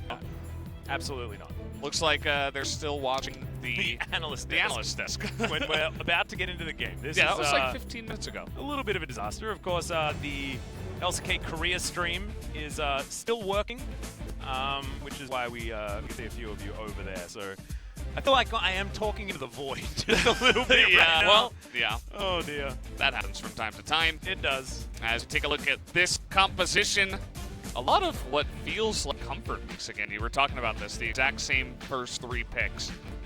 On the side of Griffin, and Faker once again on the LeBlanc. Yeah, wanting another shot at that MVP. And we are going to the ship today. Oh, yeah. Absolutely going to the ship. Miss Fortune, absolutely going to the ship, as well as Gangplank, who just calls upon the ship to rain hell down on his opponents. Absolutely. Brilliant stuff here as we're getting prepared to get onto the rift. You guys aren't, because you guys are in the past, but we are. We are getting to the ship, getting to the rift, and seeing whether T1 can get this swift 2-0 against Griffin. And here we are. You're not. We are. We're here. Yeah, we're here. Future you is here. Yep. But hopefully the stream will get fixed up. Hopefully when you hear me say this, the stream is fixed. As we're probably like, hello. If we do restart the stream, it's likely that this entire conversation that we're having right now Didn't exist. didn't exist. Yeah. Oh, man. Take a look at the kills here. 999 after that last game. Picked up 8 kills. Faker's almost up 1,000 kills. Yeah. My He's getting God. really close. And he's 300 ahead of the second highest, which is Prey, who no longer plays. Bang also no longer here. Score's retired. And Faker's like just eclipsing everyone. That is insane. Insane in the memory. Yeah. We've got a bit of a 5-man invade here from Griffin. Look at T1 reading this. They say, yeah, you're probably going to go for an invade. Let go for the re-invade. Yep. Faker's going to find Yugal. Kanna's over here as well. Sword very late to this fight as we do have the engagement. Iroh does have Aftershock, so he's going to use that, but has to flash to get out of the way. The Obliterate lands onto Effort. But Sword probably doesn't want that. He probably wanted the Death's Grasp as T1 trying to escape from this one. Double flashes immediately. And Griffin do get more out of that one than was attained by T1. And they got 1 flash out of Iroh. And Teddy holds on to his flash because and Effort both without theirs, and they lose their blue buff also. Cuz going back to his jungle, but he will be well and truly behind Yeah. as far as that tempo. About 8 years behind. Yep. Maybe about as behind as our stream is behind us. Yep, potentially. It's possible. Still, And, yeah. I'm still worried that this whole portion of our work is just going to go into the ether. There's a chance. It's so sad. Yeah. What if this is our best work? And it's never seen. We should say something to make it not our best work. Yeah, okay. I like turtles. Rumpelstiltskin. No, that was great. That doesn't count. That's frustrating. Okay, You're just so good at casting that you actually can't do a bad cast, no matter how hard you try. Oh dear. YouTube LCK has no lag? That'd be cool. Maybe we could check out the YouTube. If you guys are watching on YouTube and you can hear this conversation, thank you. Yes. For appreciating us. The work that we're doing that is not going into the ether. Griffin went for a really fast push in mid and rotation into the bot side. They're being extremely proactive and aggressive in this game, which I do like. Yeah. It's kind of like they lost that last game, but like, okay, now we need to have a real change, and we gotta really take it to them in this next game. They're actually doing it. Yeah, well, this is proactivity at its finest. First turret plate going down for Griffin. Do invest 4 people, so you can see Faker in this mid lane able to get this shot working. Yukal is behind by half of what Faker's been able to put together, but Teddy is being crushed in this lane right now. Just needs one kill, guys. Viper and Irove definitely do not want to give it to him. He's still not in the lane. My goodness. Yeah, this is a kind of a weird strat where you stay down for that long to deny the AD carry this much CS. I mean, he's down 21 CS at 4 minutes into the game. Yeah. Yukal took a little hit, of course, but it's not nearly as big as what Ted's experiencing, and it can cause huge waves for the bottom lane as well, because as you can see, now they're down to a level apiece, and they can get near the wave, even when Tarzan and Yukal are not there. So, a very interesting early strategy that I haven't really seen too much of. I really like it. Cannon creep is going to go begging, I believe. Yeah. It's not going to happen. Still sitting on 4 CS, 33 to 4. 30 CS in the lead, 5 minutes is ludicrous. As yeah, Viper and Faker both farming alongside one another, but yeah, Teddy is struggling big. All right, we're to 7, boys. Nelly, he almost doubled his CS. Wow. Just like that. That's incredible. And, I mean, this lane is just a disaster now. Yukal can always return, as can Tarzan. And that's what they're going to do. Rotating all the way down here. There is vision available. The Griffin are going to spot it. Not going to be able to clear that one out, though. They did use it a little bit too early. As now caught underneath the turret. First blood will go over to Viper. It's a very different Griffin. We asked to see them wake up, and they most certainly have so far in this early game. This is obliteration. Yeah, this is really interesting to watch, actually. Just the way they were able to essentially shut down 100% the enemy bottom lane and basically take not too much in terms of damage themselves outside of, you know, a CS lead for Faker in the mid lane. But you're basically taking 2 champions out of the game. Yep. And one of them's Teddy, you know? Like, yeah. SKT rely on him. He does about 34% of his team's damage on average per game. You generally need Teddy to perform. But Canna's been absolutely untouched up here. As I say that, he gets obliterated, but that's okay. And now we'll have a look at this one again. Great hook from Iroh. Tanks up the turret, utilizing his aftershock, and then walked on out. Pretty clean. As finally, Teddy's actually allowed to get some sort of farm. But Viper comes back with Berserker's Greaves and a Vampiric Scepter. And this lane is only going to continue to get worse for T1. Yeah, that was the thing. It's not just like a temporary zoning underneath the turret. It's the zoning plus it destroys the lane for the rest of it. Yeah, for Teddy and Everett. And they're going to be stuck down there. This also means that Griffin should have really nice dragon control. It should be their Infernal Drake first whenever they do decide to take it. Looks like Olaf's going for the Raptors first. Yeah, like Cuz just wants to help shove this wave out. Will collect some extra experience for himself. That's only going to mean that Teddy Effort are even further behind. Is not at level 5 just yet, and Viper is already hit that mark, heading towards his level 6. Cuz moving on, wandering over the Rift Scuttle vision, You know exactly where he is. Trouble Bubble lands onto Faker. Battlestar will do the extra damage. Touchdown looking for Faker right now, but that is the one. Sneaky Faker. That was a nice little play. Yeah. He didn't even have to blow flash. No. Just like that, he actually used the Blanc passive really well. We don't see that very often. Generally, it's just like a half a second of invisibility, and that's about it. And wow, really nice play out of Faker. He's going to be extremely important in this game because his bottom lane doesn't exist. Yep, as is Canna. Canna's got that cull. Picked that one up alongside his Sheen. And he's 10 CS in the lead. So the gangplank is working out. But it's whether they can save this bottom lane that's the big question. First Drake will be the Infernal, and that's going to be taken based on Griffin's incredible lead as far as pressure on the bottom side of the map.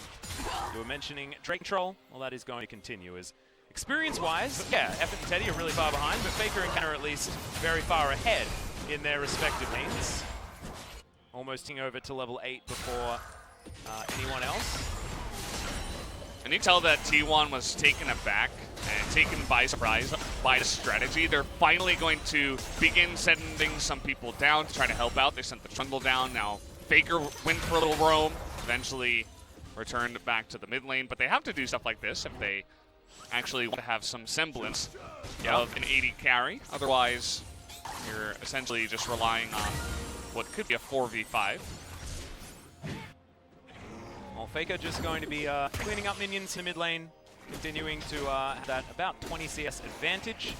Canna's back to about 5 in the lead over Sword, but I believe that minion wave is heading towards the gangplank, and oh so easily, Griffin will take down Shelly. Checking out the gold here. Oh man, Viper is so far ahead of Teddy. It's night and day between them and the last. Yeah, Viper was like, I want to make Teddy feel like what it was like for me in the last game. It's now a nice little roam up to the top side by 5 members of Griffin. Yeah, exactly. Cannon Barrage is going to come in here as Griffin. Don't want to botch this one. Trouble Bubble goes wide. Teddy avoids that as Cannon Barrage does eat so much time here, and Griffin don't get any kills on the dive whatsoever. They get Teddy's flash and Teddy's heal. That is all they're going to be gifted for that 5-man dive attempt. A little bit messy on that one. Not really able to put 2 and 2 together on the dive, and Cuz is doing a really nice job of, might have a little play here on Cal. Yeah, a lot of extra damage there for Faker, but not a lot of mana remaining. Has a couple of charges on his back. motion.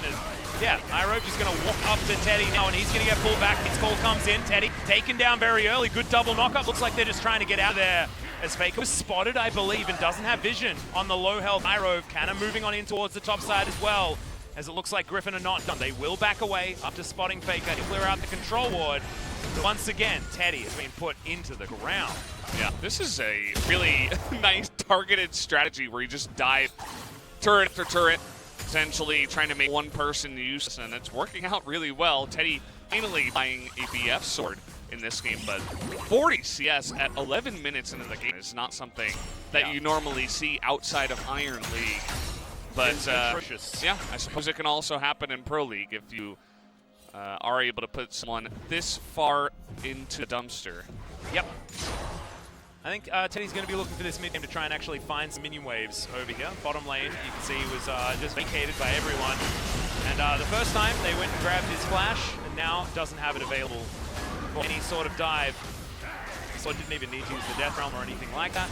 So we go back to live. Ted's in the mid lane this time, just trying to get towards any sort of farm advantage. Yeah. And they can now funnel a lot of the side lane gold into Teddy, but the fact that they have to do that is the real worry, as Teddy had less gold than Iroh, and that's a real bad news story.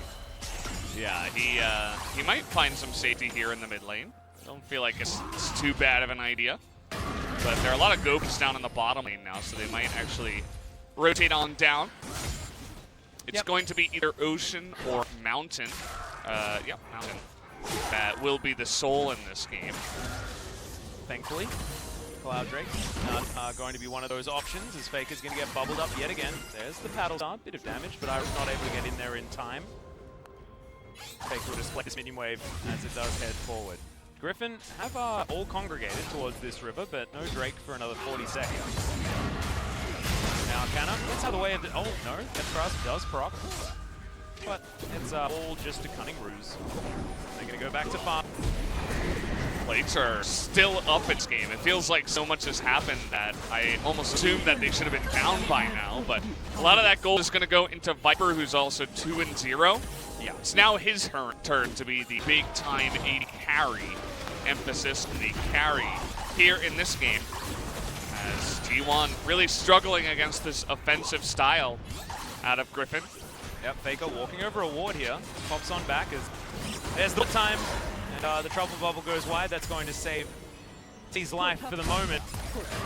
Faker fighting against Sword now, but doesn't have a lot of mana because, of course, he's had so many of these. Blue plus denied. Cannon towards the top side. He's going to be able to get some turret plates before they fall down. And deny a lot of these creeps away from the Sword as well. So he's got himself a decent lead. Trinity Force should be done on this back timing as well, as Ocean Drake will be our soul this game. So all the flowers are going to bloom. Very beautiful rift nowadays. And I feel like this is really nice for the side of Griffin. If they can get Ocean Soul in a couple, I think it might just be lights up for this game. It's going to be incredibly hard for T1 to try to burst them through the Ocean Soul plus the lead that they already have. So T1, they've been very avoidant up till now. They don't really want to take any fights. They're just defending, trying to get Teddy some farm. As you can see, he's even taking the Raptors here as they try to get him back on par, or at least back into the game. Yeah, he's at least keeping it within that 50 CS gap that happened at the very beginning of the game. So he's now at least on some sort of farming trajectory. But outer turret dead on the bottom side. Inner turret very weak as well down there. Still, the gold lead isn't over 2,000 just yet. It's not horrible times for T1. And if T1 get all of these Ocean Drakes, like if they're actually able to find some sort of switchback on the foe, then it's still fine news for them. And they're going to really love having an Ocean Drake themselves. We'll have to see. Sword misses a cannon creep, triggers everyone. He just really needed to kill the barrel. Yeah, you gotta kill the barrel. Like, the barrel is #1 priority. Actually, that cannon. 10 gold is way better than Doesn't really gold. matter. Cannon Faker on top so far in terms of XP. Yeah, Teddy catching up to Cuz right now. But he's 2 levels behind Viper. It is really awful. And now every minion that he misses is going to be super triggering. Yeah. You can't really miss anything in this position. Yeah.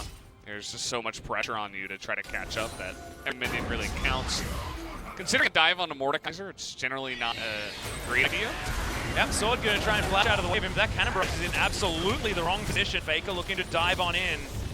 Won't get there. Kind of just uses it to clear out the minion wave by the looks of things, as T1 will be able to answer the outer turret falling on the bottom side. I really hope that Teddy is here for when this turret falls down, because he would really like the local gold, and he does get it there, as you can see. Essence Reaver finally complete. He's not too far behind as far as items, but that is all going to change as he's 60 CS in the hole. And yeah, Vibe does complete the Zeal, has himself his stop ready to go as well. And yeah, this is real rough. I guess a lot of the onus here is going to be on Faker to try to be aggressive onto the squishy champions. Oh my goodness, Faker taking so much damage from that paddle star that I thought Epic was actually going to be able to get in front of. It looks like he was trying to block it, but he was right on top of Faker, which again doesn't block it because it has a little AoE radius. Yep. Well, now Griffin setting themselves up for the siege. Miller coming in to try and deny. But Faker's the Bastion, does get the dazzle over the minions. They are able to take that one down. Another paddle star landing on Faker, who's now going to go back home. And this turret is going to survive for the moment, but not with very much to speak of. It feels like slowly but surely that large gold lead looked really large at 4 minutes, but it's been around the same for that amount of time. Yeah, and the scaling of Gangplank is going to be quite impressive, so I feel like a lot of the money for T1 will be on that. Onto, you know, the gang scaling, plus potentially Faker looking for, so you can see total gold here. Almost 3,000 gold ahead. Yeah, he's the biggest, of course, but then number 2 is the gang. Yeah. His Cull certainly has procced by now. And he's building towards his Essence Reaver most likely, then to the Infinity Edge, and then he will have a hell of a lot of damage available to him. I think 30% CDR will be done now for Canna. We cycle on over, yeah. As his Caulfield's Warhammer. And yeah, this Gangplank is going to need to hard carry alongside Faker. T1 trying to set up for the Ocean's Drake. That does come in here. It's not Ocean Soul points yet, but they'd like to get those Ocean Drakes started. Well, teleport available, Sword. 5 seconds until that Drake does respawn. Love Faker's positioning. Yukal gonna jump on in, but in and out of position. Little moment there as, yeah, Faker waiting in the back of the pit, utilizing these extra pushes that are going to come through. Has dashed his way out and can distort his way back in. I don't know if they so noticed the Drake over spinning. Yeah. Well, trouble ball not going to land onto Faker, who makes his way back to the pit as well.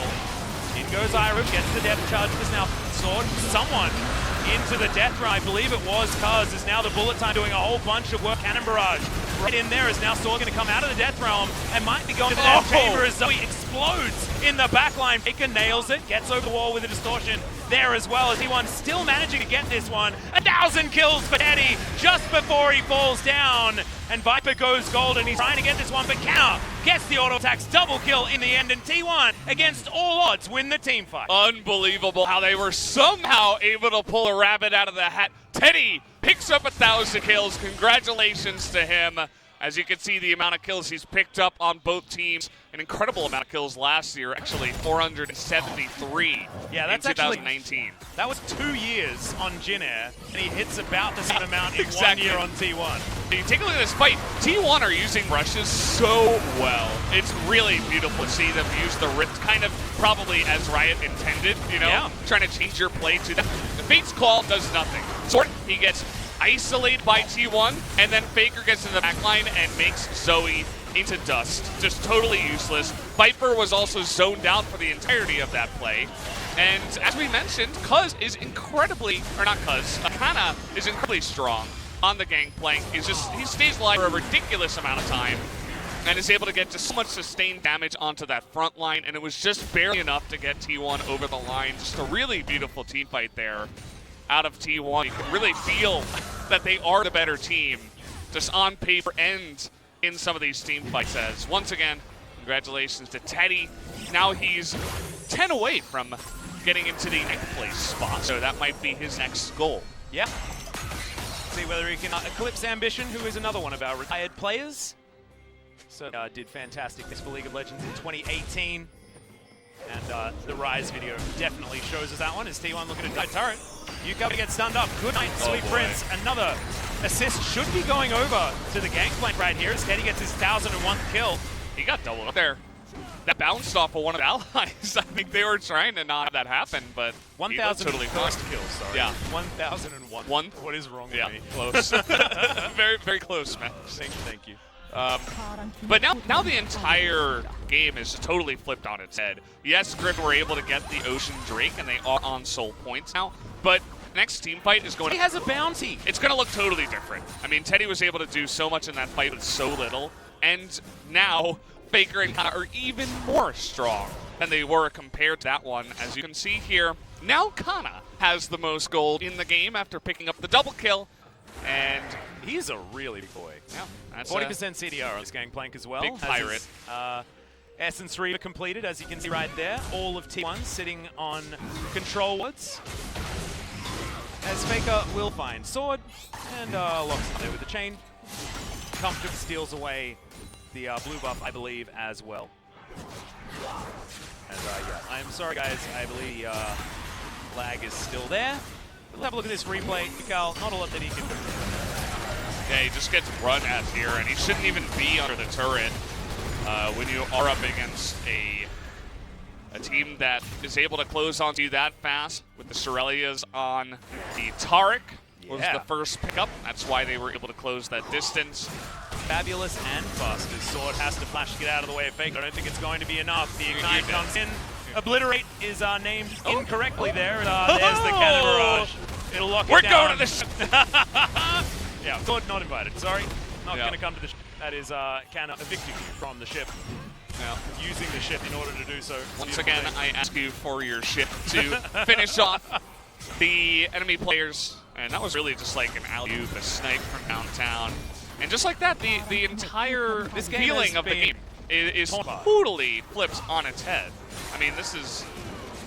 We were at a point where we thought we were going to a game 3. Teddy had like 0 CS so early on. Make a flash, actually, as you can see there. Depth charge. Nimbus Cloak movement speed. Help him out there as he dashes over this wall. Eats some honey fruit. Faker's going to be absolutely fine as 4 seconds until Ocean Soul is available for Griffin. And that could change things here for Griffin. Well, Tarzan is going to get obliterated. Faker grabs it with the distortion. Now Iroh trying to run away. Gargoyle Stoneblade keeping him alive for a while.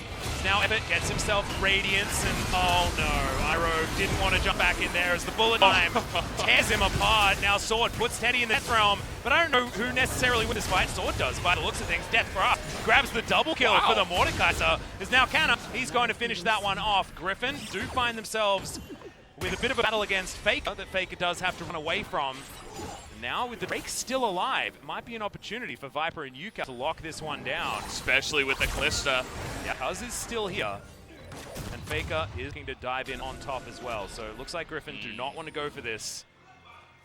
It's so back. juicy, though. Yeah. You can tell. They're like, oh, should we do it? Should we try to sneak it? Is there any way? Well, teleport going to come in. That brings Canna back towards this fight. You can see Viper and Tarzan are still here. Blast Cone going to be available. They're not going to use it just yet. Such an it's going to important be a 50-50. There's no Death Realm. Cuz needs to be able to lock this one down. He gets it. And now he has to run away. The teleport to come forward is the Gatblank. Doing so much work with that Cannon Barrage. But Viper still chasing after F. The Ren damage is very high. Faker as well trying to get in there. Bubble lands onto the LeBlanc. And it is going to be the Pierce that locks down the kill. But importantly for T1, they stay 3,000 gold in the lead. And they deny that Ocean Soul. Yeah, this is turning into a really fun game as T1 going all out trying to engage in here. It looked extremely one-sided. They burst Tarzan down like he doesn't exist. It's like, okay, 5-on-4. But then they chase so far into Callista, into the Mordekaiser. They're able to turn it around here. Sword through Exhaust is able to get Teddy in the Death Realm and shut down. It's actually, you know, for all of Sword's troubles, this was a really important fight for him to turn up and say, hey, I'm going to try to keep my team in this. And he was, because of that play, he was able to get it to a 50-50 smite. As T1 felt forced to start this one up, just because if they left it at all, the Ocean Soul could potentially go the way of Griffin. The smite was on point. T-Plank does a ridiculous amount of damage, as we can see, and he's only going to be doing it more and more. Not really able to do anything in this particular portion of the fight, though, as you can see. Barrel did chunk Viper there, but not for any meaningful amount of damage. Kind of 5-0-6. He's huge. He's so massive. Look at his items. He nearly has Infinity Edge. And at that point, I know everyone knows that I love talking about Power Spice. That's a big one. Yeah, Valdez. that's, well. That's huge barrel crit damage availability. And on top of the 40% CR that he already has, that's a really scary moment. Now Faker's going to put Sword on a leash. And now Faker's in the Death Realm. Let's see who's going to win this 1v1 as he's just distorting to run around Sword. He's going to escape, but Distortion's going to get him out there. And now Death Realm is on cooldown. Very important to have that available for Baron fight. You can see Sword will have it up relatively quickly for all of the CDR that he has already built up. So now T1 moving over to a Baron, and they do have a little window of time where Cuz is not going to be put into that Death Realm. Doesn't have anything like a QSS built up just yet, and I think if they want to go for these Baron fights, especially if it's going to be a 50-50, which they've been electing to go into, then QSS will be fought for the Trundle. But Teddy has now, he's got the Infinity Edge done. Still a big lead for Viper. He's got like 1.5 items over Teddy right now. Teddy's still able to find some CS around this map. Yeah, he's at least become a person in the game. Yeah, he is a champion. He's a champion now. Yeah, he's not just totally zoned out for the entirety of the game at least, and so he might be going to the ship. Is he invited to the ship now? She's, you know, Misfortune is really good friends with me, so yeah, probably invited to the ship. Faker is in the Death Realm, but he's just making Sword look a little bit foolish. Yeah, more no ulti. I'm safe. I'm safe in here, is what he said. Thanks, Sword. You kept me safe. Dear. And now it's time for a little bit of a brush camp out of Griffin. It doesn't work out. Faker bounces back, no trouble bubble. Yeah, he's gotten to that point where now his burst is pretty scary. And getting up right before the Ocean Soul point would be quite nice. You see both teams already setting up for it, and it's a minute and 10 seconds ahead of time. So you can just see just how important this streak is for both teams. T1 have to deny it, because if Griffin get the Ocean Soul, Callisto with an Ocean Soul is incredibly scary. Well, and is also incredibly scary as he gets Death Grasp. But yeah, 1,000 crits on these barrels now as the Infinity Edge has been completed. This is, yeah, that's a scary gameplay. Real scary. Now, Cuz just look for it. On to Iroh. Sword is going to put effort, I believe, into the death run, but he gets himself to the his Cosmic Radiance and should survive. Iroh trying to flash off effort, but he's running. He's out of there. Death Charge used. Just one lonely support. As now T1 trying to flash in over the top. Death's Grasp not going to find any joy. And yeah, Viper off the wrong side of this fight. The Make It run comes down, but the Can Barrage didn't actually find as much as T1 wanted it to. But it's a 1-for-1 when the dust settles. Support for top lane, though, means that T1 are in a very happy place, and with no Death Realm available, they should be able to grab this strength for themselves. No Cosmic Radiance. I wonder if Griffin would even consider coming in here. They do have GA on Viper. They are slowly moving in, posturing around this. Patience going to be reset. Yep. Okay, they don't want a 50-50 this one, but T1 are just going to zone them away. They locked out second Ocean Drake, and Griffin moved back towards this mid lane. This is still a close game, but T1 very close to that 4,000 gold that they've retained for a very long time, and the scaling advantage that we spoke about earlier is still going to be there for this T1 squad. Yeah.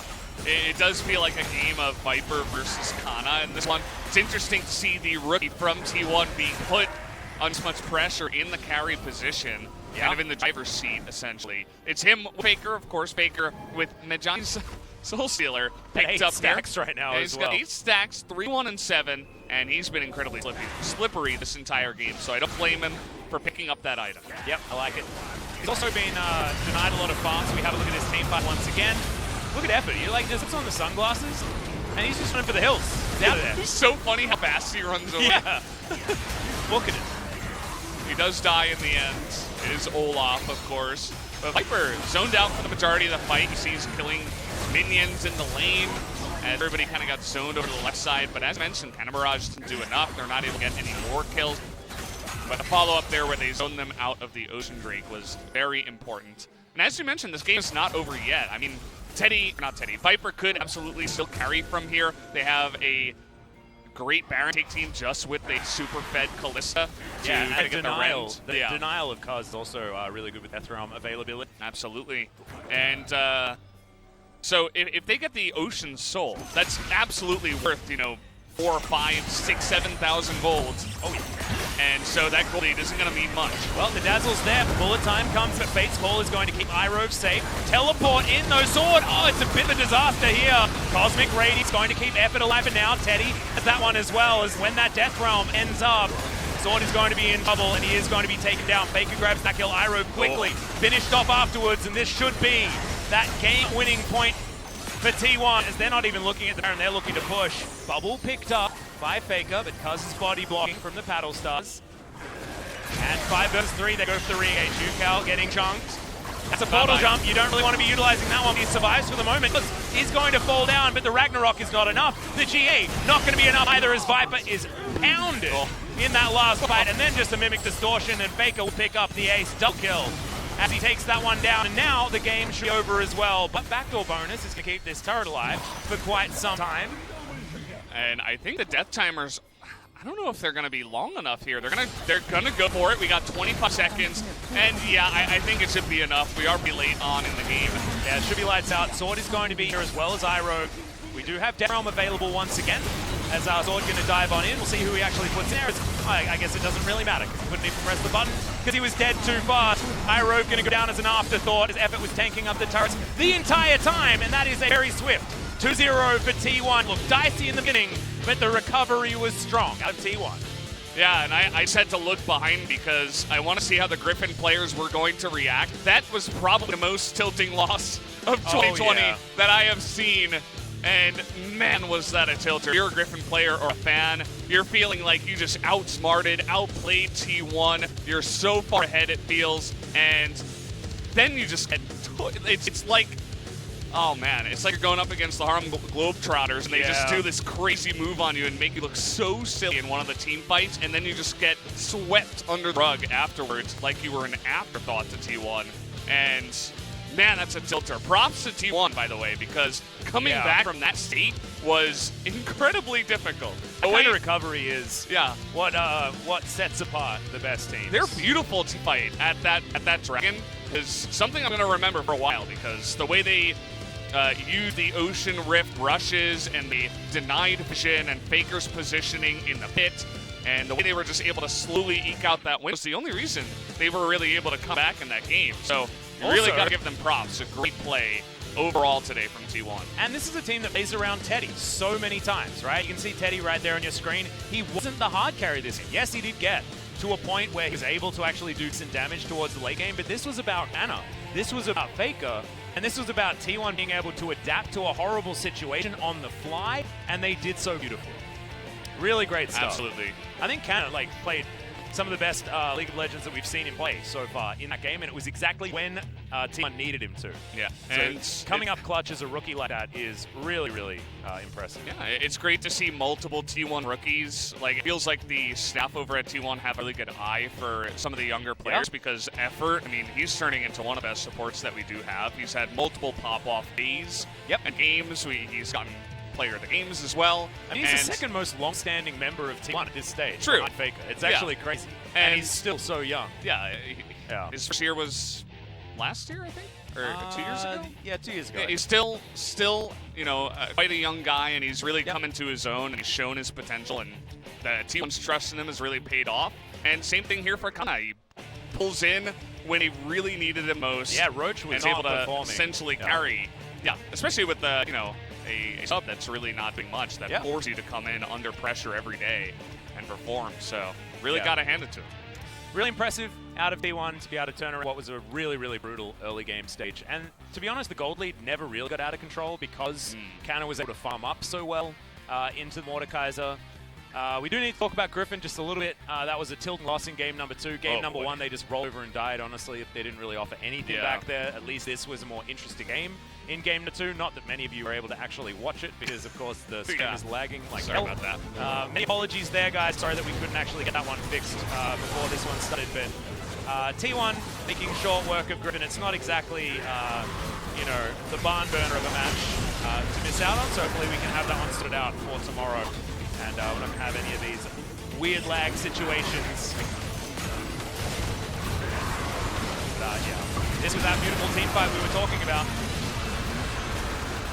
Yeah, they're just, the way they were able to coordinate everything. Faker on the flank here. I almost wanted to give him player of the game. Notice how he realizes it'll be closer if he pops back in his distortion, even though he was really close on the top side. Great LeBlanc mechanics there, as you can see, and it just gets so close. Viper even survives all the way until the end and has a stopwatch. They're still able to take him and everybody down on the side of Griffin. That was really the turnaround game here, or team fight, I should say, in game. And there it was pretty one-sided. There was this one fight where it looks like Griffin were able to pull it back. Sword actually had his moment to shine, which doesn't happen, all too often. Yeah, Canna eventually gets back here to take him down, but that Death's Grasp is actually fantastic. But not a lot they could do after that point in time. Canna just had too many items and he was too strong. Shout out to Cuz. Gets Smite off. Oh my god, the damage from Canna in that fight is just disgusting. That's Fed Gangplank, and he was playing it really well at the same time. Imagine if this fight went the way it went, plus they had Ocean Soul. Griffin could have easily just ran a Baron, taken it down. This game could have been totally different, so I really want to highlight Cuz for under pressure, able to smite on time and win the smite fight, deny the Ocean Soul, and keep T1 in the game. Well, Fake also played fantastically. I wouldn't mind if he got the MVP this one as well. But I really want to give it to Canna just because it's sort of, it's a double-sided situation here. Because there is so much pressure on him, and he's still able to perform as a rookie. That is just huge. 아 이거 안 돼. It's over, it's over. 무한일. 빼봐 이거. 라인 오면서 라인 오면서. 아, 라타 바론 가라, 바론. 아니 돼. 와봐. 해보자. Cuz it's like, let's go Baron, let's go Baron. Actually, 해보자. 아 끝나 이거 we 끝나. can do it, it's over. 끝날 것 같아. 일체요. 야 타워만 쳐라 그냥. 타워 열심히 쳐. Only hit the tower, 끝났다. which 끝내볼게 eventually 이거. is not what they do. No. Well, I mean, 잡아라. they did sort of they killed It's it. like grab him. 타워 신다, 타워 잘. 노틸. Now let's kill the tower while Ira tries to do something. But they can't do it. 나이스. Nice suit. What a And nice nice suit. suit. 모열이네. Yeah. High five between Kana and Cuz. Kana had a smile on his face, and Yeah. I'd be proud of myself too if I could do that. If I could pull T1 up by the bootstraps and carry the team, that would feel pretty nice. But as you mentioned, I think there's a decent chance that Faker picks it up as well. He also had an incredible game on the long, which is, by the way, 7-0 right now. I think okay, so I think we cut out like the whole end of the game, and now all of a sudden the stream's here. So welcome back, guys. Welcome to reality. You guys missed Sorry a good about one. that. You can probably check out the VOD. I think VOD might survive. I'm not entirely sure. Don't know what happened actually. We should have it fixed. Our techs were very confused as to what was going on because we've got the same setup for both Korea and English broadcast, and for some reason the Korean broadcast was absolutely fine. So Yeah. I I don't know how that works, but Cannon's gonna grab it. Oh, 6-0 and 11. Didn't even die. God, Ridiculous game out of this rookie player. That damage per minute stat is also really high at 640. Yeah. So real clean stuff here for Cannon. Faker also had one of his quintessential LeBlanc performances, but he's just always good on LeBlanc. Sometimes he's blinded by just how fantastic he is as a player. And on this particular pick. is why some people get tilted when they put him on, tanks or Yeah, stuff yeah. that doesn't carry, because when you see this kind of performance out of Faker, you're like, why would you ever not put him on a LeBlanc or a Zoe or a playmaking kind of carry-oriented champion? And yeah, I mean, Faker himself, he decided to remember in this game, stick around the mid lane and try to get a mid lane win rather than, immediately rotating down to the bottom side and doing that. And it was an interesting strategy out of Griffin where they brought the Olaf at level 3 to push the lane and then try to, just really dominate. Their early game the bottom visions side. were actually fantastic on Griffin's side, but unfortunately just wasn't enough. MVP was 5 out of 9. Ooh, so, close. We did it. We did it, If Atlas. Faker was robbed, it's our fault. But I Yeah. think Canna really deserved that, just for Both a did, lot of both for extra Canna. things. Yeah. It was you and I, and then 2 observed, 1 asked. Yeah. That did vote for that as T1, a very deserving number 1 spot here. As Yep, man, and Gen G they- and now oh. even things out. I believe they play tomorrow, but I think that their match is a little bit more difficult. It's versus Afrika. They have 8K towards the end of the week, so Gen G, if they can take down a floundering Afrika, then they will be able to once again move towards that top spot, especially if they're able to get a 2-0, giving them the extra 2 points required, and they will be at +9 instead of the +8 T1 has. If it's a 2-1, on the other hand, then they'll only even things out with T1 at the top of the standings, and if Afrika win, T1 remain in first place. It's a good first match, as you did mention, Gen G versus Afrika. Excited to see if Afrika kind of woke up after their loss to KT. And then Hanwha up against Damwon. That should be a fun matchup. I feel like a lot of shenanigans can happen in that matchup. So yeah, I think it should be fun. I think it'll be good to see whether Damwon can bounce back after their pretty horrendous loss in their last match. I believe it was against Sandbox, 2-0. And Hanwha Life, I liked watching Lava make his way back in. I mean, Vista also played during the last series as well, but finally we get to see Lava, and got a bit of an early night, which is probably good considering the state of the stream. We're going to go fix all of our stuff. So many apologies for how the stream has been, and also thanks for dealing with the double play-by-play, and we'll see you tomorrow for more double play-by-play action. Good night. And I am ready to take it on. You told me to be myself and never feel alone. You're all that I want, you're all that I need. If I was ever in the dark, I'd see. You've always believed and have faith in me. You'll always be my hero. I'll be for everything you've done. You'll always be my hero. Faith in you like blessed sun. I feel so strong, I feel